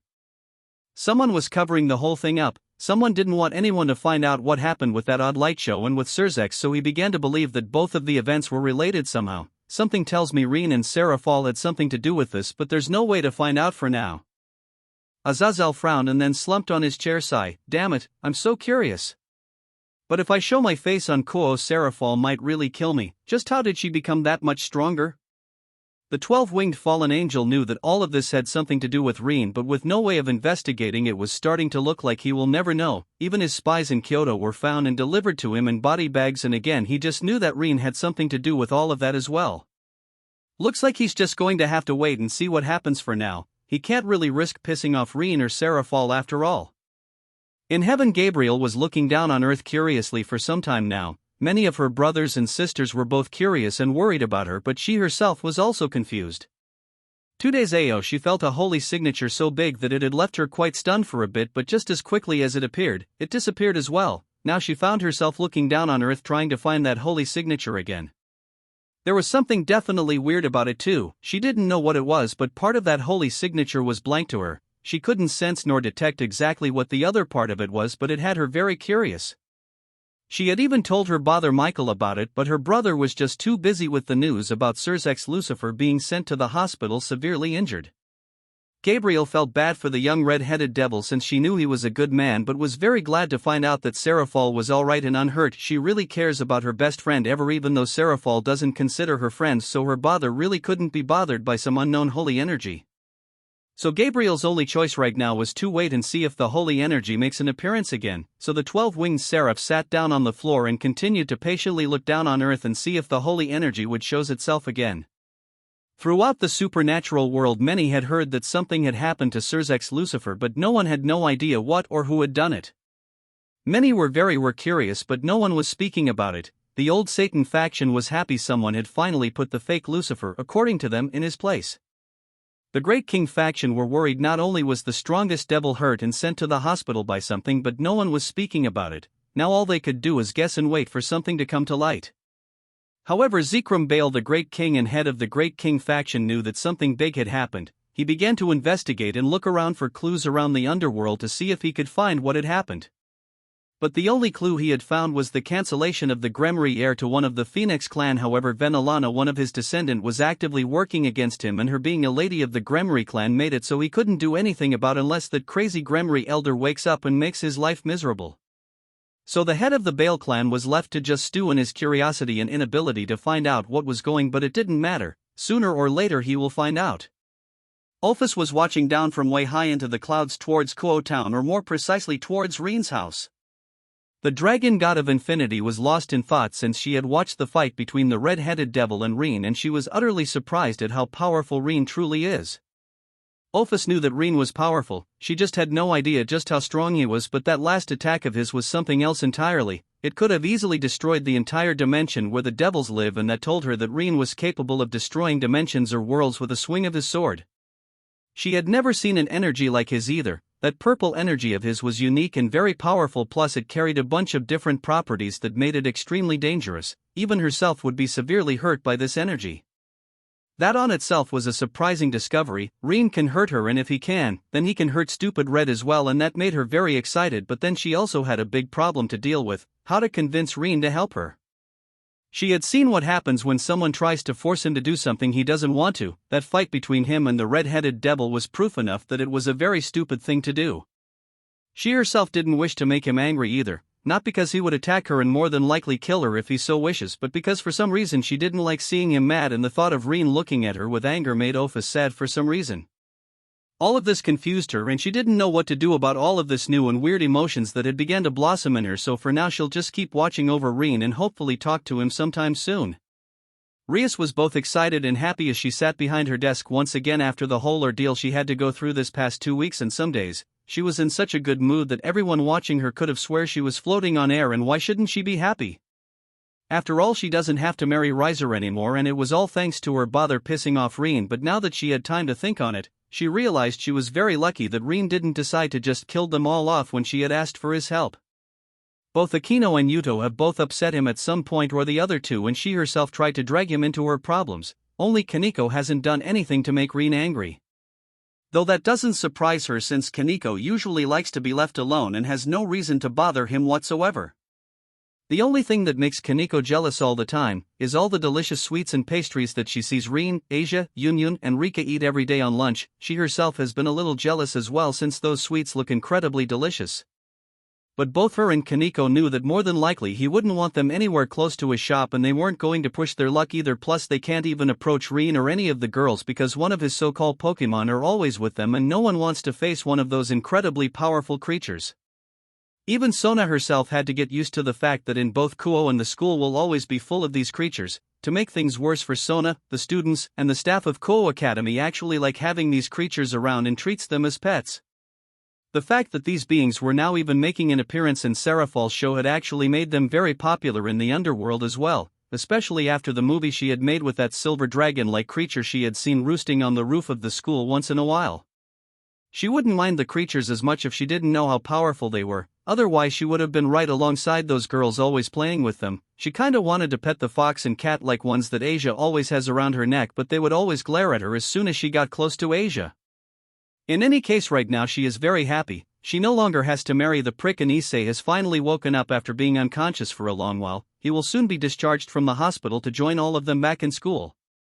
Asia, Yunyun, and I were in class today. As always, Asia was surrounded by Pokemon. Today it was Leafeon who was taking a nap on Asia's lap, and Jolteon who was sitting on her desk paying attention to the teacher giving her lecture to the class. Yunyun had even put some fake glasses on Jolteon, saying that it would make him look extra smart looking, and I have to admit that she was right. Though the teacher looked like she wanted to pet Jolteon, her hand was shaking and she was staring at him with longing in her eyes, but Jolteon was too far away. It did make me chuckle a bit watching this happening. The teachers of this school really do like having the Pokemon around, and that made me happy when I found out. The Pokemon themselves seemed to respect the teachers, and when they were in class they would always pay attention and stay quiet. This is why the Pokemon had been widely accepted by everyone in Kuo Academy. They're smart enough that they can understand rules and the people around them. As I sat there and watched the epic struggle of one of my teachers trying to not walk up to Asia's desk to pet Jolteon, who was intently paying attention in class trying to figure out what the teacher was teaching, I began to think in what I was doing this past 2 days. As soon as I was done kicking the ass of the most powerful devil in the underworld, Cheerful, and I immediately went home in order to avoid any more devils from coming over and starting more problems.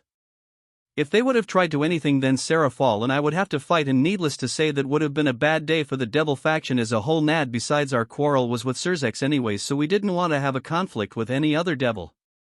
That would have forced my hand and I would have caused a lot of damage to the underworld, and even though Cheerful would have understood and even helped me do so, in the end it would have made her sad. I know better than anyone else that even though her faction is full of a bunch of arrogant self-entitled assholes, she did wish to bring destruction to her people. Why? The children. It has always been the children that had pushed Cheerful to continue to work towards peace. It was the reason she accepted the role of Maou and the reason she works so hard in both foreign affairs and her show. So we left the underworld right away after I was done with Surzex and went home. By the time we got to our home by the lake, the girls were already waiting for us. Kunu immediately ran up to me and pounced to hug me. I easily caught her while laughing a bit and then carried her in my arms as Cheerful and I walked up to the house. Yun was the first one to greet me with a smile and kiss, which prompted both Wiz and Sakuya to ask for the same. Asia got a bit flustered and blushed deep red, so I just smiled at her and gave her a kiss on the forehead, which seems to be to her liking since she gave me a big bright smile.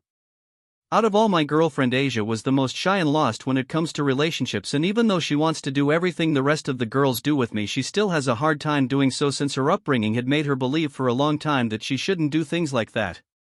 So I opted to take things slowly with her and talk to her. When she decided to join the harem, I let her know that it was okay to take her time and get used to being in a relationship and to do things at her pace. She agreed, and once in a while she does things like this.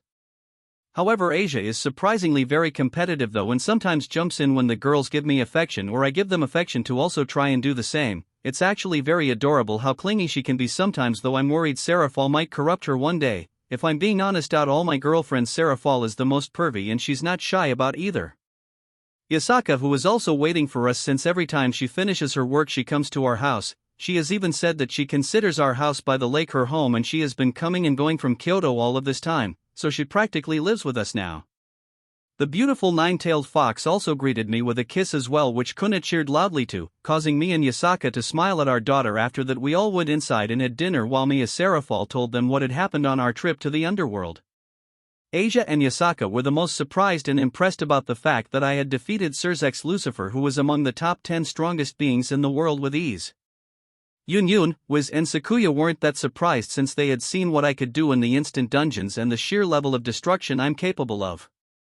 Kuna was just over the moon at how powerful her papa seems to be, and she was very excited throughout the entire time I spoke about the fight. After I finished, she got up and tried to do some of the attacks I described, but the only one she could somewhat pull off was Fire Punch, but Yuki didn't seem to like that, so she then began to try and teach Kuna how to do Snow Powder and Fairy Wind. It was cute watching Yuki try to teach Kuna how to use basic ice and fairy type moves, and Kuna trying to do them. I'm going to have to give her skills and perks soon too and begin to train her, but first I'm going to talk to Yasaka about it first.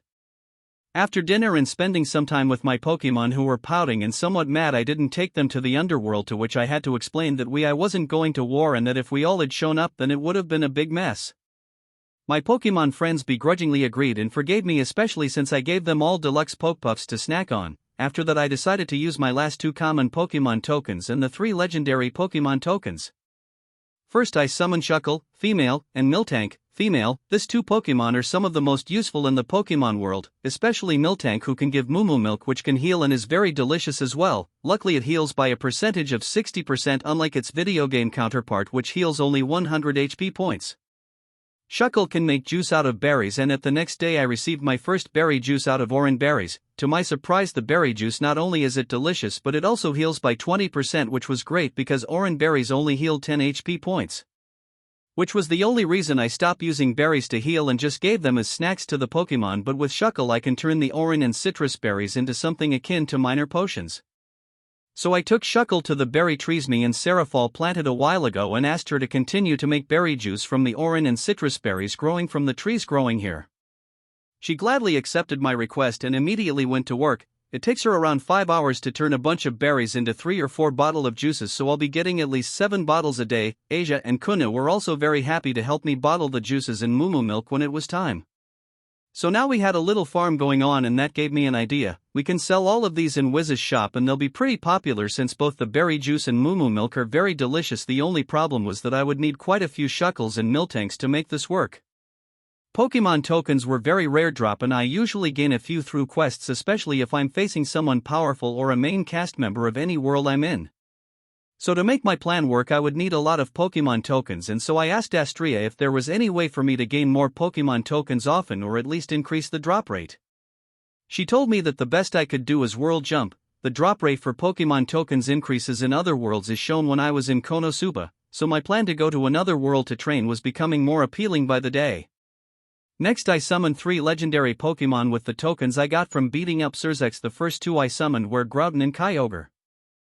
Groudon, male, is one of my favorite legendary Pokemon and a very powerful one at that. He's also a ground type and is capable of primal reversion, which is a type of mega evolution. He is a very big Pokemon, though, so me and Sakuya had to expand the territory around our house by a lot and create him a sort of mountain range for him to have somewhere to rest and relax when he's not in my Pokehome. Kyogre, female, was next, and like Groudon she is a big Pokemon capable of primal reversion, Sakuya, and I had to also expand the lake and make it deeper so she can have somewhere to relax and rest when in our backyard. She spends a lot of her time sleeping at the bottom of the lake or coming up to spend time with Wiz, who she got attached with very quickly. Though Wiz didn't know what to make of Kyogre when she would follow behind her floating in the air like a lost puppy. It was quite funny watching such a big legendary Pokemon following someone around like that. Thankfully these two can turn off their abilities, otherwise they wouldn't be able to stay at our house without causing massive destruction to the environment, but when they do activate their abilities they do change the weather on a conceptual level. I guess they really are divine creatures after all. It was the game and the anime which didn't portray this very well, or at least they made it not as relevant. PBT, they are very powerful beings and very dangerous to the world if enraged. It was a good thing my Groudon and Kyogre were very friendly and loved to play with Asia and Kuna too. Now both of them take care of these 2 titans and both Pokemon love them for it. For my 3rd legendary Pokemon I chose Xerneas, male, a fairy-type legendary Pokemon with a conceptual control over life. I chose him because Xerneas had the power to extend lifespans, and that will help with the human members of my family. Even with all the skills and perks I have given the girls, they were still human, and there's only so much that my skills can do to extend their lifespans. But with Xerneas' blessing they can now live for as long as I live. Xerneas' power is connected to mine, so the girls not only got extended lifespans but increased vitality as well, meaning that they won't age after reaching their prime. This was a perfect solution to this issue, and we no longer had to worry about losing one of them to age. I also got some great skills from these 3 Pokemon, but the most surprising ones were weather manipulation, which was the result of mimicry copying the abilities of Groudon, Kyogre, and Rayquaza. It seems like I had to watch and register all 3 abilities in order to get this one, which makes sense in a way, and from Xerneas I got life manipulation. I don't know exactly what it does and its description is blank, so my guess is that I have to obtain its counterpart from Veltal as well to get the full skill or something. But that will have to wait until I get another legendary Pokemon token, and who knows when I'll get one, so for now all I can do is push this aside for now and go on with my day. However, I was snapped from my trip on memory lane when I heard a few squeals of joy and a few of the girls in class looking at the window, prompting me to take a look as well. Only to sweat drop because Xerneas was right below our class looking all majestic while staring up towards our classroom. It seems the girls like him a lot. I turned around towards Asia because I know Xerneas was looking for her. The legendary fairy type was very attached to her and liked to go looking for her all the time. Hey Asia, you have a visito wa? As soon as I turn around I sweat dropped once again because our teacher seems to have lost her inner battle and was now petting Jolteon with a big smile on her face while Yun Yun, who was sitting beside Asia, was giggling. I did not know what to say about that. Asia heard me though and got up from her desk with Leafeon on her arms. She then handed her to Yun Yun, who also got up and followed her while Asia walked to my desk. Leafeon looked a bit grumpy from being waken up by the commotion made by the girls of the class. She walked up to my desk and then looked out the window. A big bright smile appeared on her face when she saw Xerneas, and the legendary Pokemon actually began to sparkle with different colors and excitement. All of this made me chuckle while Yun Yun, who walked up to my side and giggled as I said, "Sometimes I think my Pokemon like you more than they like me, Asia." Asia giggled at me and nodded. "Say what you will, but my Pokemon really love her. Am I jealous?" "A little bit. But I don't blame them either. It's hard not love a caring girl like Asia." Suddenly the lunch bell rang and everyone got up to go eat their lunches. Of course this included me, Yun Yun and Asia. Sadly this meant that Jolteon also jumped from the desk and followed us outside, to the dismay of our teacher, who yelled out, "Ah, don't go." Making me laugh a bit, We went to Rika's classroom to pick her up and together we went to our usual spot to eat. Xerneas was already waiting for us outside surrounded by girls petting him, but he abandoned all of them the moment he saw us and made a beeline towards Asia, who smiled and patted his snout. The girls complained and slumped where they stood the moment Xerneas left them, causing me to raise an eyebrow as we walked towards our spot. Quite the heartbreaker you've become, Xerneas, haha. Xerneas just tilted his head, but I did catch a little smug smile on his face. Asia giggled and petted the legendary Pokemon, but Xerneas is good boy. He can't help it that he's so handsome. I tried really hard not laugh, but it is really funny to watch Asia treat Pokemon, especially legendary Pokemon like this. Xerneas did look extra smug right now though. As we arrived to our usual lunch spot, I took out a couple of bowls and Asia poured some Pokefeed into them so the Pokemon can eat while we ate our lunch in peace. However, that peace was interrupted when Mimikyu jumped out of a bush holding up one of the pastries from Wiz's shop with her Shadow Claw. We all turned towards Mimikyu, who immediately jumped on Asia's lap, but then something else jumped out of the bush and tried to get to Mimikyu, but I stopped it with Psychic. We all recognize her right away, but it was Rika who spoke next. Kaneko? What are you doing chasing Mimikyu like that?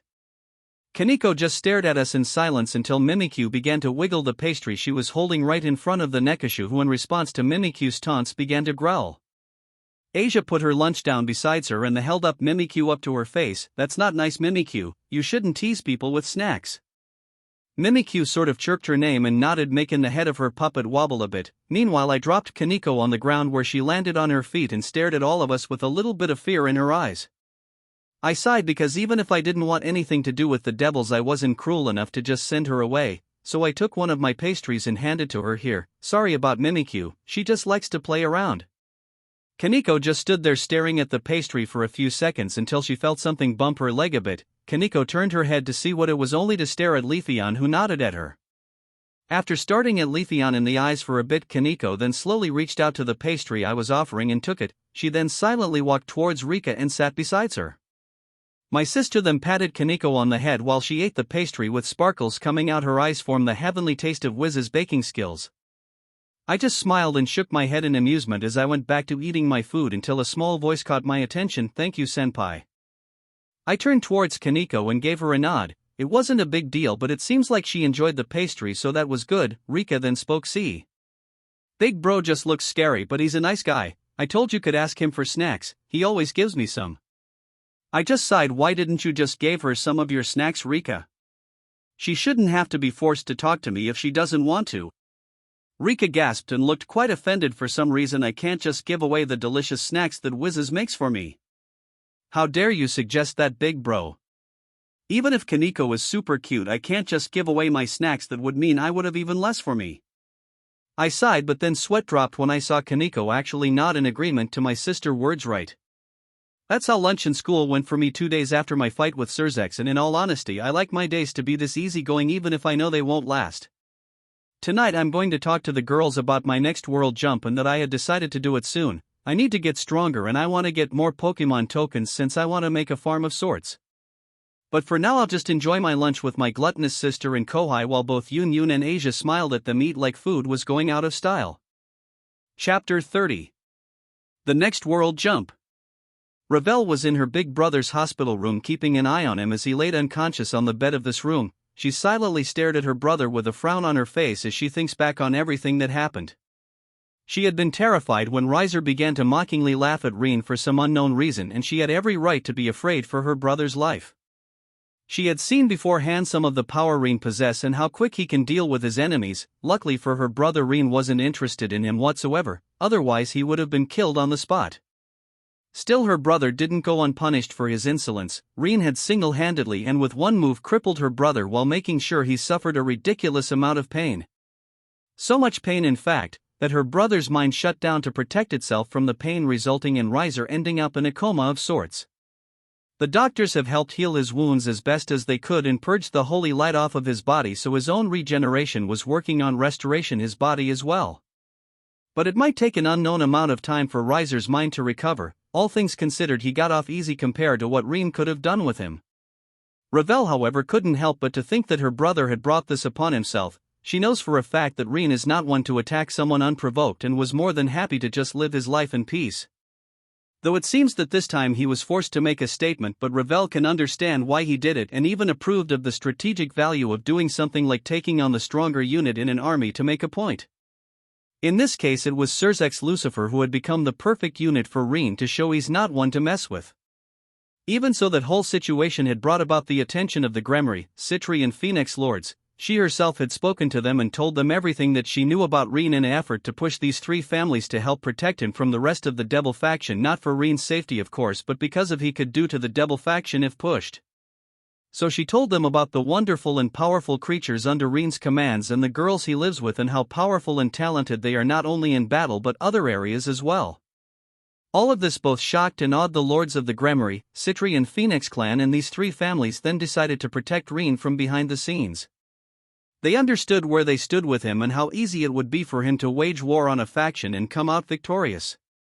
To make things even more real for them, Ravel decided to show Rean's creatures with the help of her familiar. Of course the ladies Gremory, Citri and her mother were instantly enamored by the creatures while the lords were impressed by their sizes and power.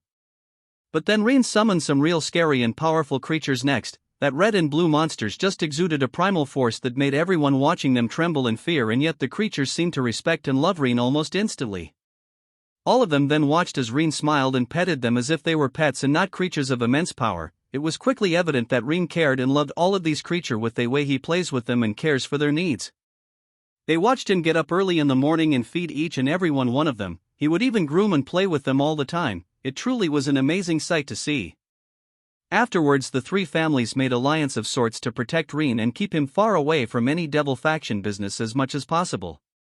Of course this left her in a bit of a loop. She didn't know what to do next nor what she should expect. With her brother unconscious for the foreseeable, she didn't know what to do with herself new, and that left her feeling a little lost. She knew she wanted to be stronger. After watching what Rean was capable of, she was inspired to do her best to grow in power, but she was still lost on how to go about it. Suddenly she heard the door to her brother's room open and she turned around to see who had come to see him, only to smile when she saw her mother step inside. Lady Phoenix smiled at her daughter and walked up to her side. "How are you doing, sweetie? Are you tired? Maybe you should go home and sleep for a few hours." Ravel shook her head. "I'm all right, mother, just a little lost on what to do next."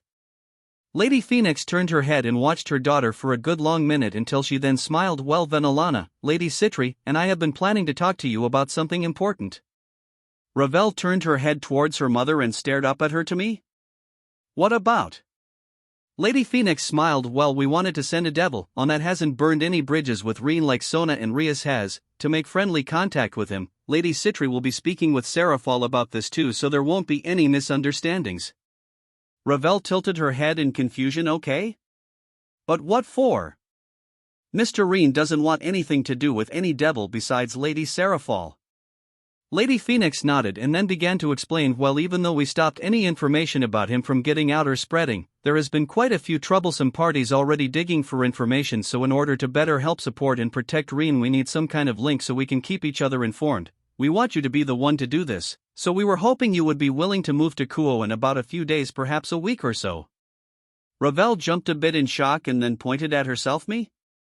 But why me? I'm not particularly good anything other than planning and strategies. I'm not strong either, not strong enough to stand by Rean's side." Lady Phoenix softly smiled at her daughter. "But you already know Rean well enough. I'm sure you will be able to befriend him and help him in any way you can, plus take this as an opportunity to learn and grow strong." Ravel looked down and grabbed hold of her skirt. She then began to grab it tightly. "But what if he doesn't want anything to do with me? What if he hates me?" Lady Phoenix giggled a bit and then grabbed hold of her daughter's chin and pushed it up. "Ravel, you yourself has said that Rean is a good person and we all have seen it. As long as you earnestly approach him I'm sure he'll accept you, plus you can help him manage that wonderful sweet shop of his. You heard what he has planned with those creatures of his, right? A farm requires a lot of work and management. I'm sure you will be useful to him." Ravel stared at her mother's eyes and tear up a bit, knowing that her mother believes in her. Lady Phoenix then grinned. "Plus if you play your cards right, you might land yourself a place on his harem. Doesn't that sound enticing, fufufu?" Ravel gaped at her mother while blushing brightly. "Mother, Yudo Kiba was in a bad mood today, the same as yesterday and the day before, and the reason for this was the fact that Rean has possession of a holy sword in Excalibur if he heard that attack right. This simple fact had made his losses against him sting even more than before, and that had made Kiba very upset lately. after all if he can't even touch Rean then how is he supposed to destroy the rest Excalibur blades? Rean has a holy blade but he had deemed him unworthy of using it against him which further increased his aggravation towards Rean. Though now that he was forbidden to even approach Rean much less ask about his holy sword had made things worse, now all he could do was glare at Rean from a distance unable to do anything about his anger, especially since he was aware of how easily Rean can kill him. Sona was standing in front of a window and watched Rean spend his lunch with Yun, Asia and her sister. As always there was always at least one of these Pokemon around them. She seriously didn't like the fact that these creatures had taken over her school and the town but what hurt and frustrated her the most was the fact that she couldn't do anything about it. The creatures were very popular in the school and town and pretty much everyone living in Kuo had accepted and adapted to their presence. Though she herself thought some of them looked very cute but still, the way they interrupt and disturb classes really pisses her off. But the worst thing is that her sister herself loves and cares about these creatures a lot as shown in her last Magical Girl Levia movie where the silver dragon-like creature made its debut becoming a fast favorite among even the devils.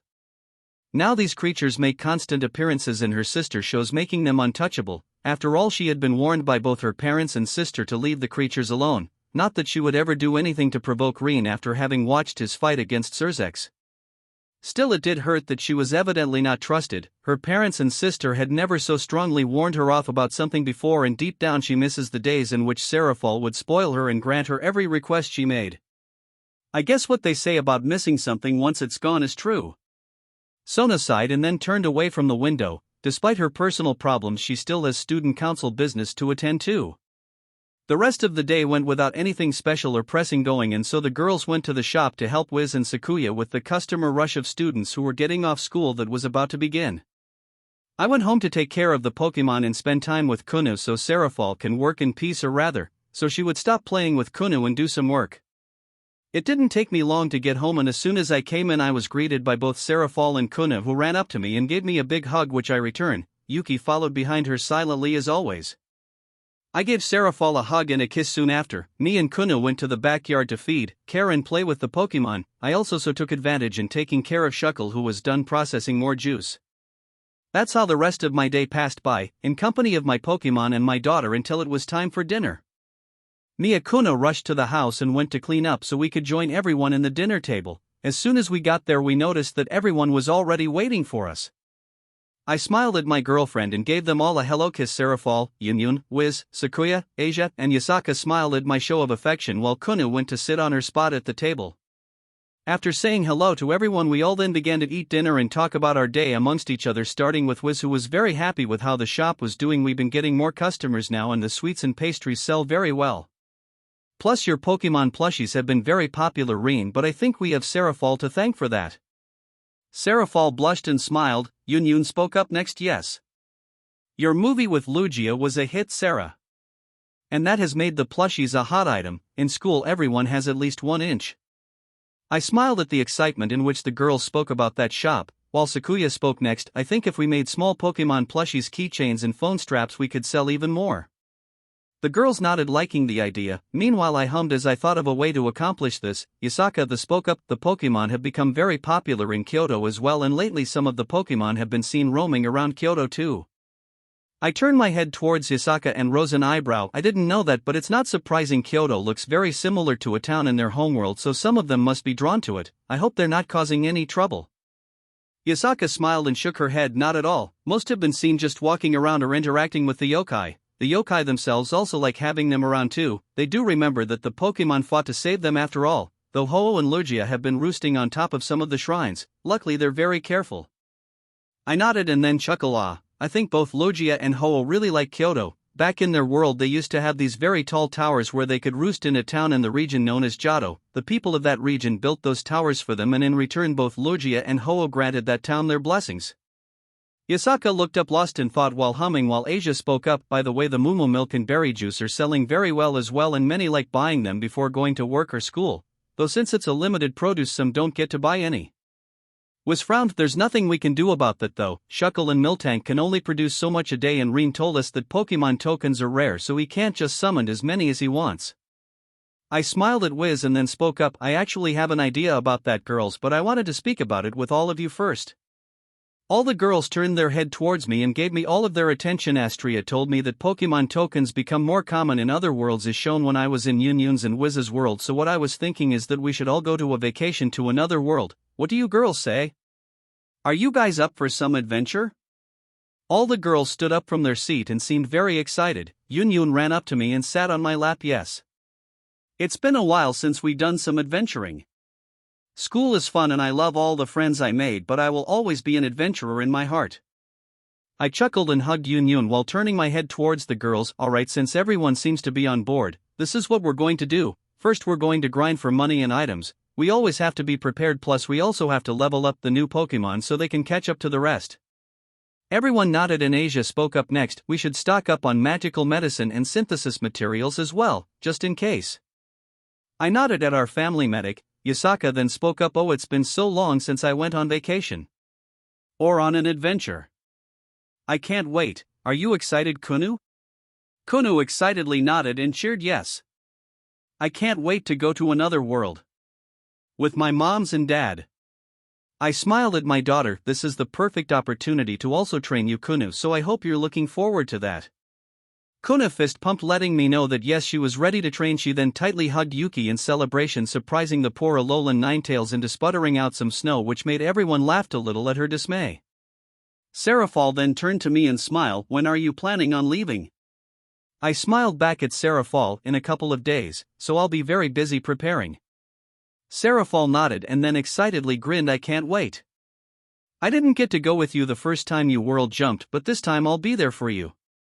I chuckled at her and hugged Yunyun tightly, who was still on my lap. It's going to be fun. Now here's how I plan to do this. I'll world jump by myself first to make sure I land somewhere safe, then once I find a place to stay or a base I'll summon you guys to the world. This way there will be no risk for you guys, especially for Asia and Kunu. Sound good? The girls nodded and then began to excitedly speak amongst themselves about what they might just encounter in another world, while I happily listened to them, glad that they're happy. 2 days later, Issei was back in school and the first thing he did is thank me for helping Rias. I just raised an eyebrow at him and told him that I never planned to help Rias, that I went to the underworld with the sole purpose of beating the shit out Surzex. Issei just shrugged and said that even if I didn't intend to help Rias in the first place, my actions still ended up setting her free. DxD congratulated me on showing dominance against a powerful adversary. Apparently he was very proud of me, though Issei had no clue as to why, and DxD refused to explain, but I was thankful for the praise from a fellow heavenly dragon. After that, the next few days went by without anything new happening. The only thing me and the girls were doing is grinding for money, experience points, and items to prepare for the trip. Plus I also began to grind some of my skills, since my fight with Surzex showed me that I still have to be careful with them. I don't want to accidentally destroy something or hurt someone. Speaking of skills, Excalibur also informed me that her noble phantasm was still evolving. The fact that it was already so powerful while being incomplete made me even more excited about it. Honestly, I can't wait to see it once it evolves into its highest form. Though she did tell me that she didn't know what the requirements of evolving it are, in any case both of us were excited about it. I continued to train my Pokemon as well, especially the low-level ones, so they could catch up to the rest. Groudon, Kyogre and Xerneas seemed to have a lot of fun, causing untold of amounts of destruction in the instant dungeons though, but that was fine. That's what the dungeons are for anyways. They certainly seemed to have a lot of fun training. I also bought a bunch of new TMs and healing items for my Pokemon just in case. Always be prepared, I always say. The girls also decided to grind and master a few new skills I have given them recently. Kunu as well began to train since she wanted to be able to defend herself. I gave her all the skills and perks I have given the rest of the girls, and she immediately went with Yuki and the rest of the Pokemon to learn everything she could from them. Now all the Pokemon were busy training the little Kitsune how to do Pokemon moves, and surprisingly enough Kunu was learning and managing to adapt to them quite well. Of course Yasaka and I also taught her a few new things. This was also how I picked up Senjutsu, the DxD version that is, since Yasaka began to teach Kunu how to use it. This version of Senjutsu increased the power and control of Ki and Aura. It also allows me to do internal damage with my physical attacks, allowing me to cause damage to the soul and life force of my targets. This version also has incredible healing capabilities, allowing me to even heal damage to the spirit and life force, which is incredibly useful. It can also get rid of curses and poison quite easily. This combined with some of my other Ki and Aura type skills would increase their power by a wide margin. Obtaining Senjutsu also unlocked the perk Tuki. This perk passively enhances strength, speed, and endurance as long as Senjutsu is activated. This is another skill that I will give to the girls in the future. It's very useful not to. I also plan to give it to the girls once I master it, but for now I'm going to grind it for a while in order to better make use of it. We spent a total of 4 days preparing for the world jump, making sure we had everything we might need, and soon the day where it was time to go to our next adventure came. It was Thursday night and almost everyone had gathered in the living room and sat around while we waited for Yasaka and Serafall to be done with their workday. Kuna was sitting beside Yuki, using her as a pillow as she was playing with a bit of fairy-type energy and making all kinds of shapes while Yuki was supervising her. Yunyun and Asia were talking about their school day while Sakuya and was listened to them with soft smiles on their faces, glad that their fellow harem sisters were having a lot of fun in school. It didn't take long for Serafall and Yasaka to arrive after a hard day of work. Sakuya immediately got up and went to the kitchen to make some tea and bring some pastries for them. Both Serafall and Yasaka greeted us with smiles as they also took a seat around the living. Sakuya came out of the kitchen and served them tea while handing them some of the pastries she brought. We waited for them to eat and relax as we told them about our day, and they themselves told us some of the things that had happened during their day as well. This was how we usually spend our time together after a hard day of either work or school before we have dinner. After a while everyone was ready and I stood up. The girls and Kunu immediately looked up at me and gave me their full attention. Okay, so we're now as ready as we can be, so I'll be world jumping in a bit. For you guys it will be instantaneous when I summon you, but it might be a few weeks for me. I have to make sure that the world I arrive in is a safe one and I get a place for us to stay. The girls nodded, but I could see that they were excited about the trip. Kona got up from where she was sitting and walked up to me to give me a hug. Hurry and bring us over, Papa, that way you won't be lonely, okay? I smiled at my daughter and hugged her, of course. I'll try to bring you guys over as fast as I can. I then turned over to the girls and gave them a smile as I let go of Kuna, who ran over to Yasaka and sat on her lap. Yunyun then spoke up, "Be careful, Rean, and make sure you have some fun." Asia nodded in agreement to Yunyun's words, then spoke up, "Make sure to make some friends as well, Rean." I smiled at them and then turned towards Serafall, who brightly smiled and said, "Have some adventures. But make sure to leave some for us, okay?" I chuckled while Yasaka giggled and then said, "I can wait for you to show me around this new world, Rean. Do take care, okay?" I nodded at Yasaka and then opened the system's main menu to select the world jump function. Alright, then I'll get going. I love you guys and I'll see you all in a while. The girls blushed and Kuno cheered, making me chuckled. Astria. Begin the world jump, star. Right. Let go and have some fun, Rean. Initiating world jump. Randomly selecting world. World chosen. Preparing for world jump in 1, 2, 3. Reality cracked like glass before me, and the last thing I saw before I left my world was everyone smiling and waving at me. The first thing I saw when reality fixed itself was a cavern-like wall. I looked around and confirmed that I was in fact inside of a cave-like structure. I took a few steps and suddenly the walls around me began to spawn a few goblins who dropped to the ground and began to get up. I raised an eyebrow because all of this seemed very familiar for some reason, but I couldn't quite remember. Let's walk around and see what we find. I began to walk while the goblins pounced on me, trying to slash at me with their claws. I just caught them with psychic and crushed them as I continued to walk. This continued to go on for some time. During my walk I found a few stairs going down, so I took them since I grew curious about this place. Something about all of this was just too familiar and it was starting to bother me a bit since I couldn't remember. After some time and going down for a few more floors, I suddenly heard a scream and a roar of some kind of monster. I immediately used my aura sense to map out the floor with the mini-map. The mini-map instantly registered all the monsters and the ally unit that was running away from a big enemy unit, so I took off running towards them. That's when I saw the big-ass Minotaur chasing a very familiar white-haired and red-eyed teen who was running at full speed. That's Belle. Holy shit, I'm in Danmachi. Ha, this will be fun. I followed closely to make sure Belle was safe, since I don't know if this world would deviate from canon or not, but then I caught glimpse of a yellow blur letting me know that Ace Wallenstein was already on the way. So I stayed behind and watched as Ace saved Belle from getting murdered by the Minotaur. Then Belle stared at Ace for a while being covered in blood until she tried to approach him to see if he was okay, only for Belle to then take off running screaming. I chuckled because it looked funny watching him get flustered to the point to running away like that. I then shrugged and turned to leave, but then the dungeon began trembled and the walls began to ominously glow. I looked around in a bit of concern until a whole bunch of roars began to resound all over the place. What in the world? Rean. This place is reacting to your presence. I'm hiding your energy signature, but it was still able to sense something from you. Look at the mini-map. I immediately did so and then raised an eyebrow when I saw a bunch of big enemy units come out of from the stairs leading to a lower floor. What the? That's a lot of monsters. I take it that the dungeon doesn't like me in here, right, Star? It's afraid, Rean. It thinks you're here to destroy it, and well, it's not wrong. You're certainly powerful enough to blast it off the face of this world. Right now it empowered some monsters from the lower floors and all of them are heading your way. The trembling stopped and I then saw Ace frowned and took off and running in high speed towards where the stairs to the lower floors is. Might as well see what's going. I wouldn't want anyone to die because I scared the dungeon. I then disappeared in a blur as I headed over the big monster party that was gathering. To my surprise, I received a quest notification making me grin. New quest received. Welcome to the world of Danmachi. Your presence in this world is already causing a wave, and as such the dungeon is feeling threatened, and for a good reason. You are a heavenly dragon, a being never seen before in this world. So the dungeon empowered and evolved a herd of minotaurs that were in the lower floors fighting a certain group of people, and now they're heading your way while this group of people are trying to stop them from escaping from the dungeon. Go help them and kill all the minotaurs. Objective 1, kill as many minotaurs as you can. Objective 2, make sure none of the people fighting the minotaurs die. Reward 1, for every 3 minotaurs you get a Pokemon token. Reward 2, perk Harem, Disgaea series.